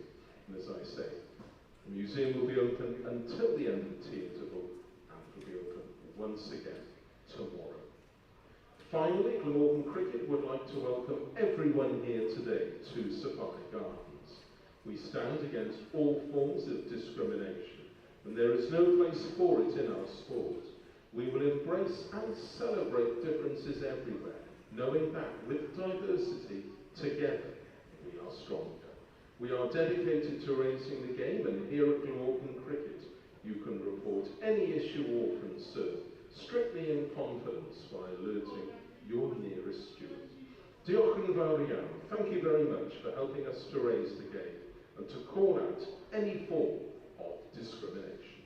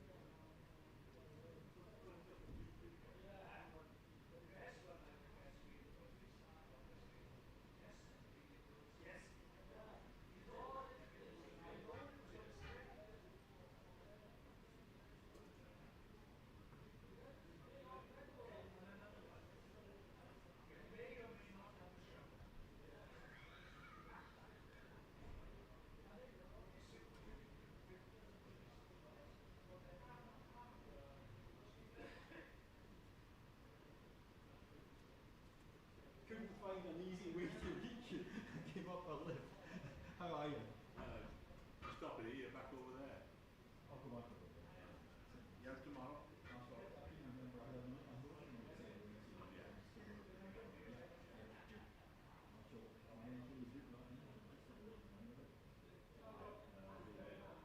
Well, the forecast tomorrow says about 4 o'clock rain. it's changing. It looks like the beginning of the Well, yeah, 4 or 5. Yeah, but the thing is, it's this storm. We're sort of. once it comes, Yeah. we're on the edge of the line. It looks a bit stuck over the line.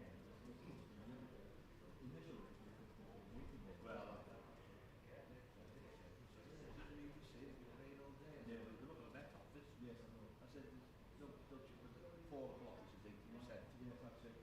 But then after that, then comes in at 4 o'clock. Yes.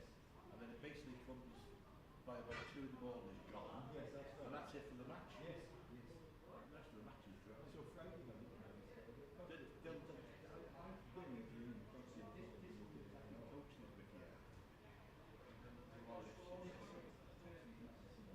They will. It depends what you do. The trouble is, they switch it to the track of the audience. If they get followed off, they follow off.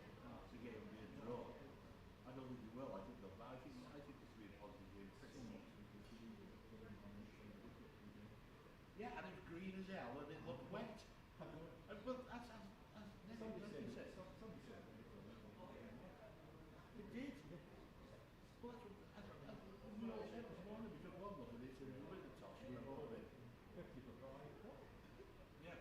I said, looking at that lot. I said, looking at that. I said, this game will be over in 2 days. I can't even bother on the decision of flaming, putting them in, you know. No, no. But the trouble is, the ball hasn't beaten the bat. It looks another feather bed. I think it was maybe one day in October.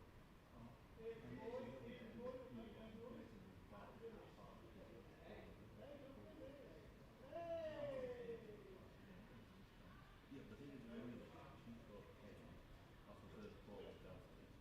And then Kane was out next. The third ball of the century. So I know the drop catch, but that didn't alter anything. It didn't alter the course of the game. The one where Bruce you mean? It was good on Saturday. One game. First of all, the season was so good. Back in the ball. You'll do a meeting. Or just get a cover. I thought you could turn up with the Arsenal today.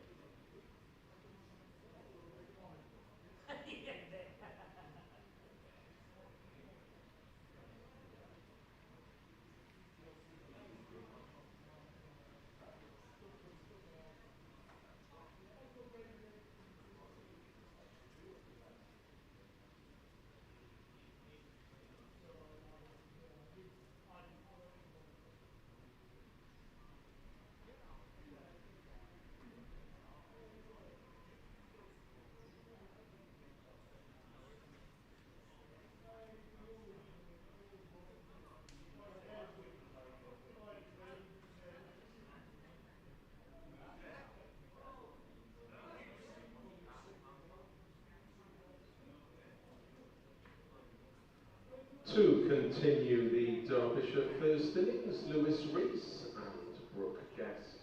And to continue the bowling duties for Glamorgan at the Cathedral Road end, Andy Gordon.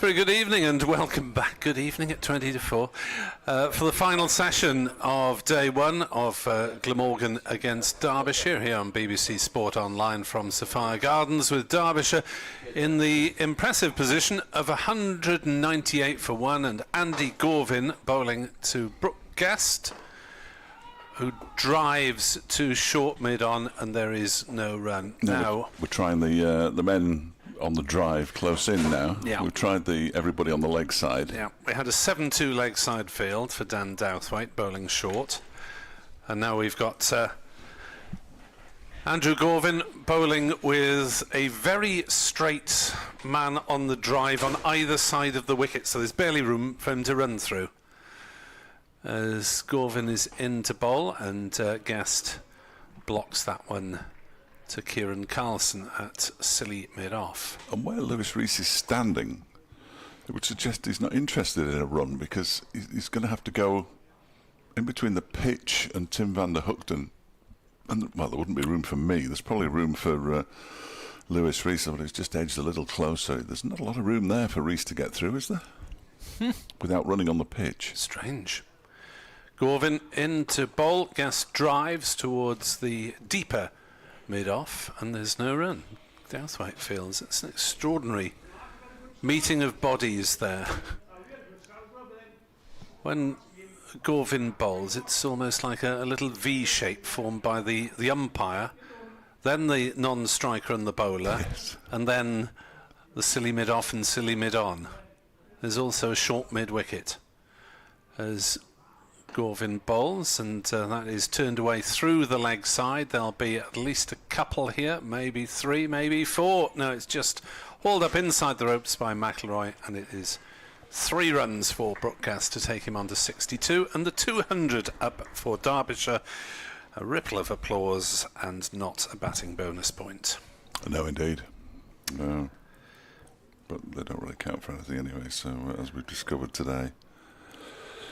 I don't think you were on air when a correspondent, Nick Buxton, pointed out, looked at the table, and Derbyshire have got more batting bonus points than Worcestershire and more bowling bonus points than Worcestershire, and Worcestershire are going to get promoted. Which just goes to show that it's far better to not get the bonus points and win a match. Gorvin around the wicket to Rees, who drives into the offside, beats the dive of Ingram, and that one will run away for 4 runs. 205 for 1. Rees to 106 not out. It's only his 3rd highest score against Glamorgan, though, isn't it? So, he's got a long way to go yet. Yeah, when they're in that V formation, it's like it's Busby Berkeley, wasn't it? The old films where they used to do the swimming. As that is clipped to on the leg side by Rees, straight to short mid-wicket, no run. Synchronised swimmer, they all end up looking like a flower. Every film they always look like a flower, but it took them a while to get there. Never really understood those films. 205 for 1. Nice to have a flying visit from Aneurin Donald, the Hampshire batter keeper, paying a very brief family visit to his brother, who works for Glamorgan. If I'd have known, I'd have asked him. He'll be here soon enough. Don't worry about it, Derbyshire supporters. I'm 100% confident, and have been for weeks, as you know. He remained non-committal. I think he's contractually or non-contractually obliged to. Well, he is employed by Hampshire for this season and next on his contract. Yes, absolutely. I wouldn't expect anything less. Kieran Carlson begins a new over from the River Taff end, bowling to Brooke Guest, who pushes it out into the offside. He's such a nice bloke, though, isn't he? We're getting some top men, if he comes, but David Lloyd and some real top characters. And it comes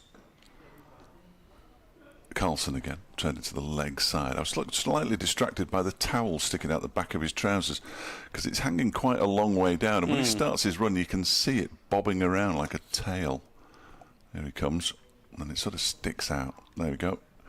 And he bowls to Guest, who guides this nicely into the leg side. It's actually well fielded, but they scamper through for a quick single. It's a substitute fielder. Oh, right. Number 8 on his back. Number 8, Callaway. Ben Callaway. He played, didn't he, of course, at He was Derby. And was concussed in the last match here. Carlson bowls, and it's left alone outside the off stump by Lewis Rees. So it's nice to see him You know my back on the next field. question, though, don't you?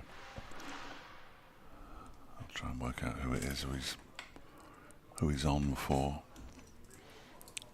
Next delivery clipped into the leg side by Lewis Rees. McIlroy picks up, no run. Someone who fancied an extra scone at tea time, obviously. Well, it's not the man who replaced him, because Dan Douthwaite is there at backward point. As Carlson bowls. That's pushed into the offside by Lewis Rees, and the over comes to an end. Is Zainul Hassan No, he's out not. there? I think you're right. He was going to be my next one. I can't see him there. That wouldn't be good from a bowling attack point of view if he's off for any period of time. I didn't see any reason why he should have been injured. Glamorgan's only wicket taker of the day, dismissing Harry Kane, caught behind for 32, was the first ball that he delivered. Since then, fruitless.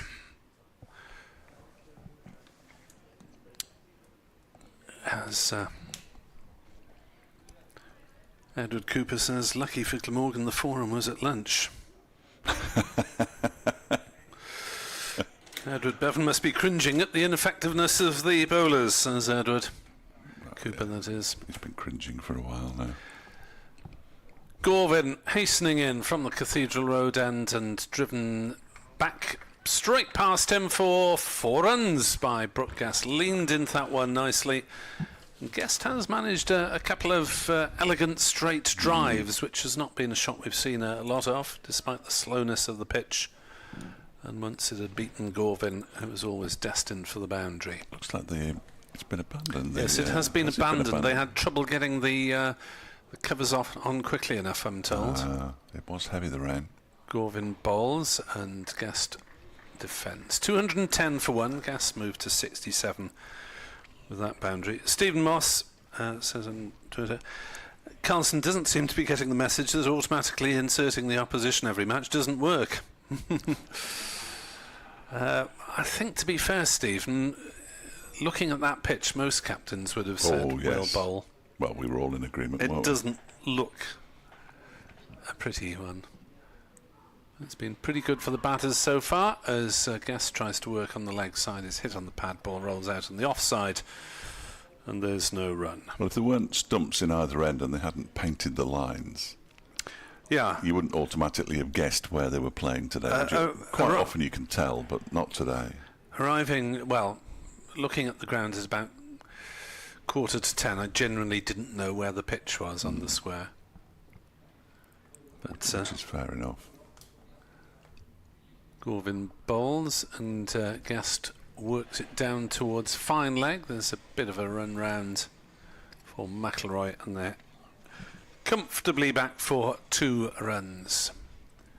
212 for 1.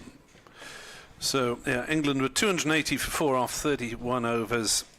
Duckett making 107 not out, half centuries for the Welshman Phil Salt, and for Zach Crawley.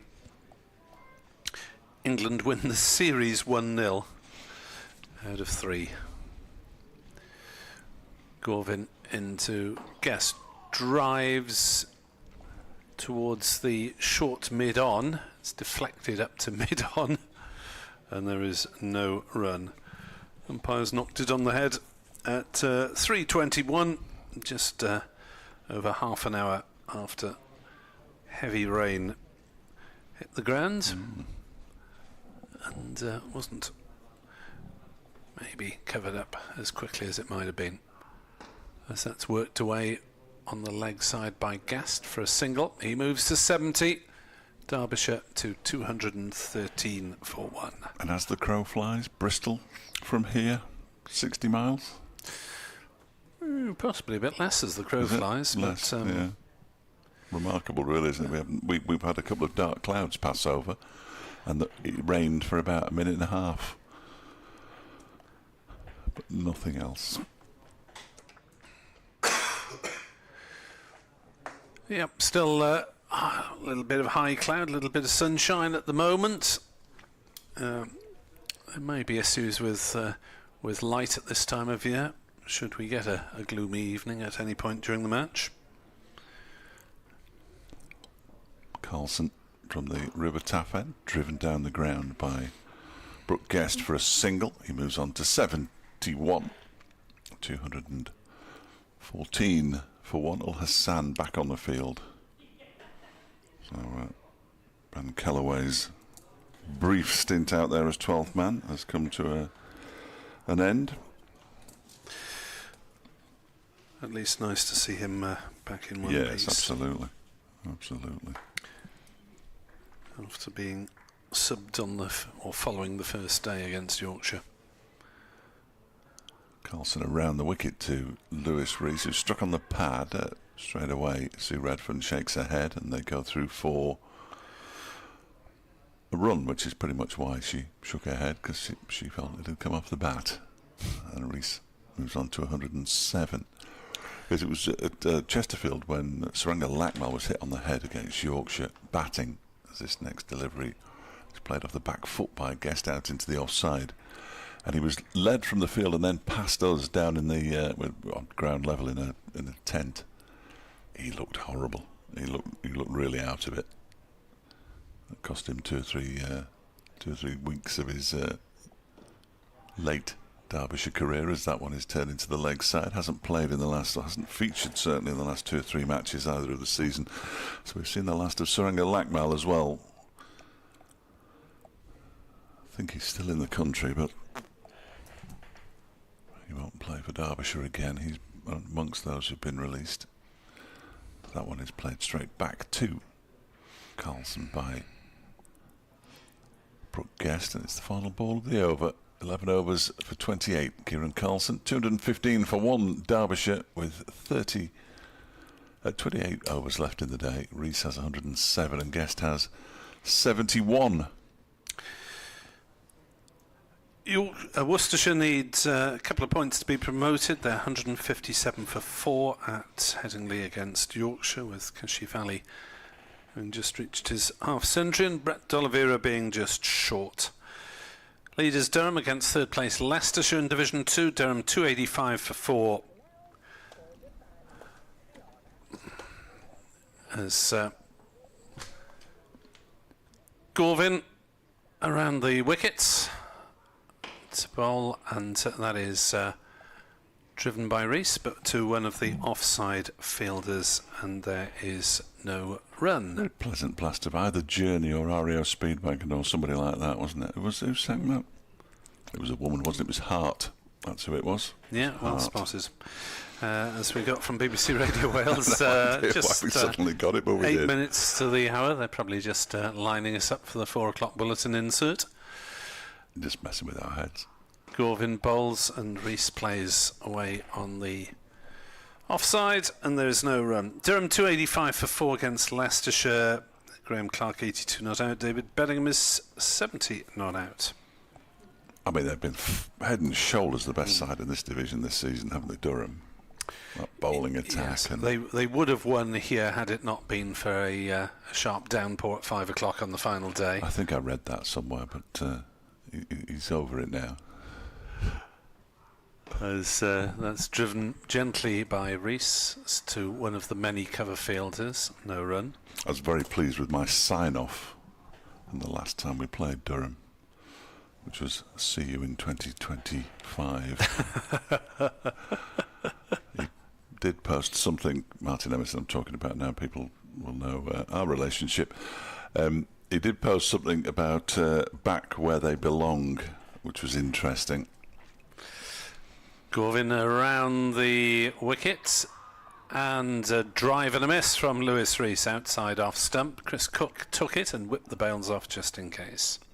Interesting, due to the fact that if you take Durham's average, or take the average of Durham's finishes since they got into the county championship, it's 11.5, which puts them very much in the second division.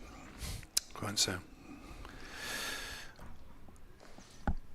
And the fact that Derbyshire's is 18 is neither here nor there.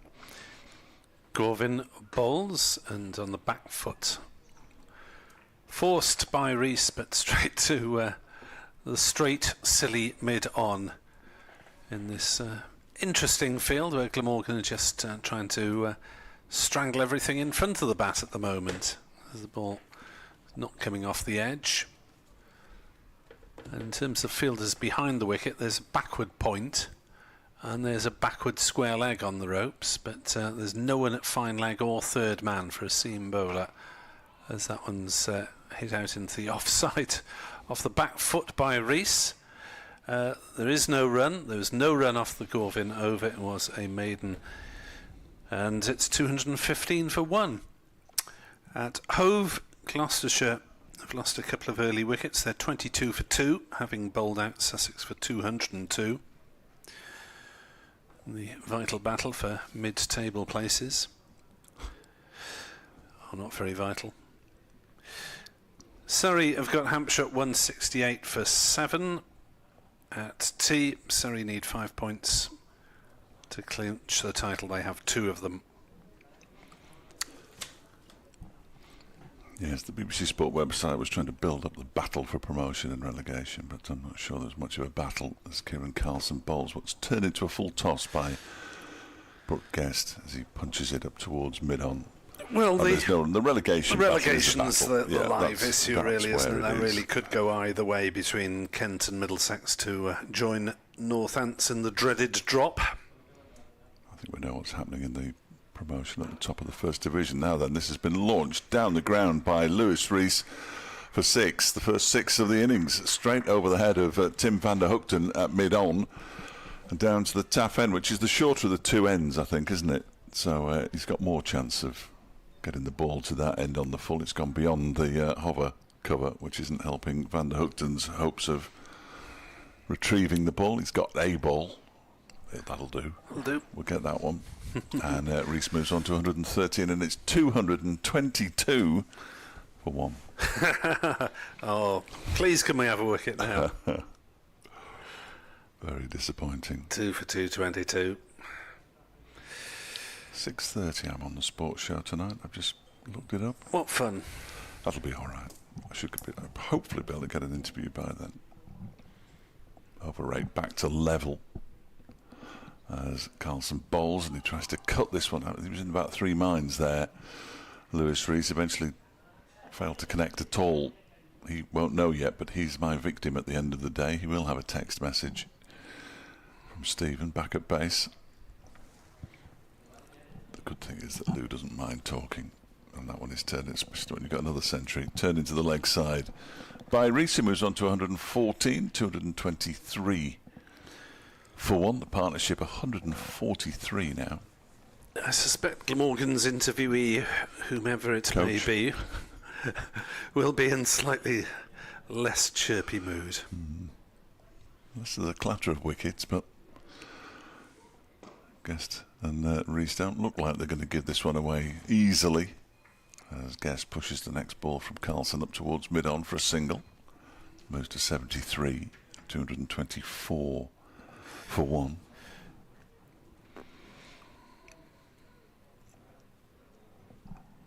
Next delivery from Carlson. That one is somehow turned around the corner, backward a square on the leg side by Rees. Not entirely sure how. He's got his back to us, but either way, he picks up another single and pinches the strike. He's on 115, Guest has 73.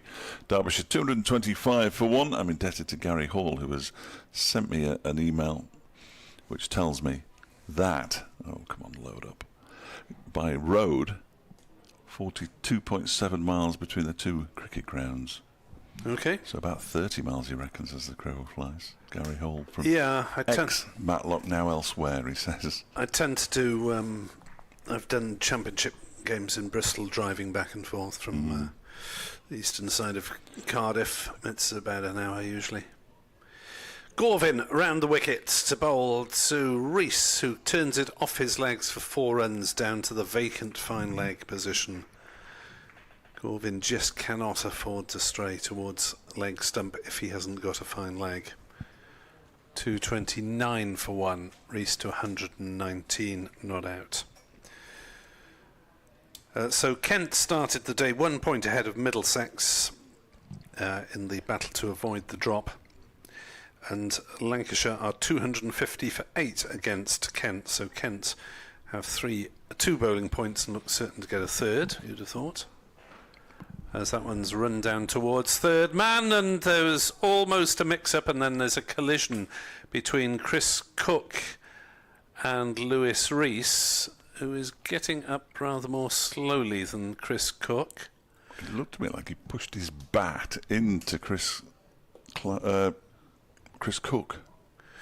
He's getting up now, though. That's good news. There might have to be 1 or 2 checks. The ball was played down towards short third man, and thinking there was a single there, Rees set off, and as Rees dived back, he's probably struck Chris Cook's hip, I think. Yes, I think illegal head contact at the very least. He may get a yellow card with it cross-armed. Yes, and it will be assessed in 8 minutes. The bunker. And a decision given that everyone will argue about for months thereafter. Absolutely, and yet some will and some won't get turned to red. But the physio, Ali Mackenzie, I think it's Mackenzie. I was sure he was Scottish. He's not. He's come on. So Derbyshire's physio is on. Chris Cook, I don't think is going to need any sort of check, since he was struck around the hip area by the helmet of the diving Rees. Maybe Rees's at his arm, as that's just getting a gentle bit of testing from the physio, and he's looking rather ruefully at his left wrist, is Lewis Rees at the moment, after that collision with Cook, with Rees playing it down to short third man, setting off for the single, sent back. An accurate throw would have had Rees in trouble, and carrying the bat in his left hand, that arm has ended up somewhere underneath the body of Chris Cook, and it looks as though they're going to be fit to continue. Rees, after that little check update for BBC Radio Wales, will be coming fairly shortly. But no good tidings for a Welsh audience, I'm afraid.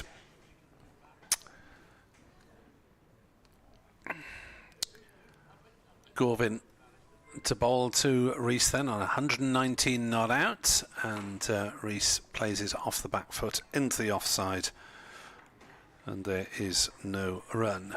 229 for 1 here on BBC Sport Online. Into the final session.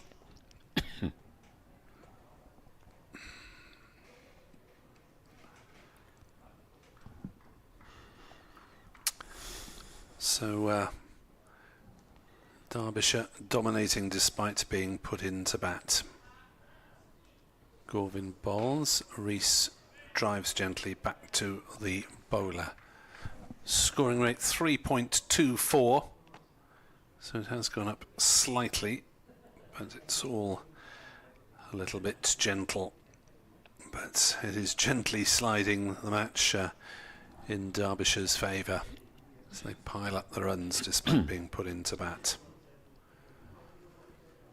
Gorvin turns, charges in, bowls but on leg stump and clipped away into the leg side comfortably by Rees. This time he's picked out the fielder at deep square. And there's just the single that brings up the 150 stand between these two. Guest has 73 of them. Rees is on 120, 230 for one. And despite the return of Tim van der Hoogten, it has been the same old tale for Glamorgan's bowlers. Update for radio to come. Derbyshire 230 for one, and Sue Redfern, the first female umpire in Championship cricket, has not had to give any Derbyshire batter out so far. Brooke Guest is on 73 not out. Lewis Rees is on 120 not out, following his scores of 131 and 201 not out against Glamorgan earlier in the season. The only wicket to Zainul Hassan, who had Harry Kane caught behind for 32. We're in the evening session with Derbyshire strongly placed at 230 for one. Edward Bevan comes back alongside me. And Carlson will continue. And he will be bowling his 13th consecutive overs, 0 for 38. And he's bowling at the Centurion. Lewis Rees, as in he comes round the wicket and bowls. And just had my orders from a sister company, BBC Radio Cymru, for a Welsh piece. And with one wicket fallen, they said, "Can you extend the piece to 2 minutes tonight?" Which is not going. Well, I've got Lewis Rees from Llanelli. That'll help. His father was born in Llanelli, as you say, and his brother's name is Ian. Ian. I should take up half a minute. Well, you can talk about Matthew Maynard's final game in charge and Sue Redfern not having much to do. In comes Carlton and bowls. He's blocked off that shot at long on now. He's got a man on the fence on that. Not, they say on the fence, but it's a rope. But when you say he's on the rope, you begin to think, what's talking about? I think he'd be about to be knocked out. Yeah, or worse.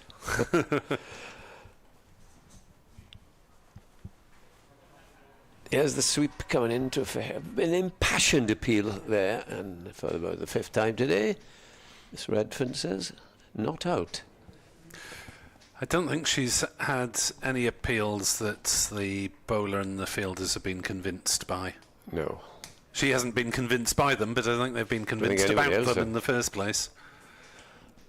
Next ball is short and cut away up to deep extra cover for a single. Well, Glamorgan will have to bat very badly if they're going to be batting twice on this pitch, which they didn't do. Well, the last time they batted, they got 400 for 5, but in the first innings, they were 100 for 6 at one point. Yeah. They only managed 217. The next ball it pushed up to long on. It's interesting to say that here that Maynard gave them a bit of a talking to at halfway in that game, and told them that he was going to leave at the end of the season, and suggested that they tried to bat as if it was a 4-day game and not a limited overs match. Yeah.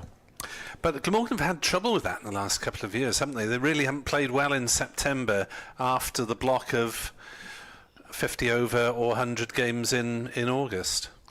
No, and it isn't. You wouldn't say, though, Nick, that 50 overs is go in there, slam bang and all that No, stuff. not necessarily. But 50 overs, you can play proper cricket.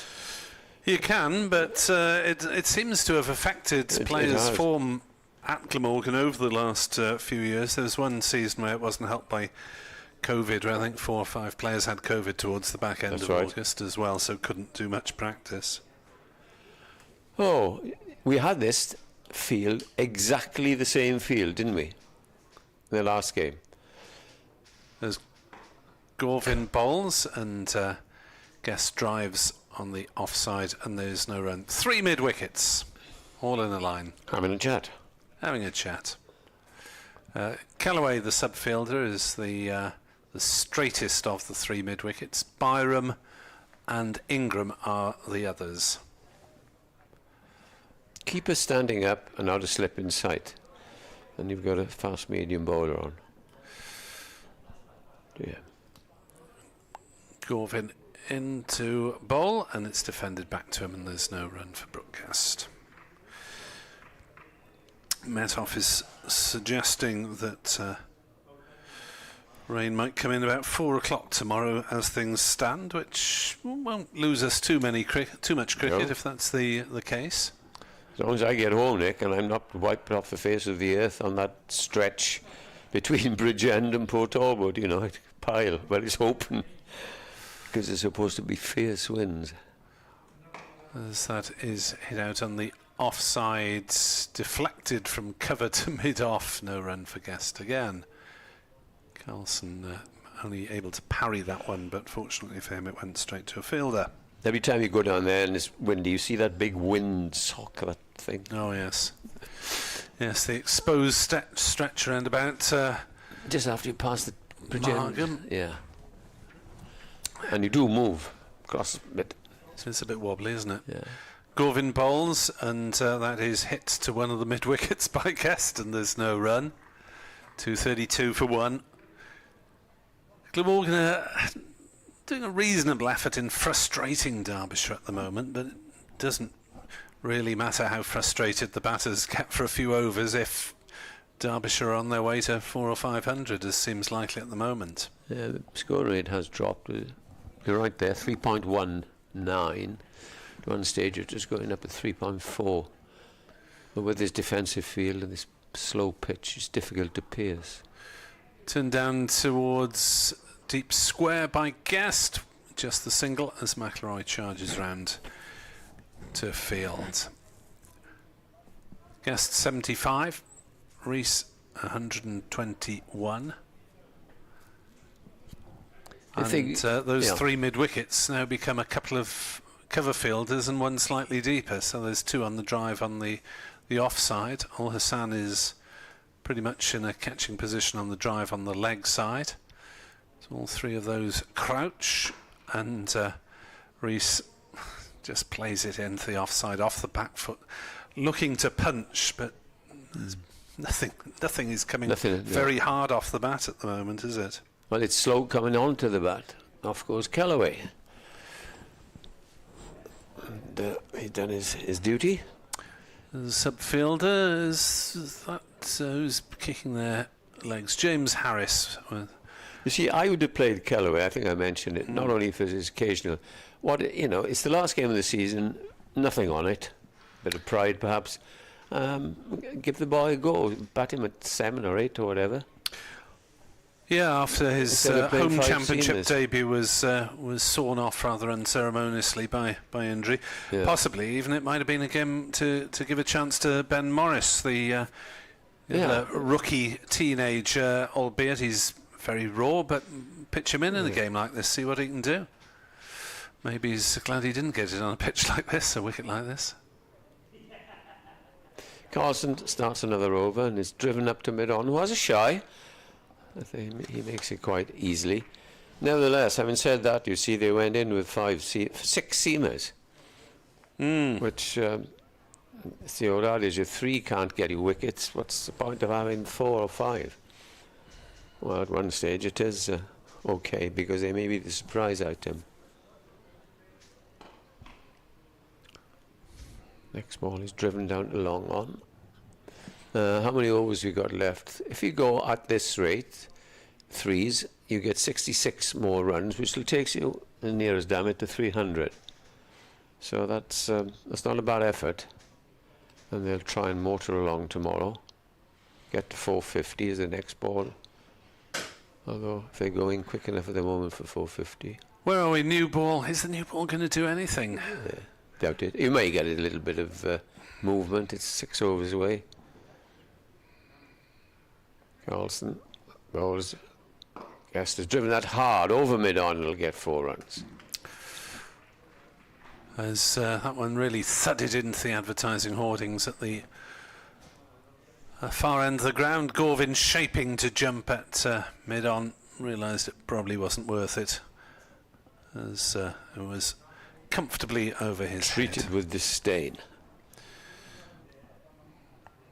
Guest has now moved up to 80 as he waits for the next delivery, which is played in the same direction but doesn't hit it quite so hard, and it's intercepted at short mid-wicket, and this time there's no run.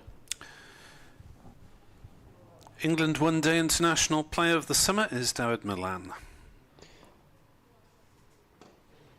That storm that we saw, that Dave and I were commentating, and that was that. End of. Yeah. Not surprised. Sawn off in Bristol. So Milan, number one player according to the rankings, scored 277 runs for 3 times out, and a strike rate of 107. It's the joint fastest England player to 1,000 one-day international runs in just 21 innings. Who was the other? The others, 2 of them. One of them you would not be surprised by, in Kevin Peterson. The other you would, I think, be surprised by. Luke Wright? No, a Warwickshire batter. Oh, Trott. Yeah. Oh, he was a bit of a slow coach. 21. Yeah, he had an image as a slow coach, but he's exactly. If you equalled the record, Peterson and Trott. You wouldn't have thought they would. Well, I was half thinking Ian Bell, but no, that would have been a good shout as well. Oh, what a player! When we played at Edgbaston a couple of years ago, I think he got 200s in the match, or he got 100 and something big.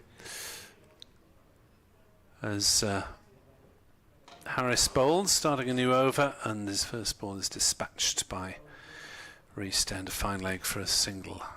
So and he played some of those trademark shots. Just wonderful to watch him. Those cover drives of Ian Bell. Yes, one of Glamorgan's rare 4-day visits to Warwickshire. I think that's been the only 4-day game that I've covered at Edgbaston in the last 9 years that I've been doing it full time. I haven't done a lot there. Harris bowls and Guest plays to root at short mid-wicket. The Aussie opener we had for that game, and I think he got 100. Was that a Khawaja game? Khawaja, didn't he? Yeah, well, he got something like 3 centuries in the 4 matches he played. I don't think he opened though for some reason. Might have been 3.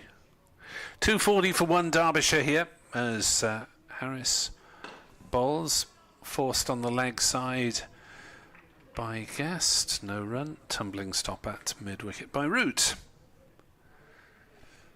So Glamorgan in pretty much a holding operation. Well, I'm sure Harris is striving to get wickets, but new ball on the way in 5 overs time after this one. As Harris and ball outside off stump, smashed away by Guest for 4. Nothing to do with the pitch there. It was a rank long hop. Guest to 84. Derbyshire to 244 for 1. What odds would you have had in 2 batsmen in 2 games, championship games against Glamorgan, getting 200s? Came and Lewis, Reece, and now Reece and possibly Brooke Guest. As Guest looks to get on the drive, but completely mistimes it. Ball just rolls out towards point, and there's no run. Guest who took 200s in a match off Glamorgan last season at Derby. So these top 3 guys have got previous, certainly, against Glamorgan. One result in both these counties' season and championship might tell you something about the pitches they're playing on. I know they play away, but Harris bowls, short ball pulled around nicely by Guest, getting right up on his toes, hitting it down towards deep square. They take the single to 45 for 1.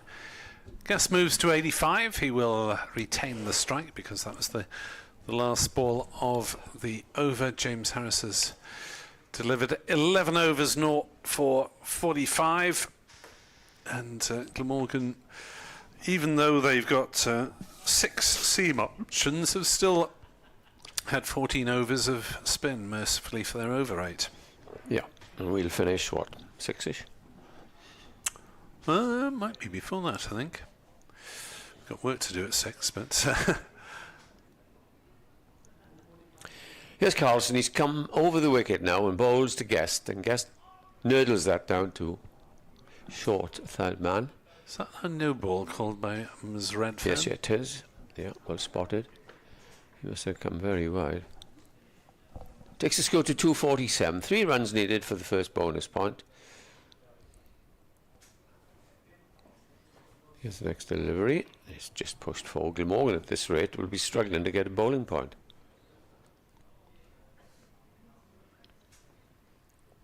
Remember, it's 3, 6 and 9.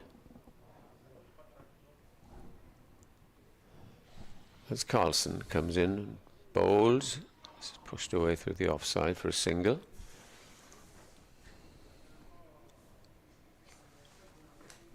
.248 for 1. Well, you'd have thought what money is available in the Glamorgan coffers after departure of Lloyd, Salter and Taylor needs to be concentrated on the bowling side. Round the wicket, and Reese tickles that away on the onside for a single. How long have we been saying that? I mean, Glamorgan batted poorly in both innings against Durham at home and Worcestershire away, but their batting's been generally So decent. down the pitch comes Guest this time, but just plays it out to mid-on. I hear rumours, and I've heard it for the last month, that Mason Crane, the leg spinner from Hampshire, might, and that's a rumour only, so don't get too excited. That's hammered away there through mid-off for 4. And excuse me, it's gone for 6 head high. Good Lord. Guess launching into that one, cleared deep mid-off. Just covered it. Yeah.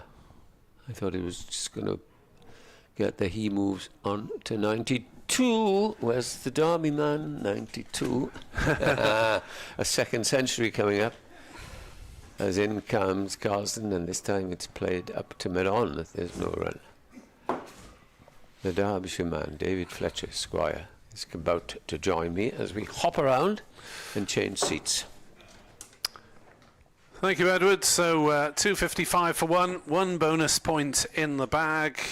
Possibly several more to come for Derbyshire with 9 wickets still in hand. 34 overs in which to garner a bonus point. So they'll might have hopes. They need to step on it a little bit to get to 400. 450 might be a little too optimistic, but the next half hour or so to be described by Dave and Edward. Well, you say that, I'll have to go in about 9 minutes, but we're going to see a change of bowling. James Harris from the Cathedral Road, and ball dabbed out back to square. On the offside by Lewis Rees, and the go through for another single. And Rees moves on to 125. Derbyshire up to 256. I've got some numbers written down so that... Imagine if you played these in successive games in the Championship. Love it. And it's a combined total of 2,800 for 5 wickets on these pitches. Harris over the wicket, bowls 2. In fact, Hugh Morris, the chief executive, said in his speech lunchtime that Glamorgan, the pitches here, while he sympathised with groundsmen because of the weather, etc., will try to get better and produce pitches. I don't know if you had the same thing up in Derby. Yeah, I was to say that Zach Chappell was pleased to see the grass on the pitch in the last match against Sussex when they bowled Sussex out for 100. The Sussex batsmen didn't cover themselves in glory, though. As Harris bowls to Brooke Guest, who drives gloriously for 4 runs and moves to within a boundary of a century. That was a beautiful shot. Lovely shot. He's played 2 glorious shots in that area where nobody else has played today. He is a very fine cricketer indeed. don't want to. Put the kids out. No, I don't. I know I can't. I know it's a load of old nonsense, but 5 times to 50 this season, and on 2 of those occasions, he's hoping to make it 3 out of 5. He's gone on to make 3 figures. In comes Harris and bowls to him, strikes him on the pad, and he's gone. Leg before wicket for 96.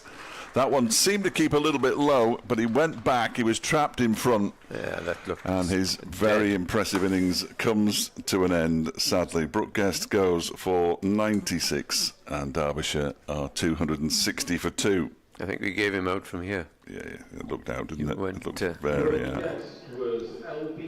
There we go. He did go back. Well, it didn't really move anywhere, and he was trapped right in front of middle stump. He'd have known himself. He'd have known himself, wouldn't he? Now then, who is this? It's Lewis Deploy, the leading run scorer in the county championship. Coming out about if he isn't the leading scorer in the second division, he isn't, because Alex Lees is, but he's up there. Derbyshire's leading scorer in the championship. James Harris picks up his first wicket, having just collected his half century in the 12th over that he's bowled. Yeah, I mean, hit that glorious extra cover drive for 4. Perhaps he was at fault in going back instead of coming forward. Yeah. But I think it was the plumbest of, not much work for Graham Lloyd to have done then.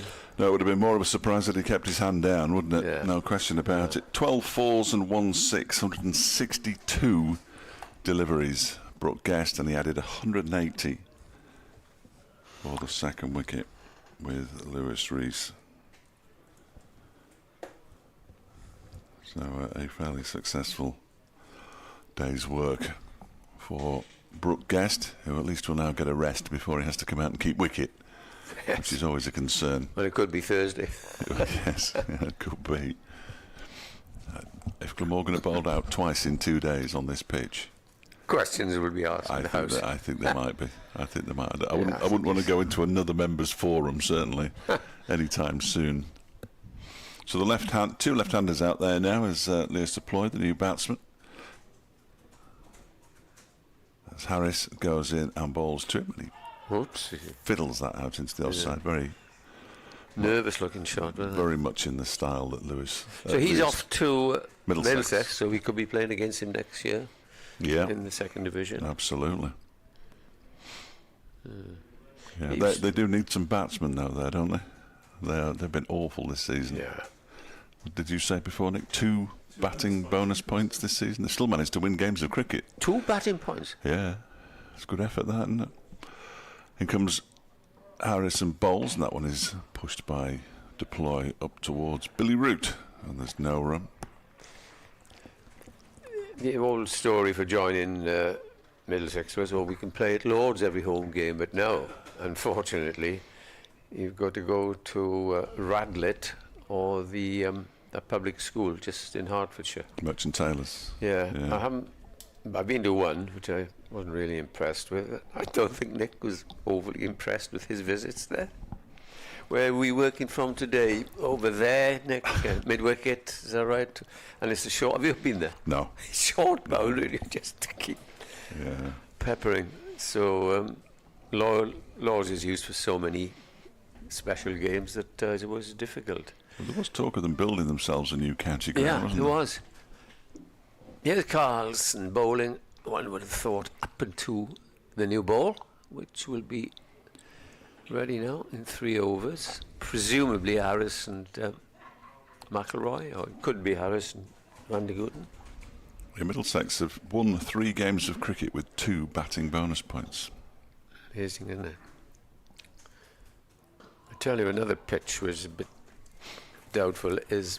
Have you seen the score there today at Warwickshire? No. 38 for 6 at one stage, Somerset. Well, not much underrated, I think, Hannon Dalby. And Rushworth, of course, always takes wicket. Here's the next delivery, which is chipped away to mid-on, there's no run. Yeah, 75 for 6 now, so a recovery of sorts.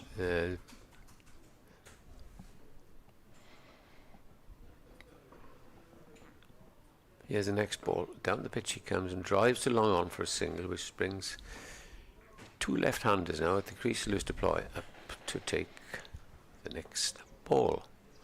Lewis Deploy, what nationality? Is he a South African? He is a South Thought he African. was, yeah. With a Hungarian passport.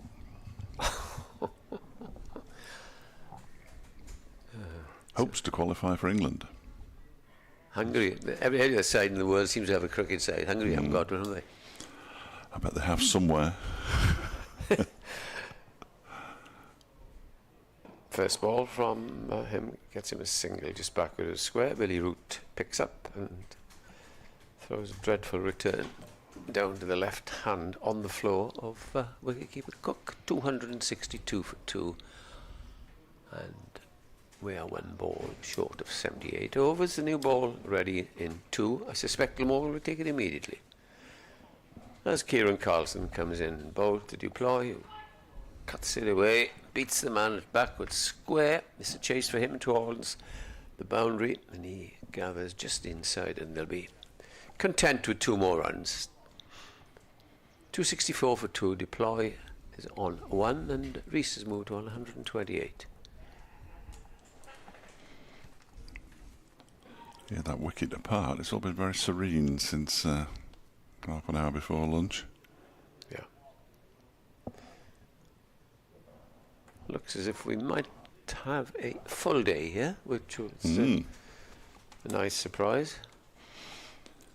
The forecast for here last week, was when lovely. we were looking but when we were looking ahead to this Yeah. week, it was awful. Yeah, but it's changed. improved dramatically over the last couple of days. Well, I thought they could forecast weeks ahead. No, they these can't. days they can't. They can barely tell you what's happening tomorrow, Edward. Yeah. Harris begins a new over. I'm just going to diss. That's a no ball for height.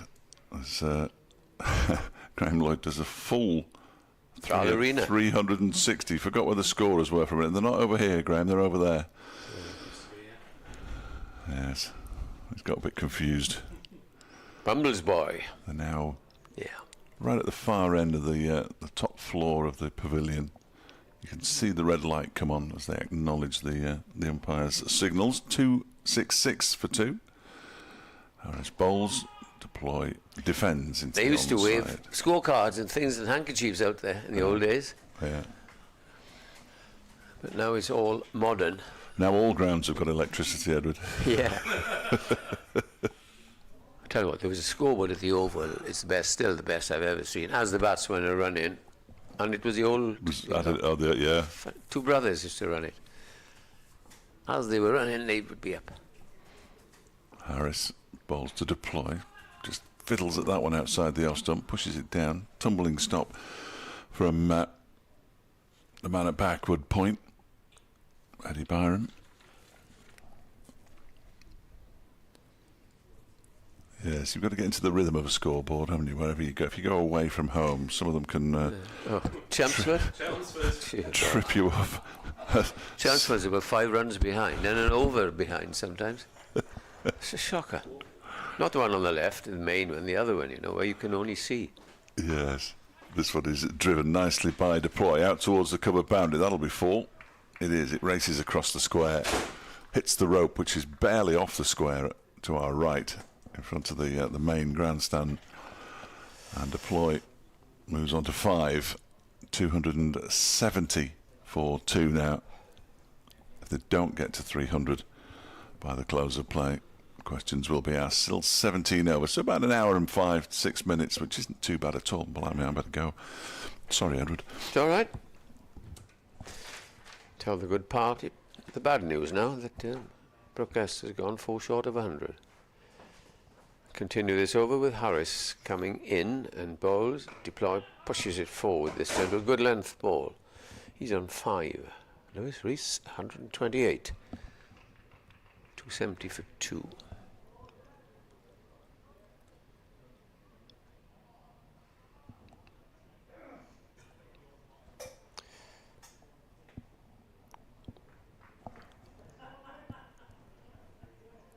Harris walks back to his mark, one of the 2 wicket takers, and bowls to Deploy. Deploy jabs that out in front of him. Good length ball. That's the end of another. No, it isn't the end of another over because there's one ball left.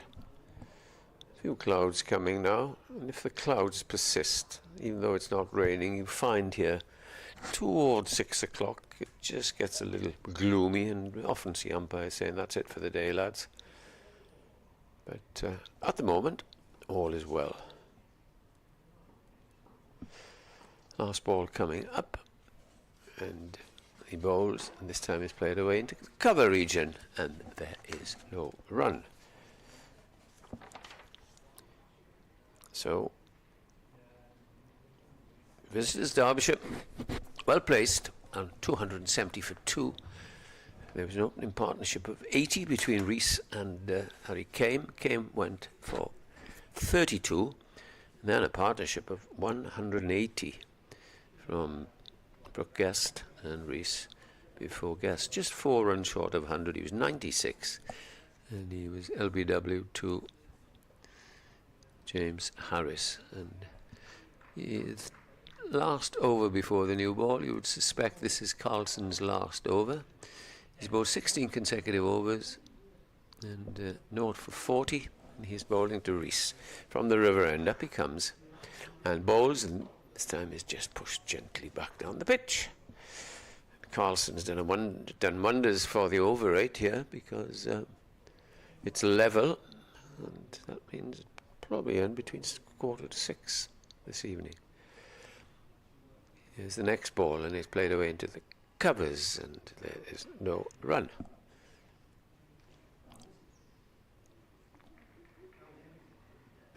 Not for 40, I said it's not for 60. It's getting a little bit gloomy. Here's the next ball. It's driven back to the bowler, and there's no run. 270 for 2.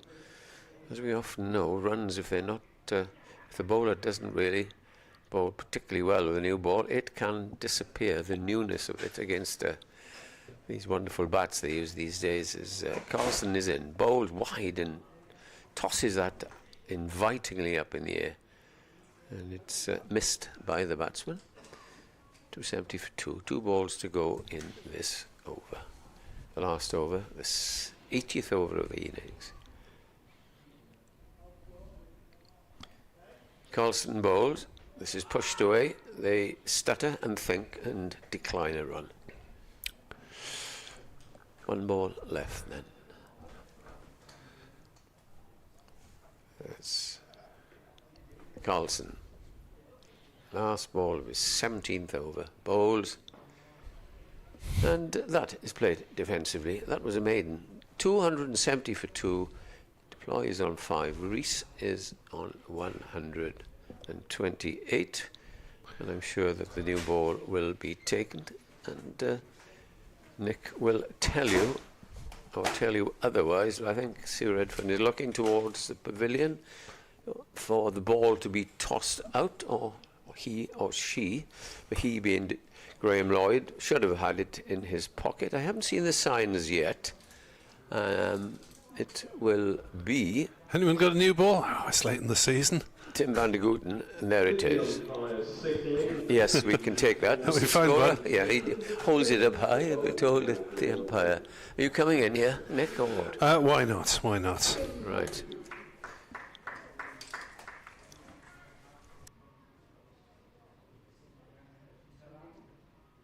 So Tim van der Hookton will take the new ball. To no one's surprise at all.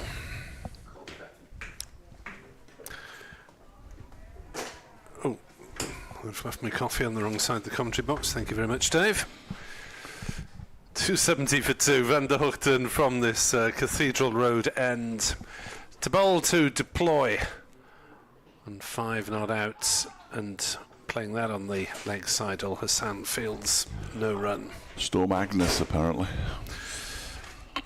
Is what's coming. Yeah. It's going to miss most of the Midlands. It'll be a bit blustery tomorrow evening. I think it's hitting further south by the sound of it.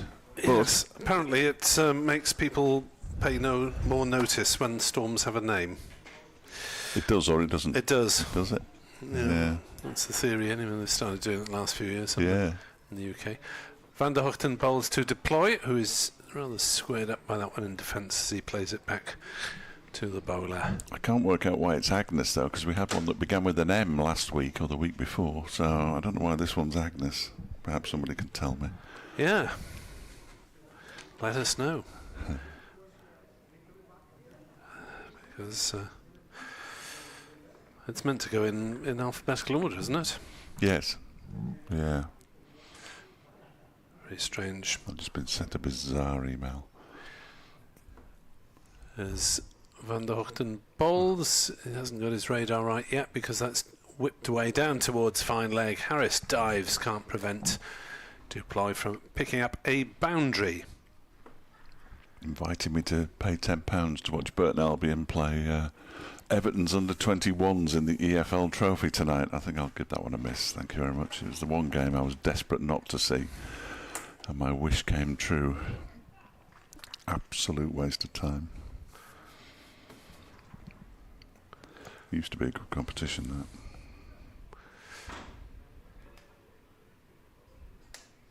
And the Hoogten right arm round bowls again on leg stump this time.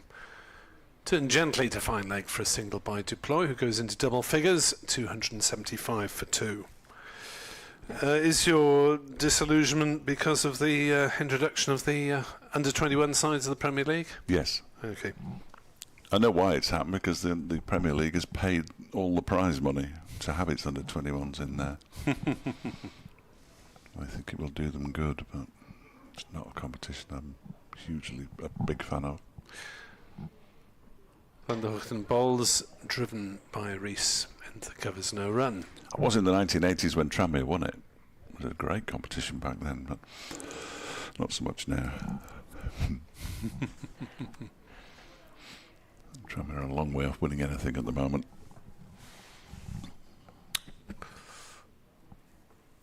As Van der Hoogten examines the new cherry, sets off to hurl it somewhere in the direction of Lewis Rees, who drives to mid-off.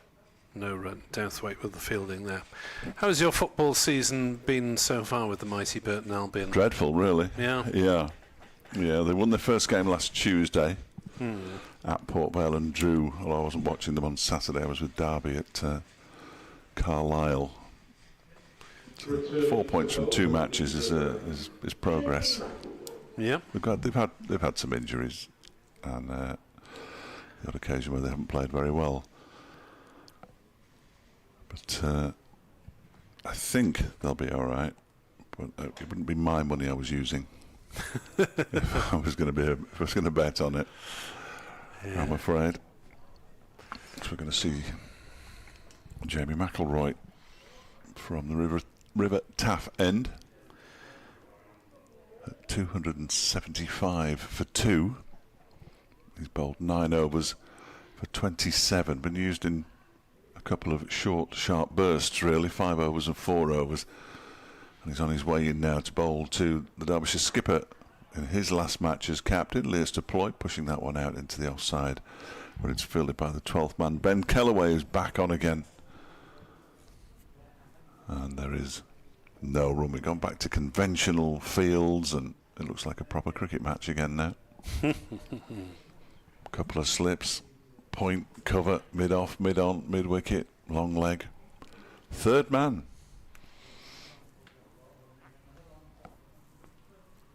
McElroy is in, bowls, and that's left alone by Duploy to go through to Chris Cook.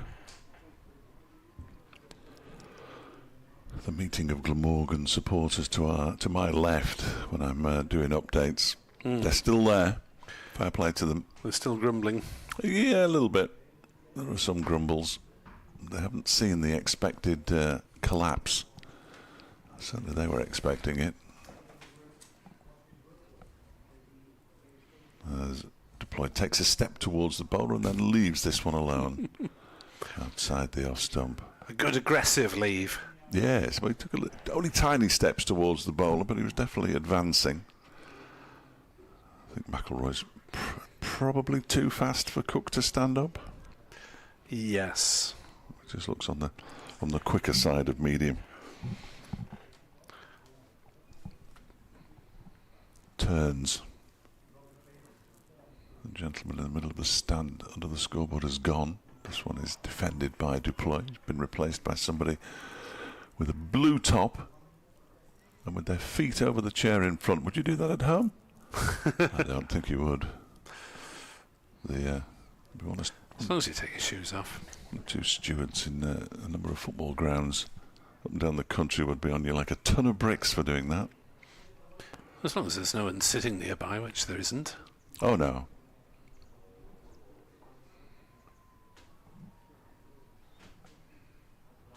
There is McElroy again, and once more it's defended by Duploy up to mid-off. You can tell it's coming on to winter. There are people out there in shorts still, and in the sunshine it's very pleasant.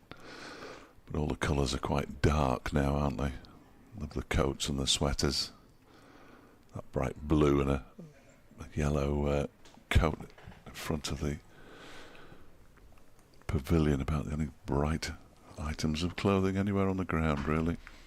A couple of reds at the far end, as you might expect in Cardiff.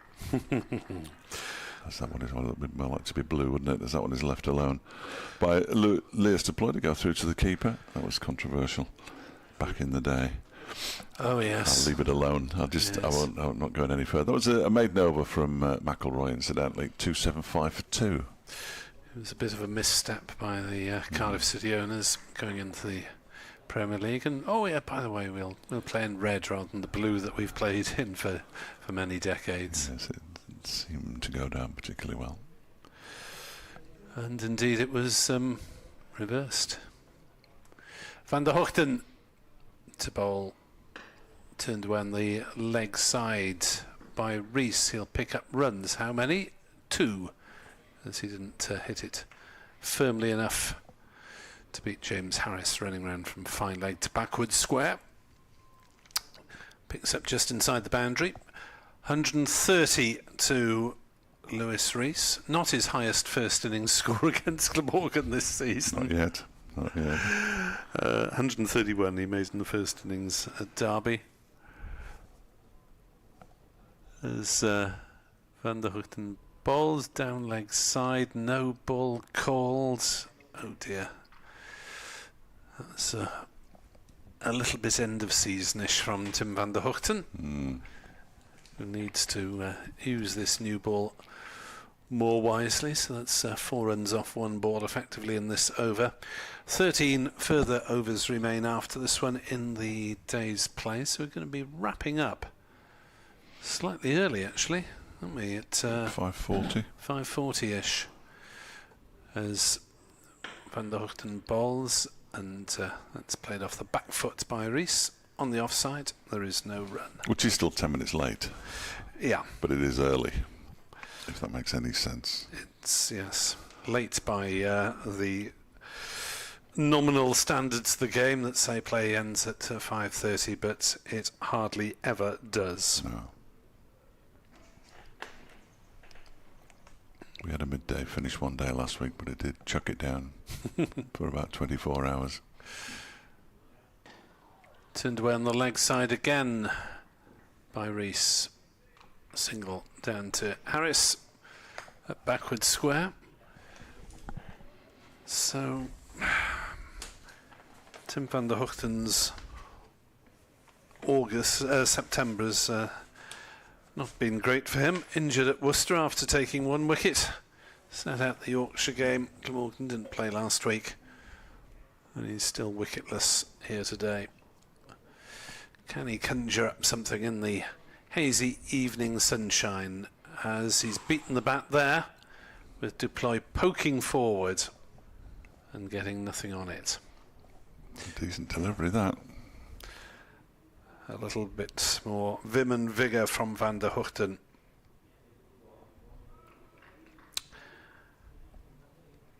Stung by the words from the commentary box or not, as the case may be. Dave Fletcher solely responsible for Brooke Guest's dismissal on 96. Van der Hoogten bowls, driven by Duploy to mid-off Douthwaite Fields, no run. Yes, I'll take responsibility when I see him. thing is, we always remember the situations where we say something's probably about to happen and it doesn't, and we forget the dozens of times when we say someone's going to get to 50 or 100 and they do. Yeah, no, we can't do anything about it. Van Duchten bounds in and Duploy pushes forward, not with entire confidence, just rehearses the shot. Doesn't look too elegant. Oh, there have been 2 Van Duchten no balls in this over. Might have missed the previous one. I didn't see the last one. So this is an 8-ball over, or at least. It can take I say it regularly, but Duploy can take a while to get into his stride. Once he does... He's been effective this season, hasn't he? As he works that one to mid-wicket. Tim Van Duchten has finally finished his over that cost 3 off the bat, and also conceded a couple of no balls. The double century that he scored against Worcestershire, I think it was Worcestershire. Certainly his innings against Worcestershire with Anuj Dal was spectacular. He had a spectacular innings down at Hove. It doesn't look like the sort of pitch anyone's going to play a spectacular innings. No, not really. It's not coming on. You have to work for your runs. But the continue's gone up to nearly 3.5 and over. Again, as McIlroy begins his second over of this spell with a new ball from the River Taff end, and it's turned into the leg side by Rees, where it's fielded by Byram. And there is no run. I think our ranks in the social club this evening are being swelled. A couple of new arrivals this evening, so that's exciting. They have to buy the first rounds. Plural, yes. is McIlroy bowling to Rees, who again pushes this into the onside, this time slightly straighter.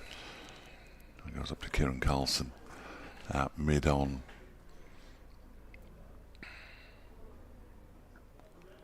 So always nice to see these people. Just sad that we'll have just 3 more nights.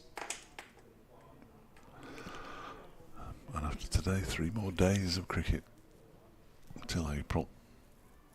As McIlroy bowls, and that one is pushed gently into the offside by Rees.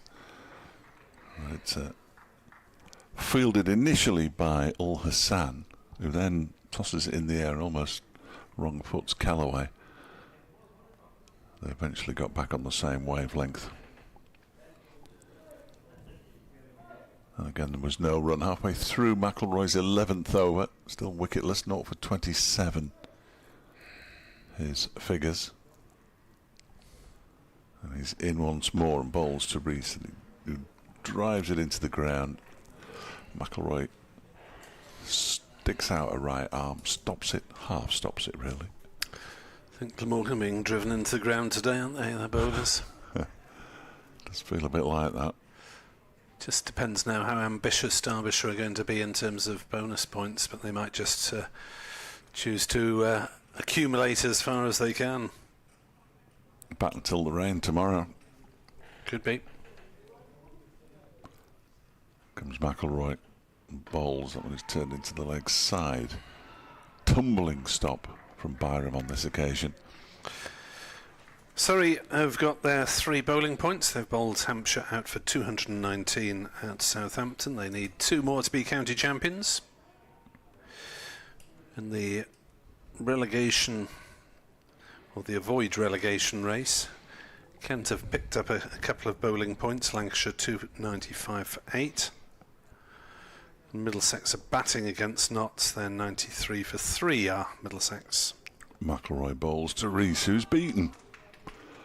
He's on 131 and McIlroy's just beaten him, and he walks 3/4 of the way down the pitch, puts his hands on his knees, and then the pair of them have a little back slapping moment, which is very nice. I've got a Griff stat for you. Right. It's about Lewis Rees. Mm-hmm.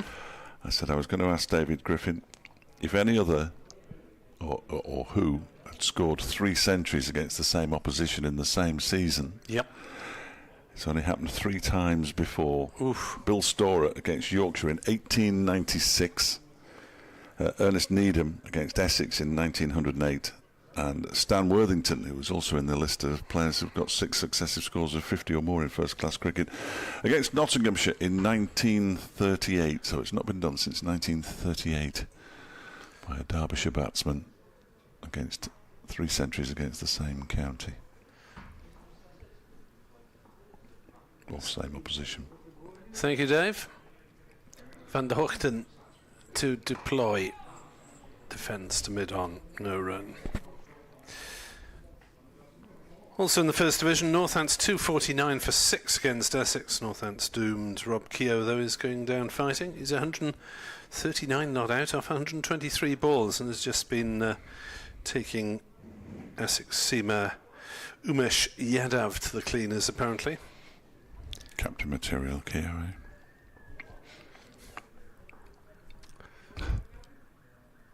In comes Van der Hoogten and deploy plays on the leg side, and there's no run. Somerset recovering, 285 for 6 at Edgbaston, having been 37 for 6. In Division 2, Durham 356 for 4 against Leicestershire. Century for Graham Clark. David Bedingham about to join him in 3 figures, one would expect. Van der Hoogten steams in, bowls to deploy, who defends back to him. And again, there's no run. Also in Division 2, Worcestershire, well, they could after all get some batting points. They need just a couple to be promoted. They're 201 for 4, recovering from having been 67 for 4 against Yorkshire. So good news for Worcestershire, bad news for those of us who rather like going to New Road. Yeah, absolutely. Van der Hoogten bowls, played into the offside, fielded by Sub Callaway, no run. You rather feel we're only lending them to the First Division, though, don't you? Given the players they've lost. Yes, possibly. Signed a few as well, but they've lost. I think it's lost 5 and signed 3 last time I looked. At Hove, Gloucestershire, 81 for 3 in reply to Sussex's 202 all out. In terms of the relegation from the First Division, as Van der Hoogten sets off and bowls to Leas deploy. The appeal for LBW, not given, dies away quite quickly. A bit of frustration from Glamorgan. Thought it was worth a yell. Probably was. And deploy a little bit squared up, but not given. In terms of who's coming down, so we see a replay on the video stream. Good shout. Inquiry. Good shout. That was close. That was close. Be interesting to hear why umpire Lloyd said no there. Maybe struck just outside the line. Deploy plays it to point. There's no run. Maiden over from Van der Hoogten. 282 for 2. It's just in terms of where we enjoy going, doesn't it? In the First Division, if it's Lords, then we'd probably rather Middlesex come down, and if it's not Lords that hosts Derbyshire or Glamorgan, if we're forced to go to one of the outgrounds for 4 days, then maybe not. I'm sure that Lords is a great place to work anyway. It's expensive and all the rest of it, isn't it? That just means I can catch up with family members in London for a couple of days. Well, I don't have any of those in London, so... Jamie McElroy from the River Taff end bowls to Lewis Rees, who plays it back towards the bowler. There's no run. We've been to Canterbury for a long time. It seems a long time. Can't be that long, surely, but... No, Glamorgan played there possibly in the COVID season when Darren Stevens hit them for an awful lot of runs, and it rained most of the rest of the time. With nobody to talk to. Next delivery from McElroy's defended by Rees, pushed up to mid-on. I think it was from the COVID seasons. But it did rain for 3 out of 4 days quite considerably. In fact, I think they started at 4:30 on one day and 5:30 on another, and then it hosed it down at lunchtime on the final day, and we're quite thankful. McIlroy in bowls to Rees, who clips this one into the leg side, but straight to Byram, who's fielding at mid-wicket. It wasn't draining terribly well at the time, Canterbury, which is strange considering there's such Big a slope. Yes. And we asked Darren Stevens about his innings, and he just said he was hitting with the wind because there was quite a vigorous crosswind. Hit an awful lot of sixes. Former Derbyshire loanee. I don't think that's his main claim to fame. I think it might be. This next delivery from McIlroy's left alone by Lewis Rees. I'm sure he remembers his interview in the bowels of Edgbaston with great fondness. When I asked him if he considered joining Derbyshire permanently, he said, "Well, Kent don't want me." They wanted him soon after that, and he signed an extension to his contract and carried on playing till he was 112.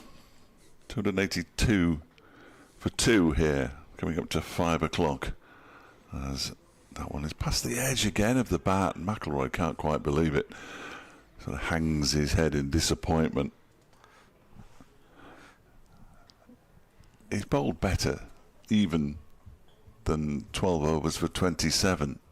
Jamie McIlroy. He's beaten the bat 3 or 4 times. Not many have. Yeah, he's been tight, even when not taking wickets this season. McIlroy's generally bowled a good line and kept economy rate under 3.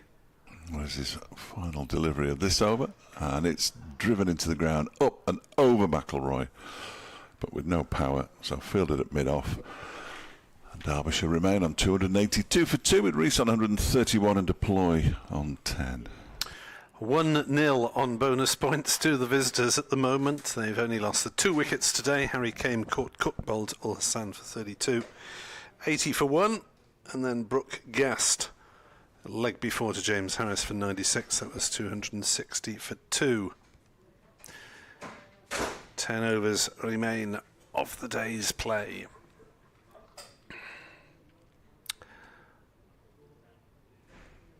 There's Van der Hoogten with a ring field and a couple of slips, 5 saving the single, and Deploy poking forward and sending the ball no more than about 8 metres out into the offside. Didn't think about the quick single. So Derbyshire batting themselves into a place where they should not lose this match if scoring rates remain low.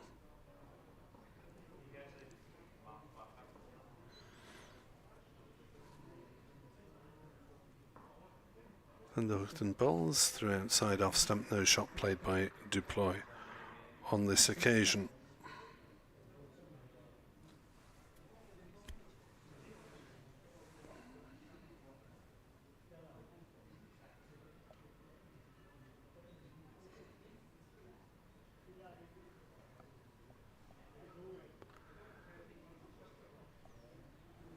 So the light high cloud has returned. Should just about get away with it on the light front, I think, as Van der Hoogten bowls. Deploy runs it down to third man for a single. He moves to 11. That's the first run for about 2.5 overs at least.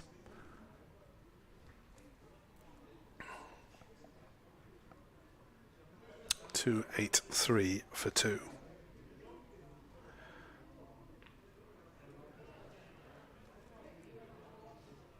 Not exactly the farewell that Matthew Maynard would have hoped for. Watching his bowlers labour away as that's edged but safely by Rees. Down to third man for a single wide of the 2 slips. Rees to 132. Run rate coming down under 3.3.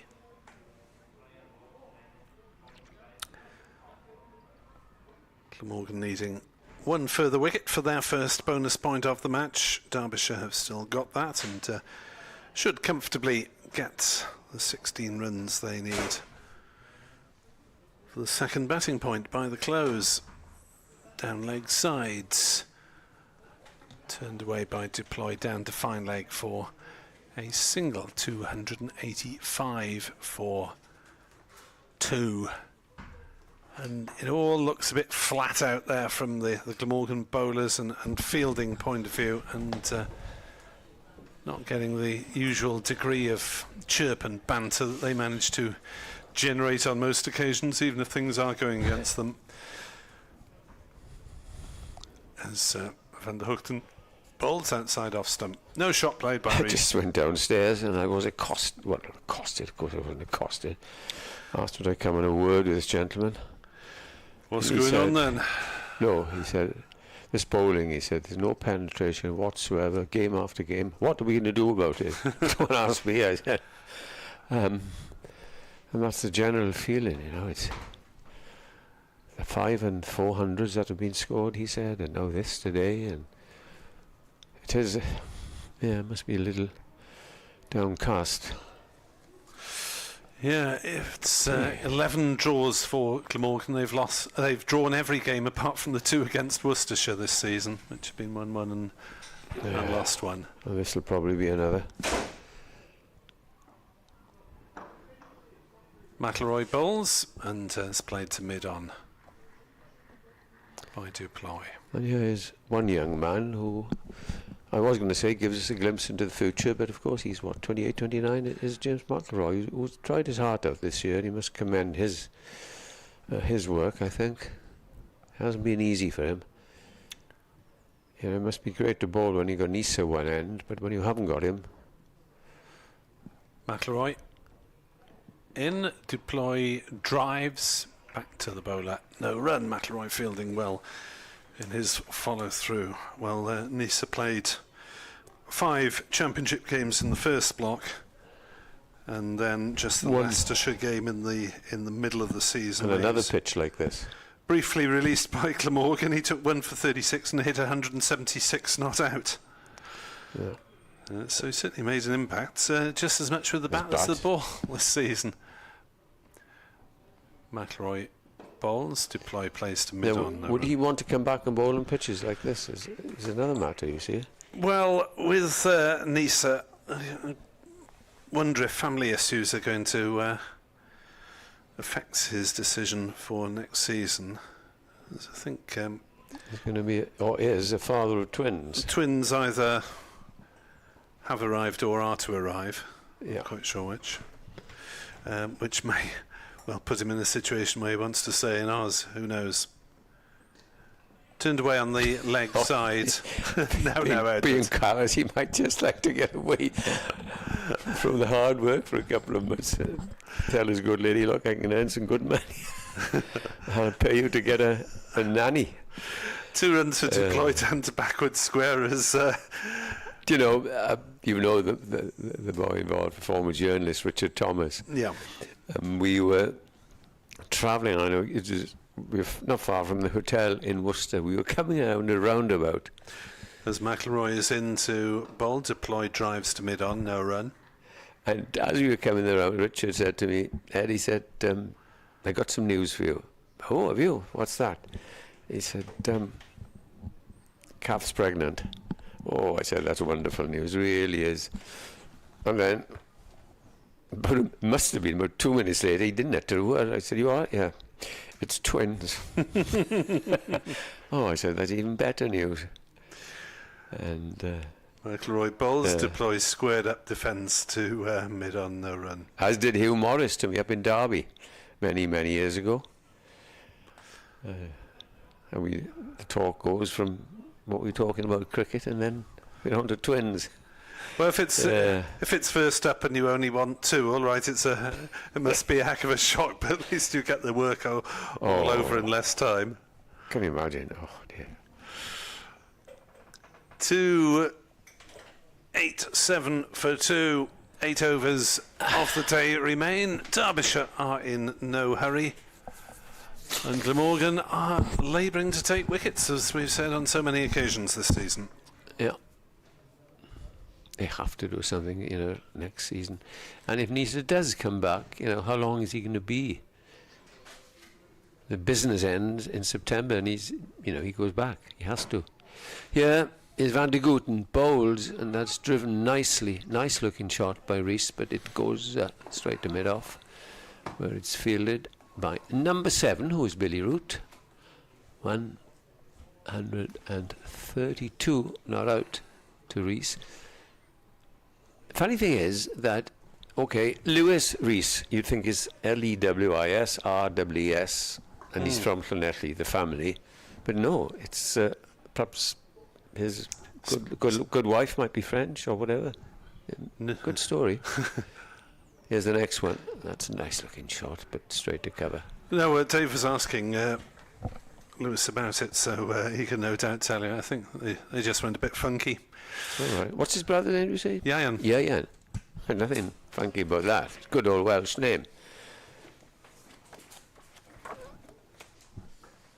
287 is the formidable score as Mr. Fletcher returns from his labours.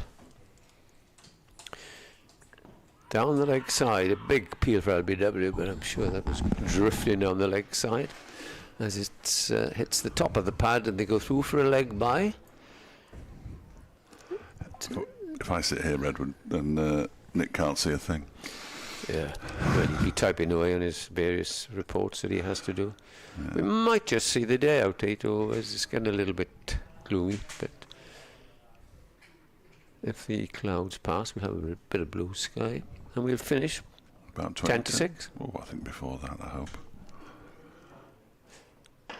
Nice looking shot, straight to root mid-off.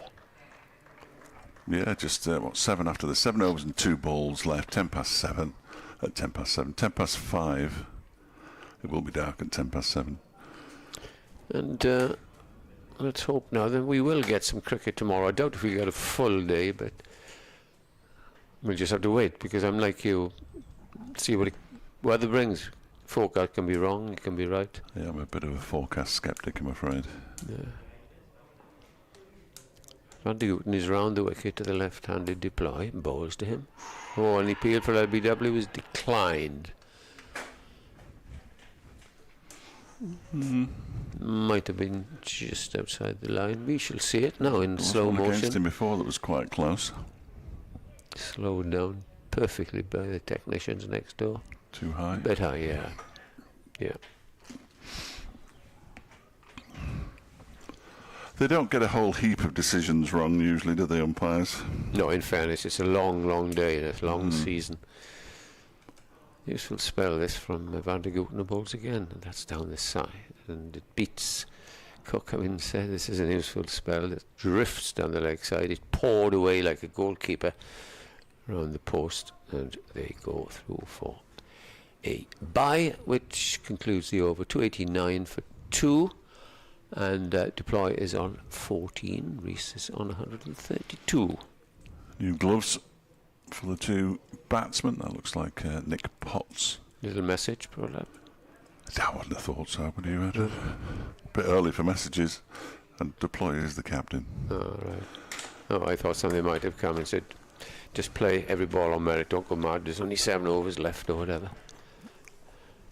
I'd be hugely disappointed if 2 batsmen as experienced as these 2 had to be told. I think Deploy was playing he had a milestone number of games last week, and this is the 99th first class match, I think, that Lewis Rees has played. So bags of experience between them.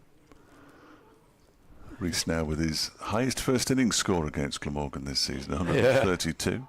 As Jamie McElroy just squares Deploy up a little bit there as he tries to turn it into the leg side. It actually goes out into the offside towards the covers where Ul Hassan was fielding. There was no run. Ul Hassan, one of the 2 wicket takers. Harris the other. Ul Hassan looks like he's warming up again. So we'll have a little burst of him with the new ball. They'll get 3 overs maximum. As McIlroy is in, and that one is pushed out to him once more by Deploy, with the same end result of no run.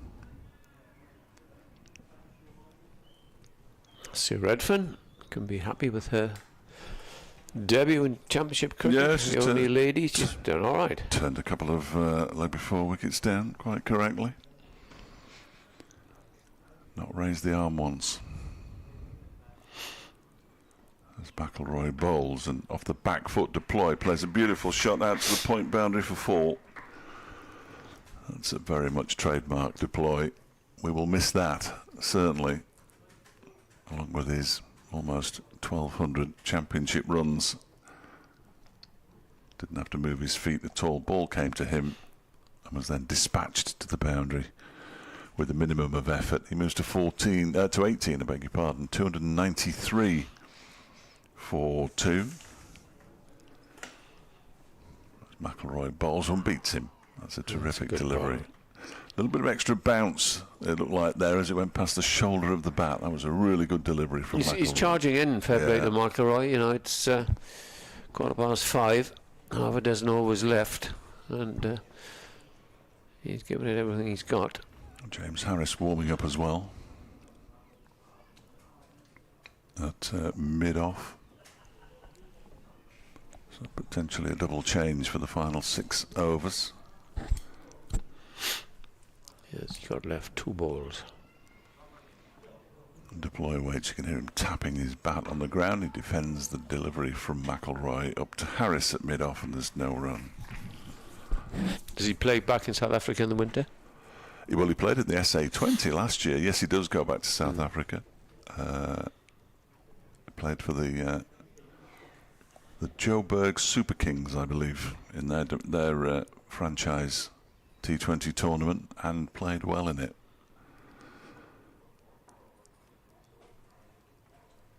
As McIlroy completes the over, it's a punch again off the back foot, nicely fielded by Ul Hassan at cover, and the over comes to an end. 14 overs now for 33 runs. Jamie McIlroy, that might be his work done for the day.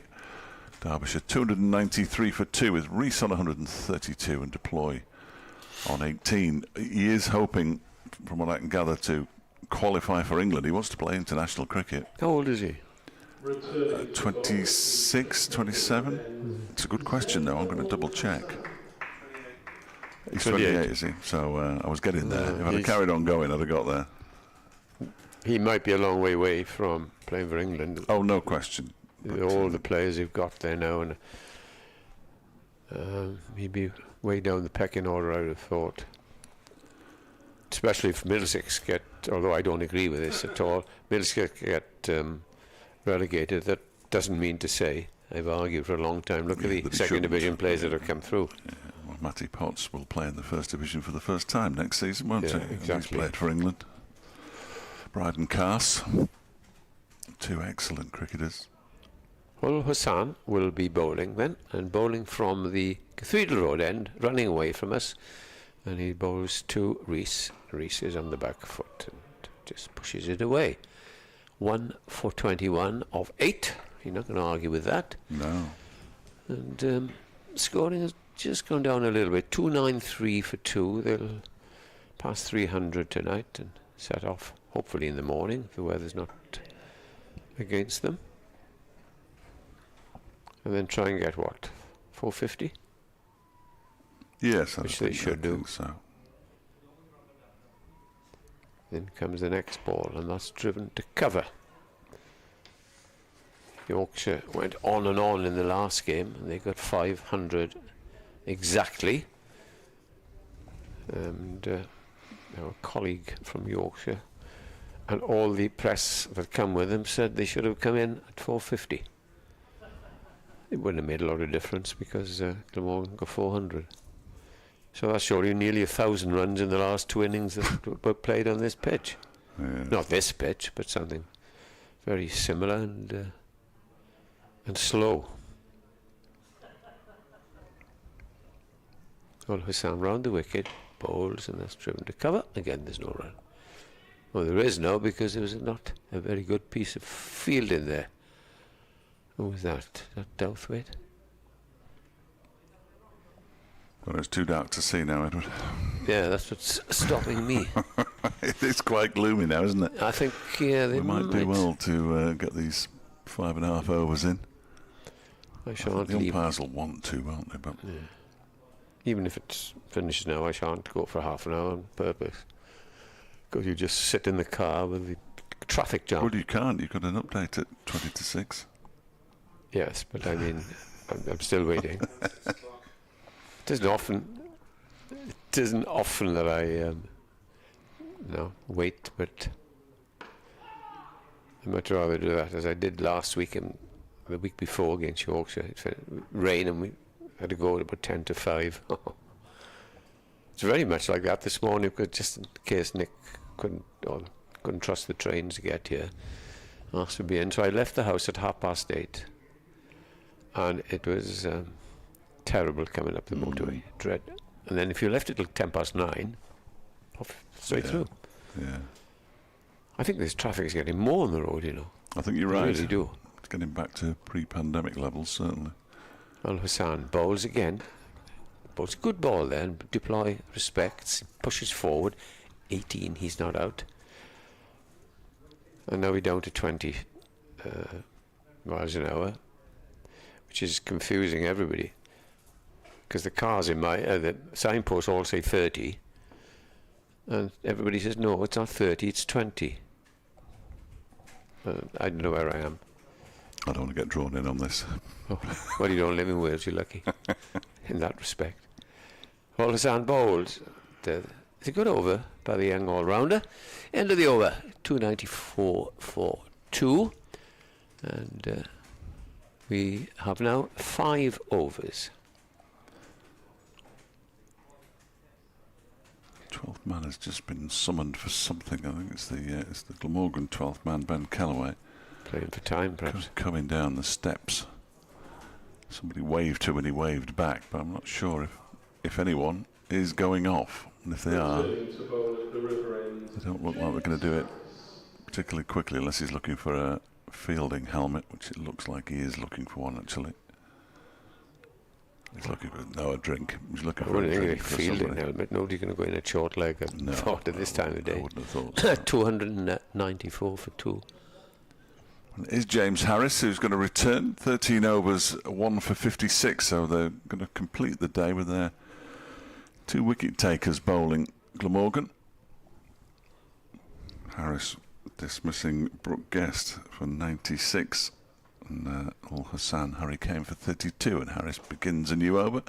The ball is clipped away for 4 beautifully by Lewis Rees, who moves to 137, and Derbyshire up to 298 for 2.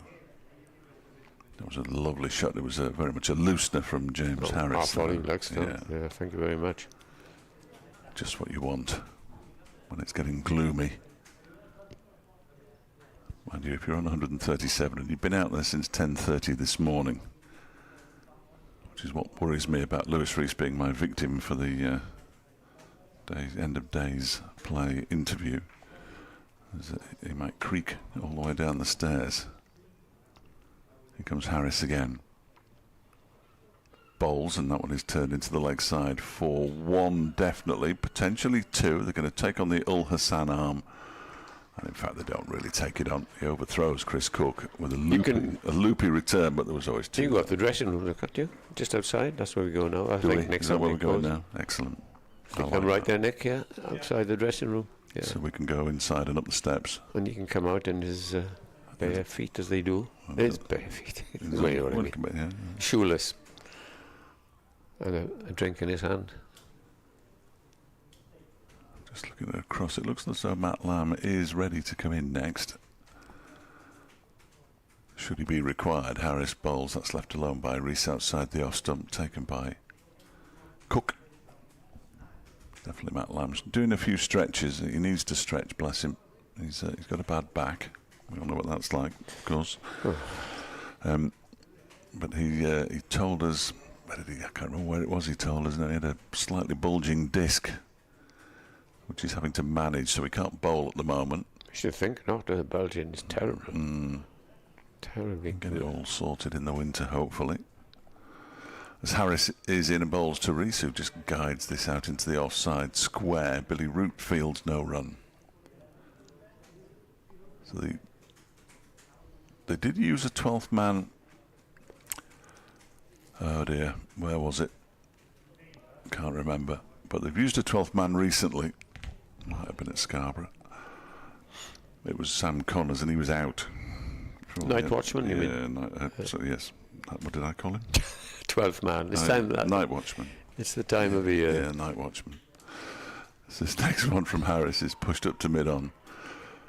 Yeah, he was used as a night watchman but got out before the end of the day and was then replaced by the man he was sent in. People who would have been listening said, chaos. yeah, the 12th man came in to bat at the end of the day. What's the matter with that chap? He's got absolutely no idea what he's talking about. That's the matter with him. Mickey Arthur on the television there. Looks like the game here in the Champions Trophy. Potentially.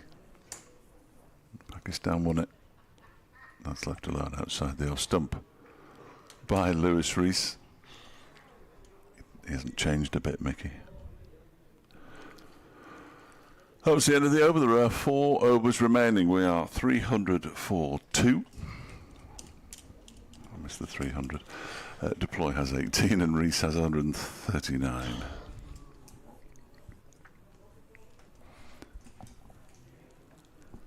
Which means this afternoon, I shouldn't have started this, 102 runs.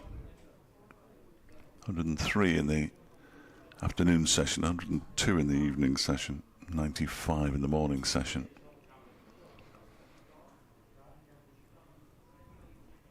It hasn't been electric, but it's been steady, put it that way. Yorkshire. Well, Hassan starts another over and bowls to Deploy. Pushes forward. He's been on 18 for some time now, playing for the morning. Yes.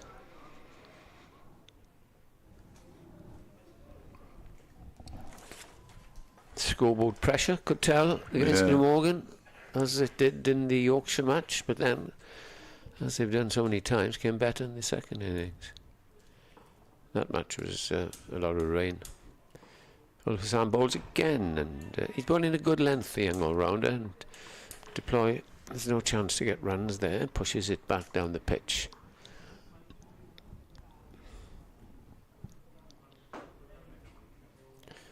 Here's a chat with Graham Lloyd. There's Lewis Rees. Yeah, it's a long day for the umpires, you know. Concentration and... Just standing up for that length of time. Well, Hassan bowls and gets on his toes. This Deploy pushes up to mid-off. When I was at school, cricket coach there, and he was getting rather elderly. And when he used to umpire games, he'd have a shooting stick, which I think is very sensible, don't you? Be massive holes behind the stumps at the end of every day's play. He didn't get anybody out, I can't remember, but I don't think he gave anybody out with a shooting stick.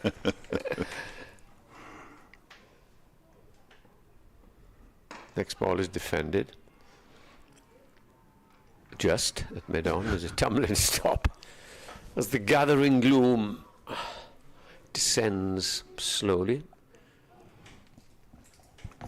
Yeah, once that sun disappears, down it comes. Yeah. 27 minutes past 8 o'clock. Those watching on the stream have just seen plenty of blue sky up above.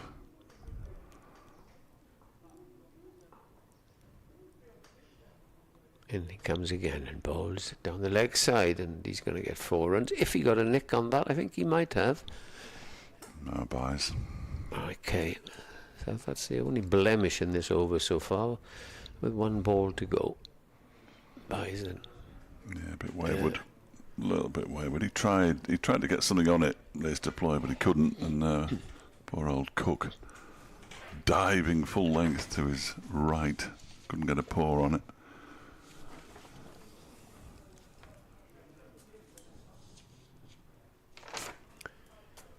You don't get to see many batsmen getting bowled in this ground.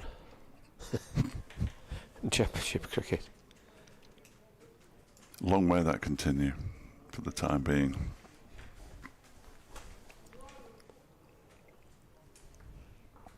Last ball of the over for deploy or defends. He remains on 18, the score 304 for 2. Second bonus point for Derbyshire. Glamorgan need another one to get their first bowling. Stretching clear of Gloucestershire in that battle to finish third from bottom. It must get a bit depressing for the members. Yes, I think you might be right. And the coach, you say, is quite happy ensconced there, but he will... Yeah, I think next year's a big year for him. Yeah, exactly. His third year, is it? Yeah, yeah. He promised a trophy within 3 years. Oh, yeah. And he also promised the title in 5, so he can draw a line. He's one that moves on, though, isn't he? When he doesn't stay it for long. McIlroy, no, not McIlroy. James Harris from the Hares fooled me. Bowls the first ball, his right armour as well. Bowls the first ball of his new over, and it's defended by Lewis Rees towards Dan Douthwaite. Have you got a piece to do now? Yeah, it's about 32 normally. Just after news, weather, sport. We bring you everything you need to know. Apparently. Here comes Harris and bowls. As they say. Reece didn't even bother to play a shot at that one, or he left it with some disdain on that occasion. Yes, keeping the good folk of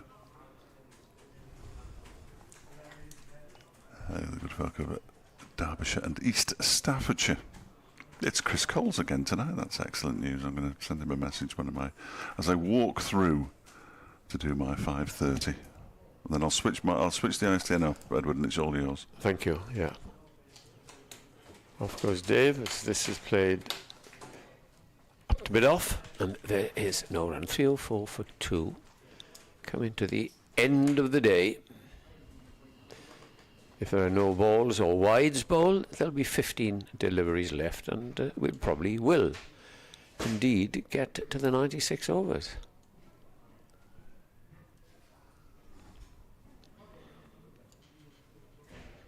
Here is James Harris from that far end. Bowls to Rees. Rees leaves the ball jagged back a bit, but after it had passed the stumps. Just playing for the morning now, these two, because they've gone rather quiet in the last couple of overs, quite understandably so.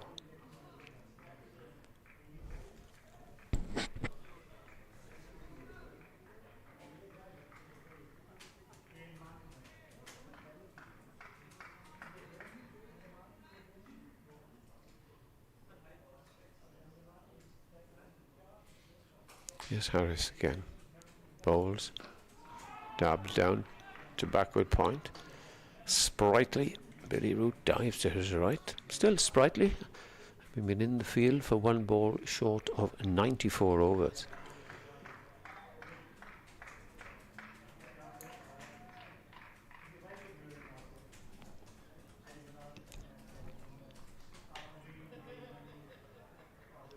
One ball left for James Harris, and he will probably bowl the last over. Here he is. Bowls left. Made an over bowl by James Harris, and it's 304 for 2 with Rees on 139 and Duploy on 18. This will probably get this over done, and then it will be a nick before, as I have to dial in and do all sorts of things to speak to the good Welsh-speaking Welshmen and in the country and abroad. I think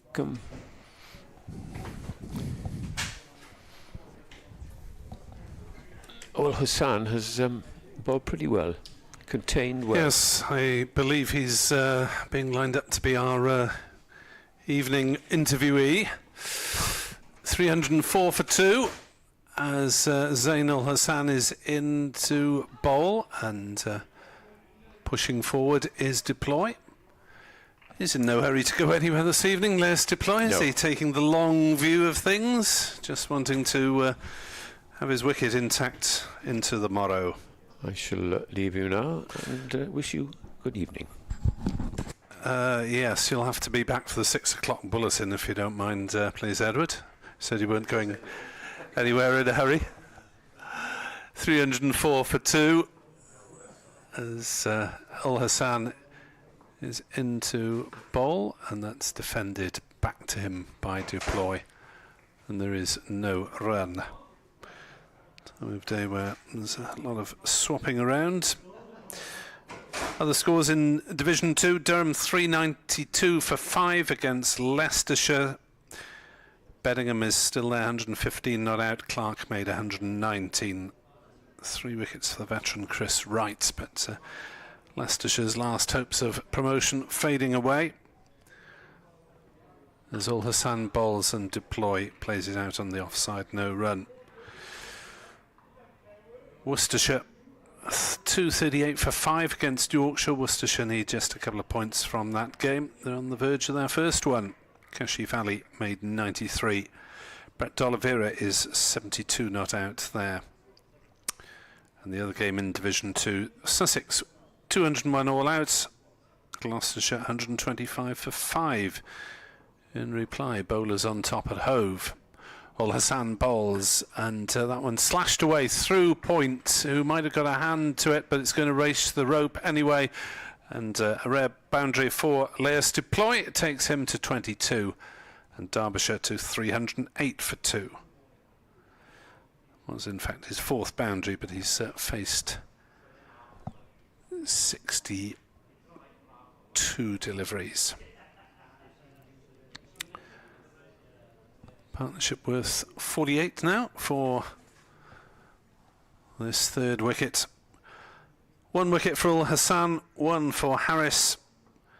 Came 32 and Guest 96, the man out.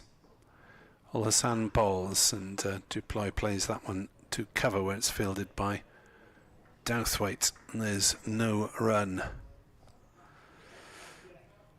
Well, the decision to bowl first looked an obvious one for Kieran Carlson. I don't think anyone who saw the wicket would have been remotely surprised at Carlson's decision, but it really has been not a surface that's given the bowlers any hope at all. Well, the Hassan's had a little bit of movement at times, McIlroy bowling accurately, Gorvin got 1 or 2 to swing. That one's played to mid-wicket by Deploy's no run, as it's fielded by Root. 308 for 2 here on BBC Sport Online. Lewis Rees is on 139, Les Deploy is on 22, and the final over of the day will be described by Mr. Dave Fletcher. Well, the final over of the day, starting at 5:36, absolutely remarkable. Well done to Glamorgan, they deserve great credit for finishing almost on time. Well, the way you give somebody credit for doing something almost, but you know what I mean. It's been a good effort from them. It doesn't happen very often. James Harris then from the River Taff end, bowling to Lewis Rees, who pushes this out into the offside. Matt Lamb has just realised it's the last over of the day, so he has been padded up, and he's going back into the changing room now because he will not be required. You once you lose a wicket in the final over, that's that, rather ridiculously, but those are the regulations. Yes, it's one of cricket's stranger laws, isn't it? Well, it should be or regs. It's not laws. Should be done away with immediately, as this next one is left alone by Lewis Rees outside the off stump. Allowed to go through to Chris Cook. 4 balls to go. Been a good day for Derbyshire. That's a bit of an understatement. Harry came out for 32 this morning. Brooke Guest for 96 this evening, having put on 180 for the 2nd wicket with Lewis Rees. I'll run you through 1 or 2 of Lewis Rees's milestones today. other than the fact that he's now scored his 3rd century against Glamorgan this season in the Championship. He defends the next ball from Harris up to a wide mid-on, and there is no run. But where's that other one that I liked? He's 471 for 1 against Glamorgan in the Championship this season, or 540 for 2 if you include his one-day cup innings. Yeah, I think you probably want to leave the one-day cup innings out because it really brings his average down quite considerably, doesn't it? He has become only the 4th Derbyshire player to record 6 successive scores of 50+ in the Championship. That's a full delivery from Harris. Is dug out and played up to mid-off. When was the last of those? They were all quite a long time ago, weren't they? Yes.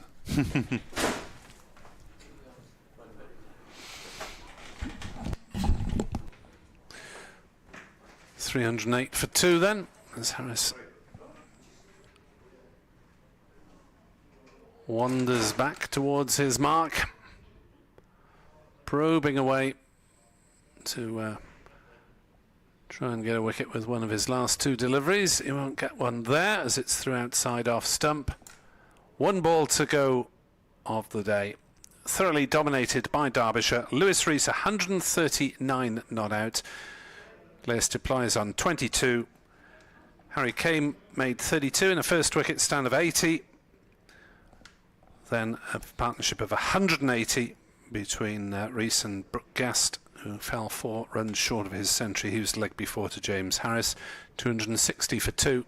It's now 308 for 2. And the final ball of the day from Harris outside off stump, allowed to go through. Rees lives to fight another day. It's been another day in the dirt for Glamorgan. Thank you very much indeed for listening, tuning in, viewing, wherever you've been following us here on BBC Sport Online or through the county websites or YouTube. And hope you can join us again at 10:30 tomorrow morning for day 2 of this final game of the season. Enjoy it while you can, cricket supporters. Derbyshire 308 for 2. They have 2 bonus points. Glamorgan yet to register. We'll be back just before 10:30 tomorrow morning, weather permitting. Good night, Nostar.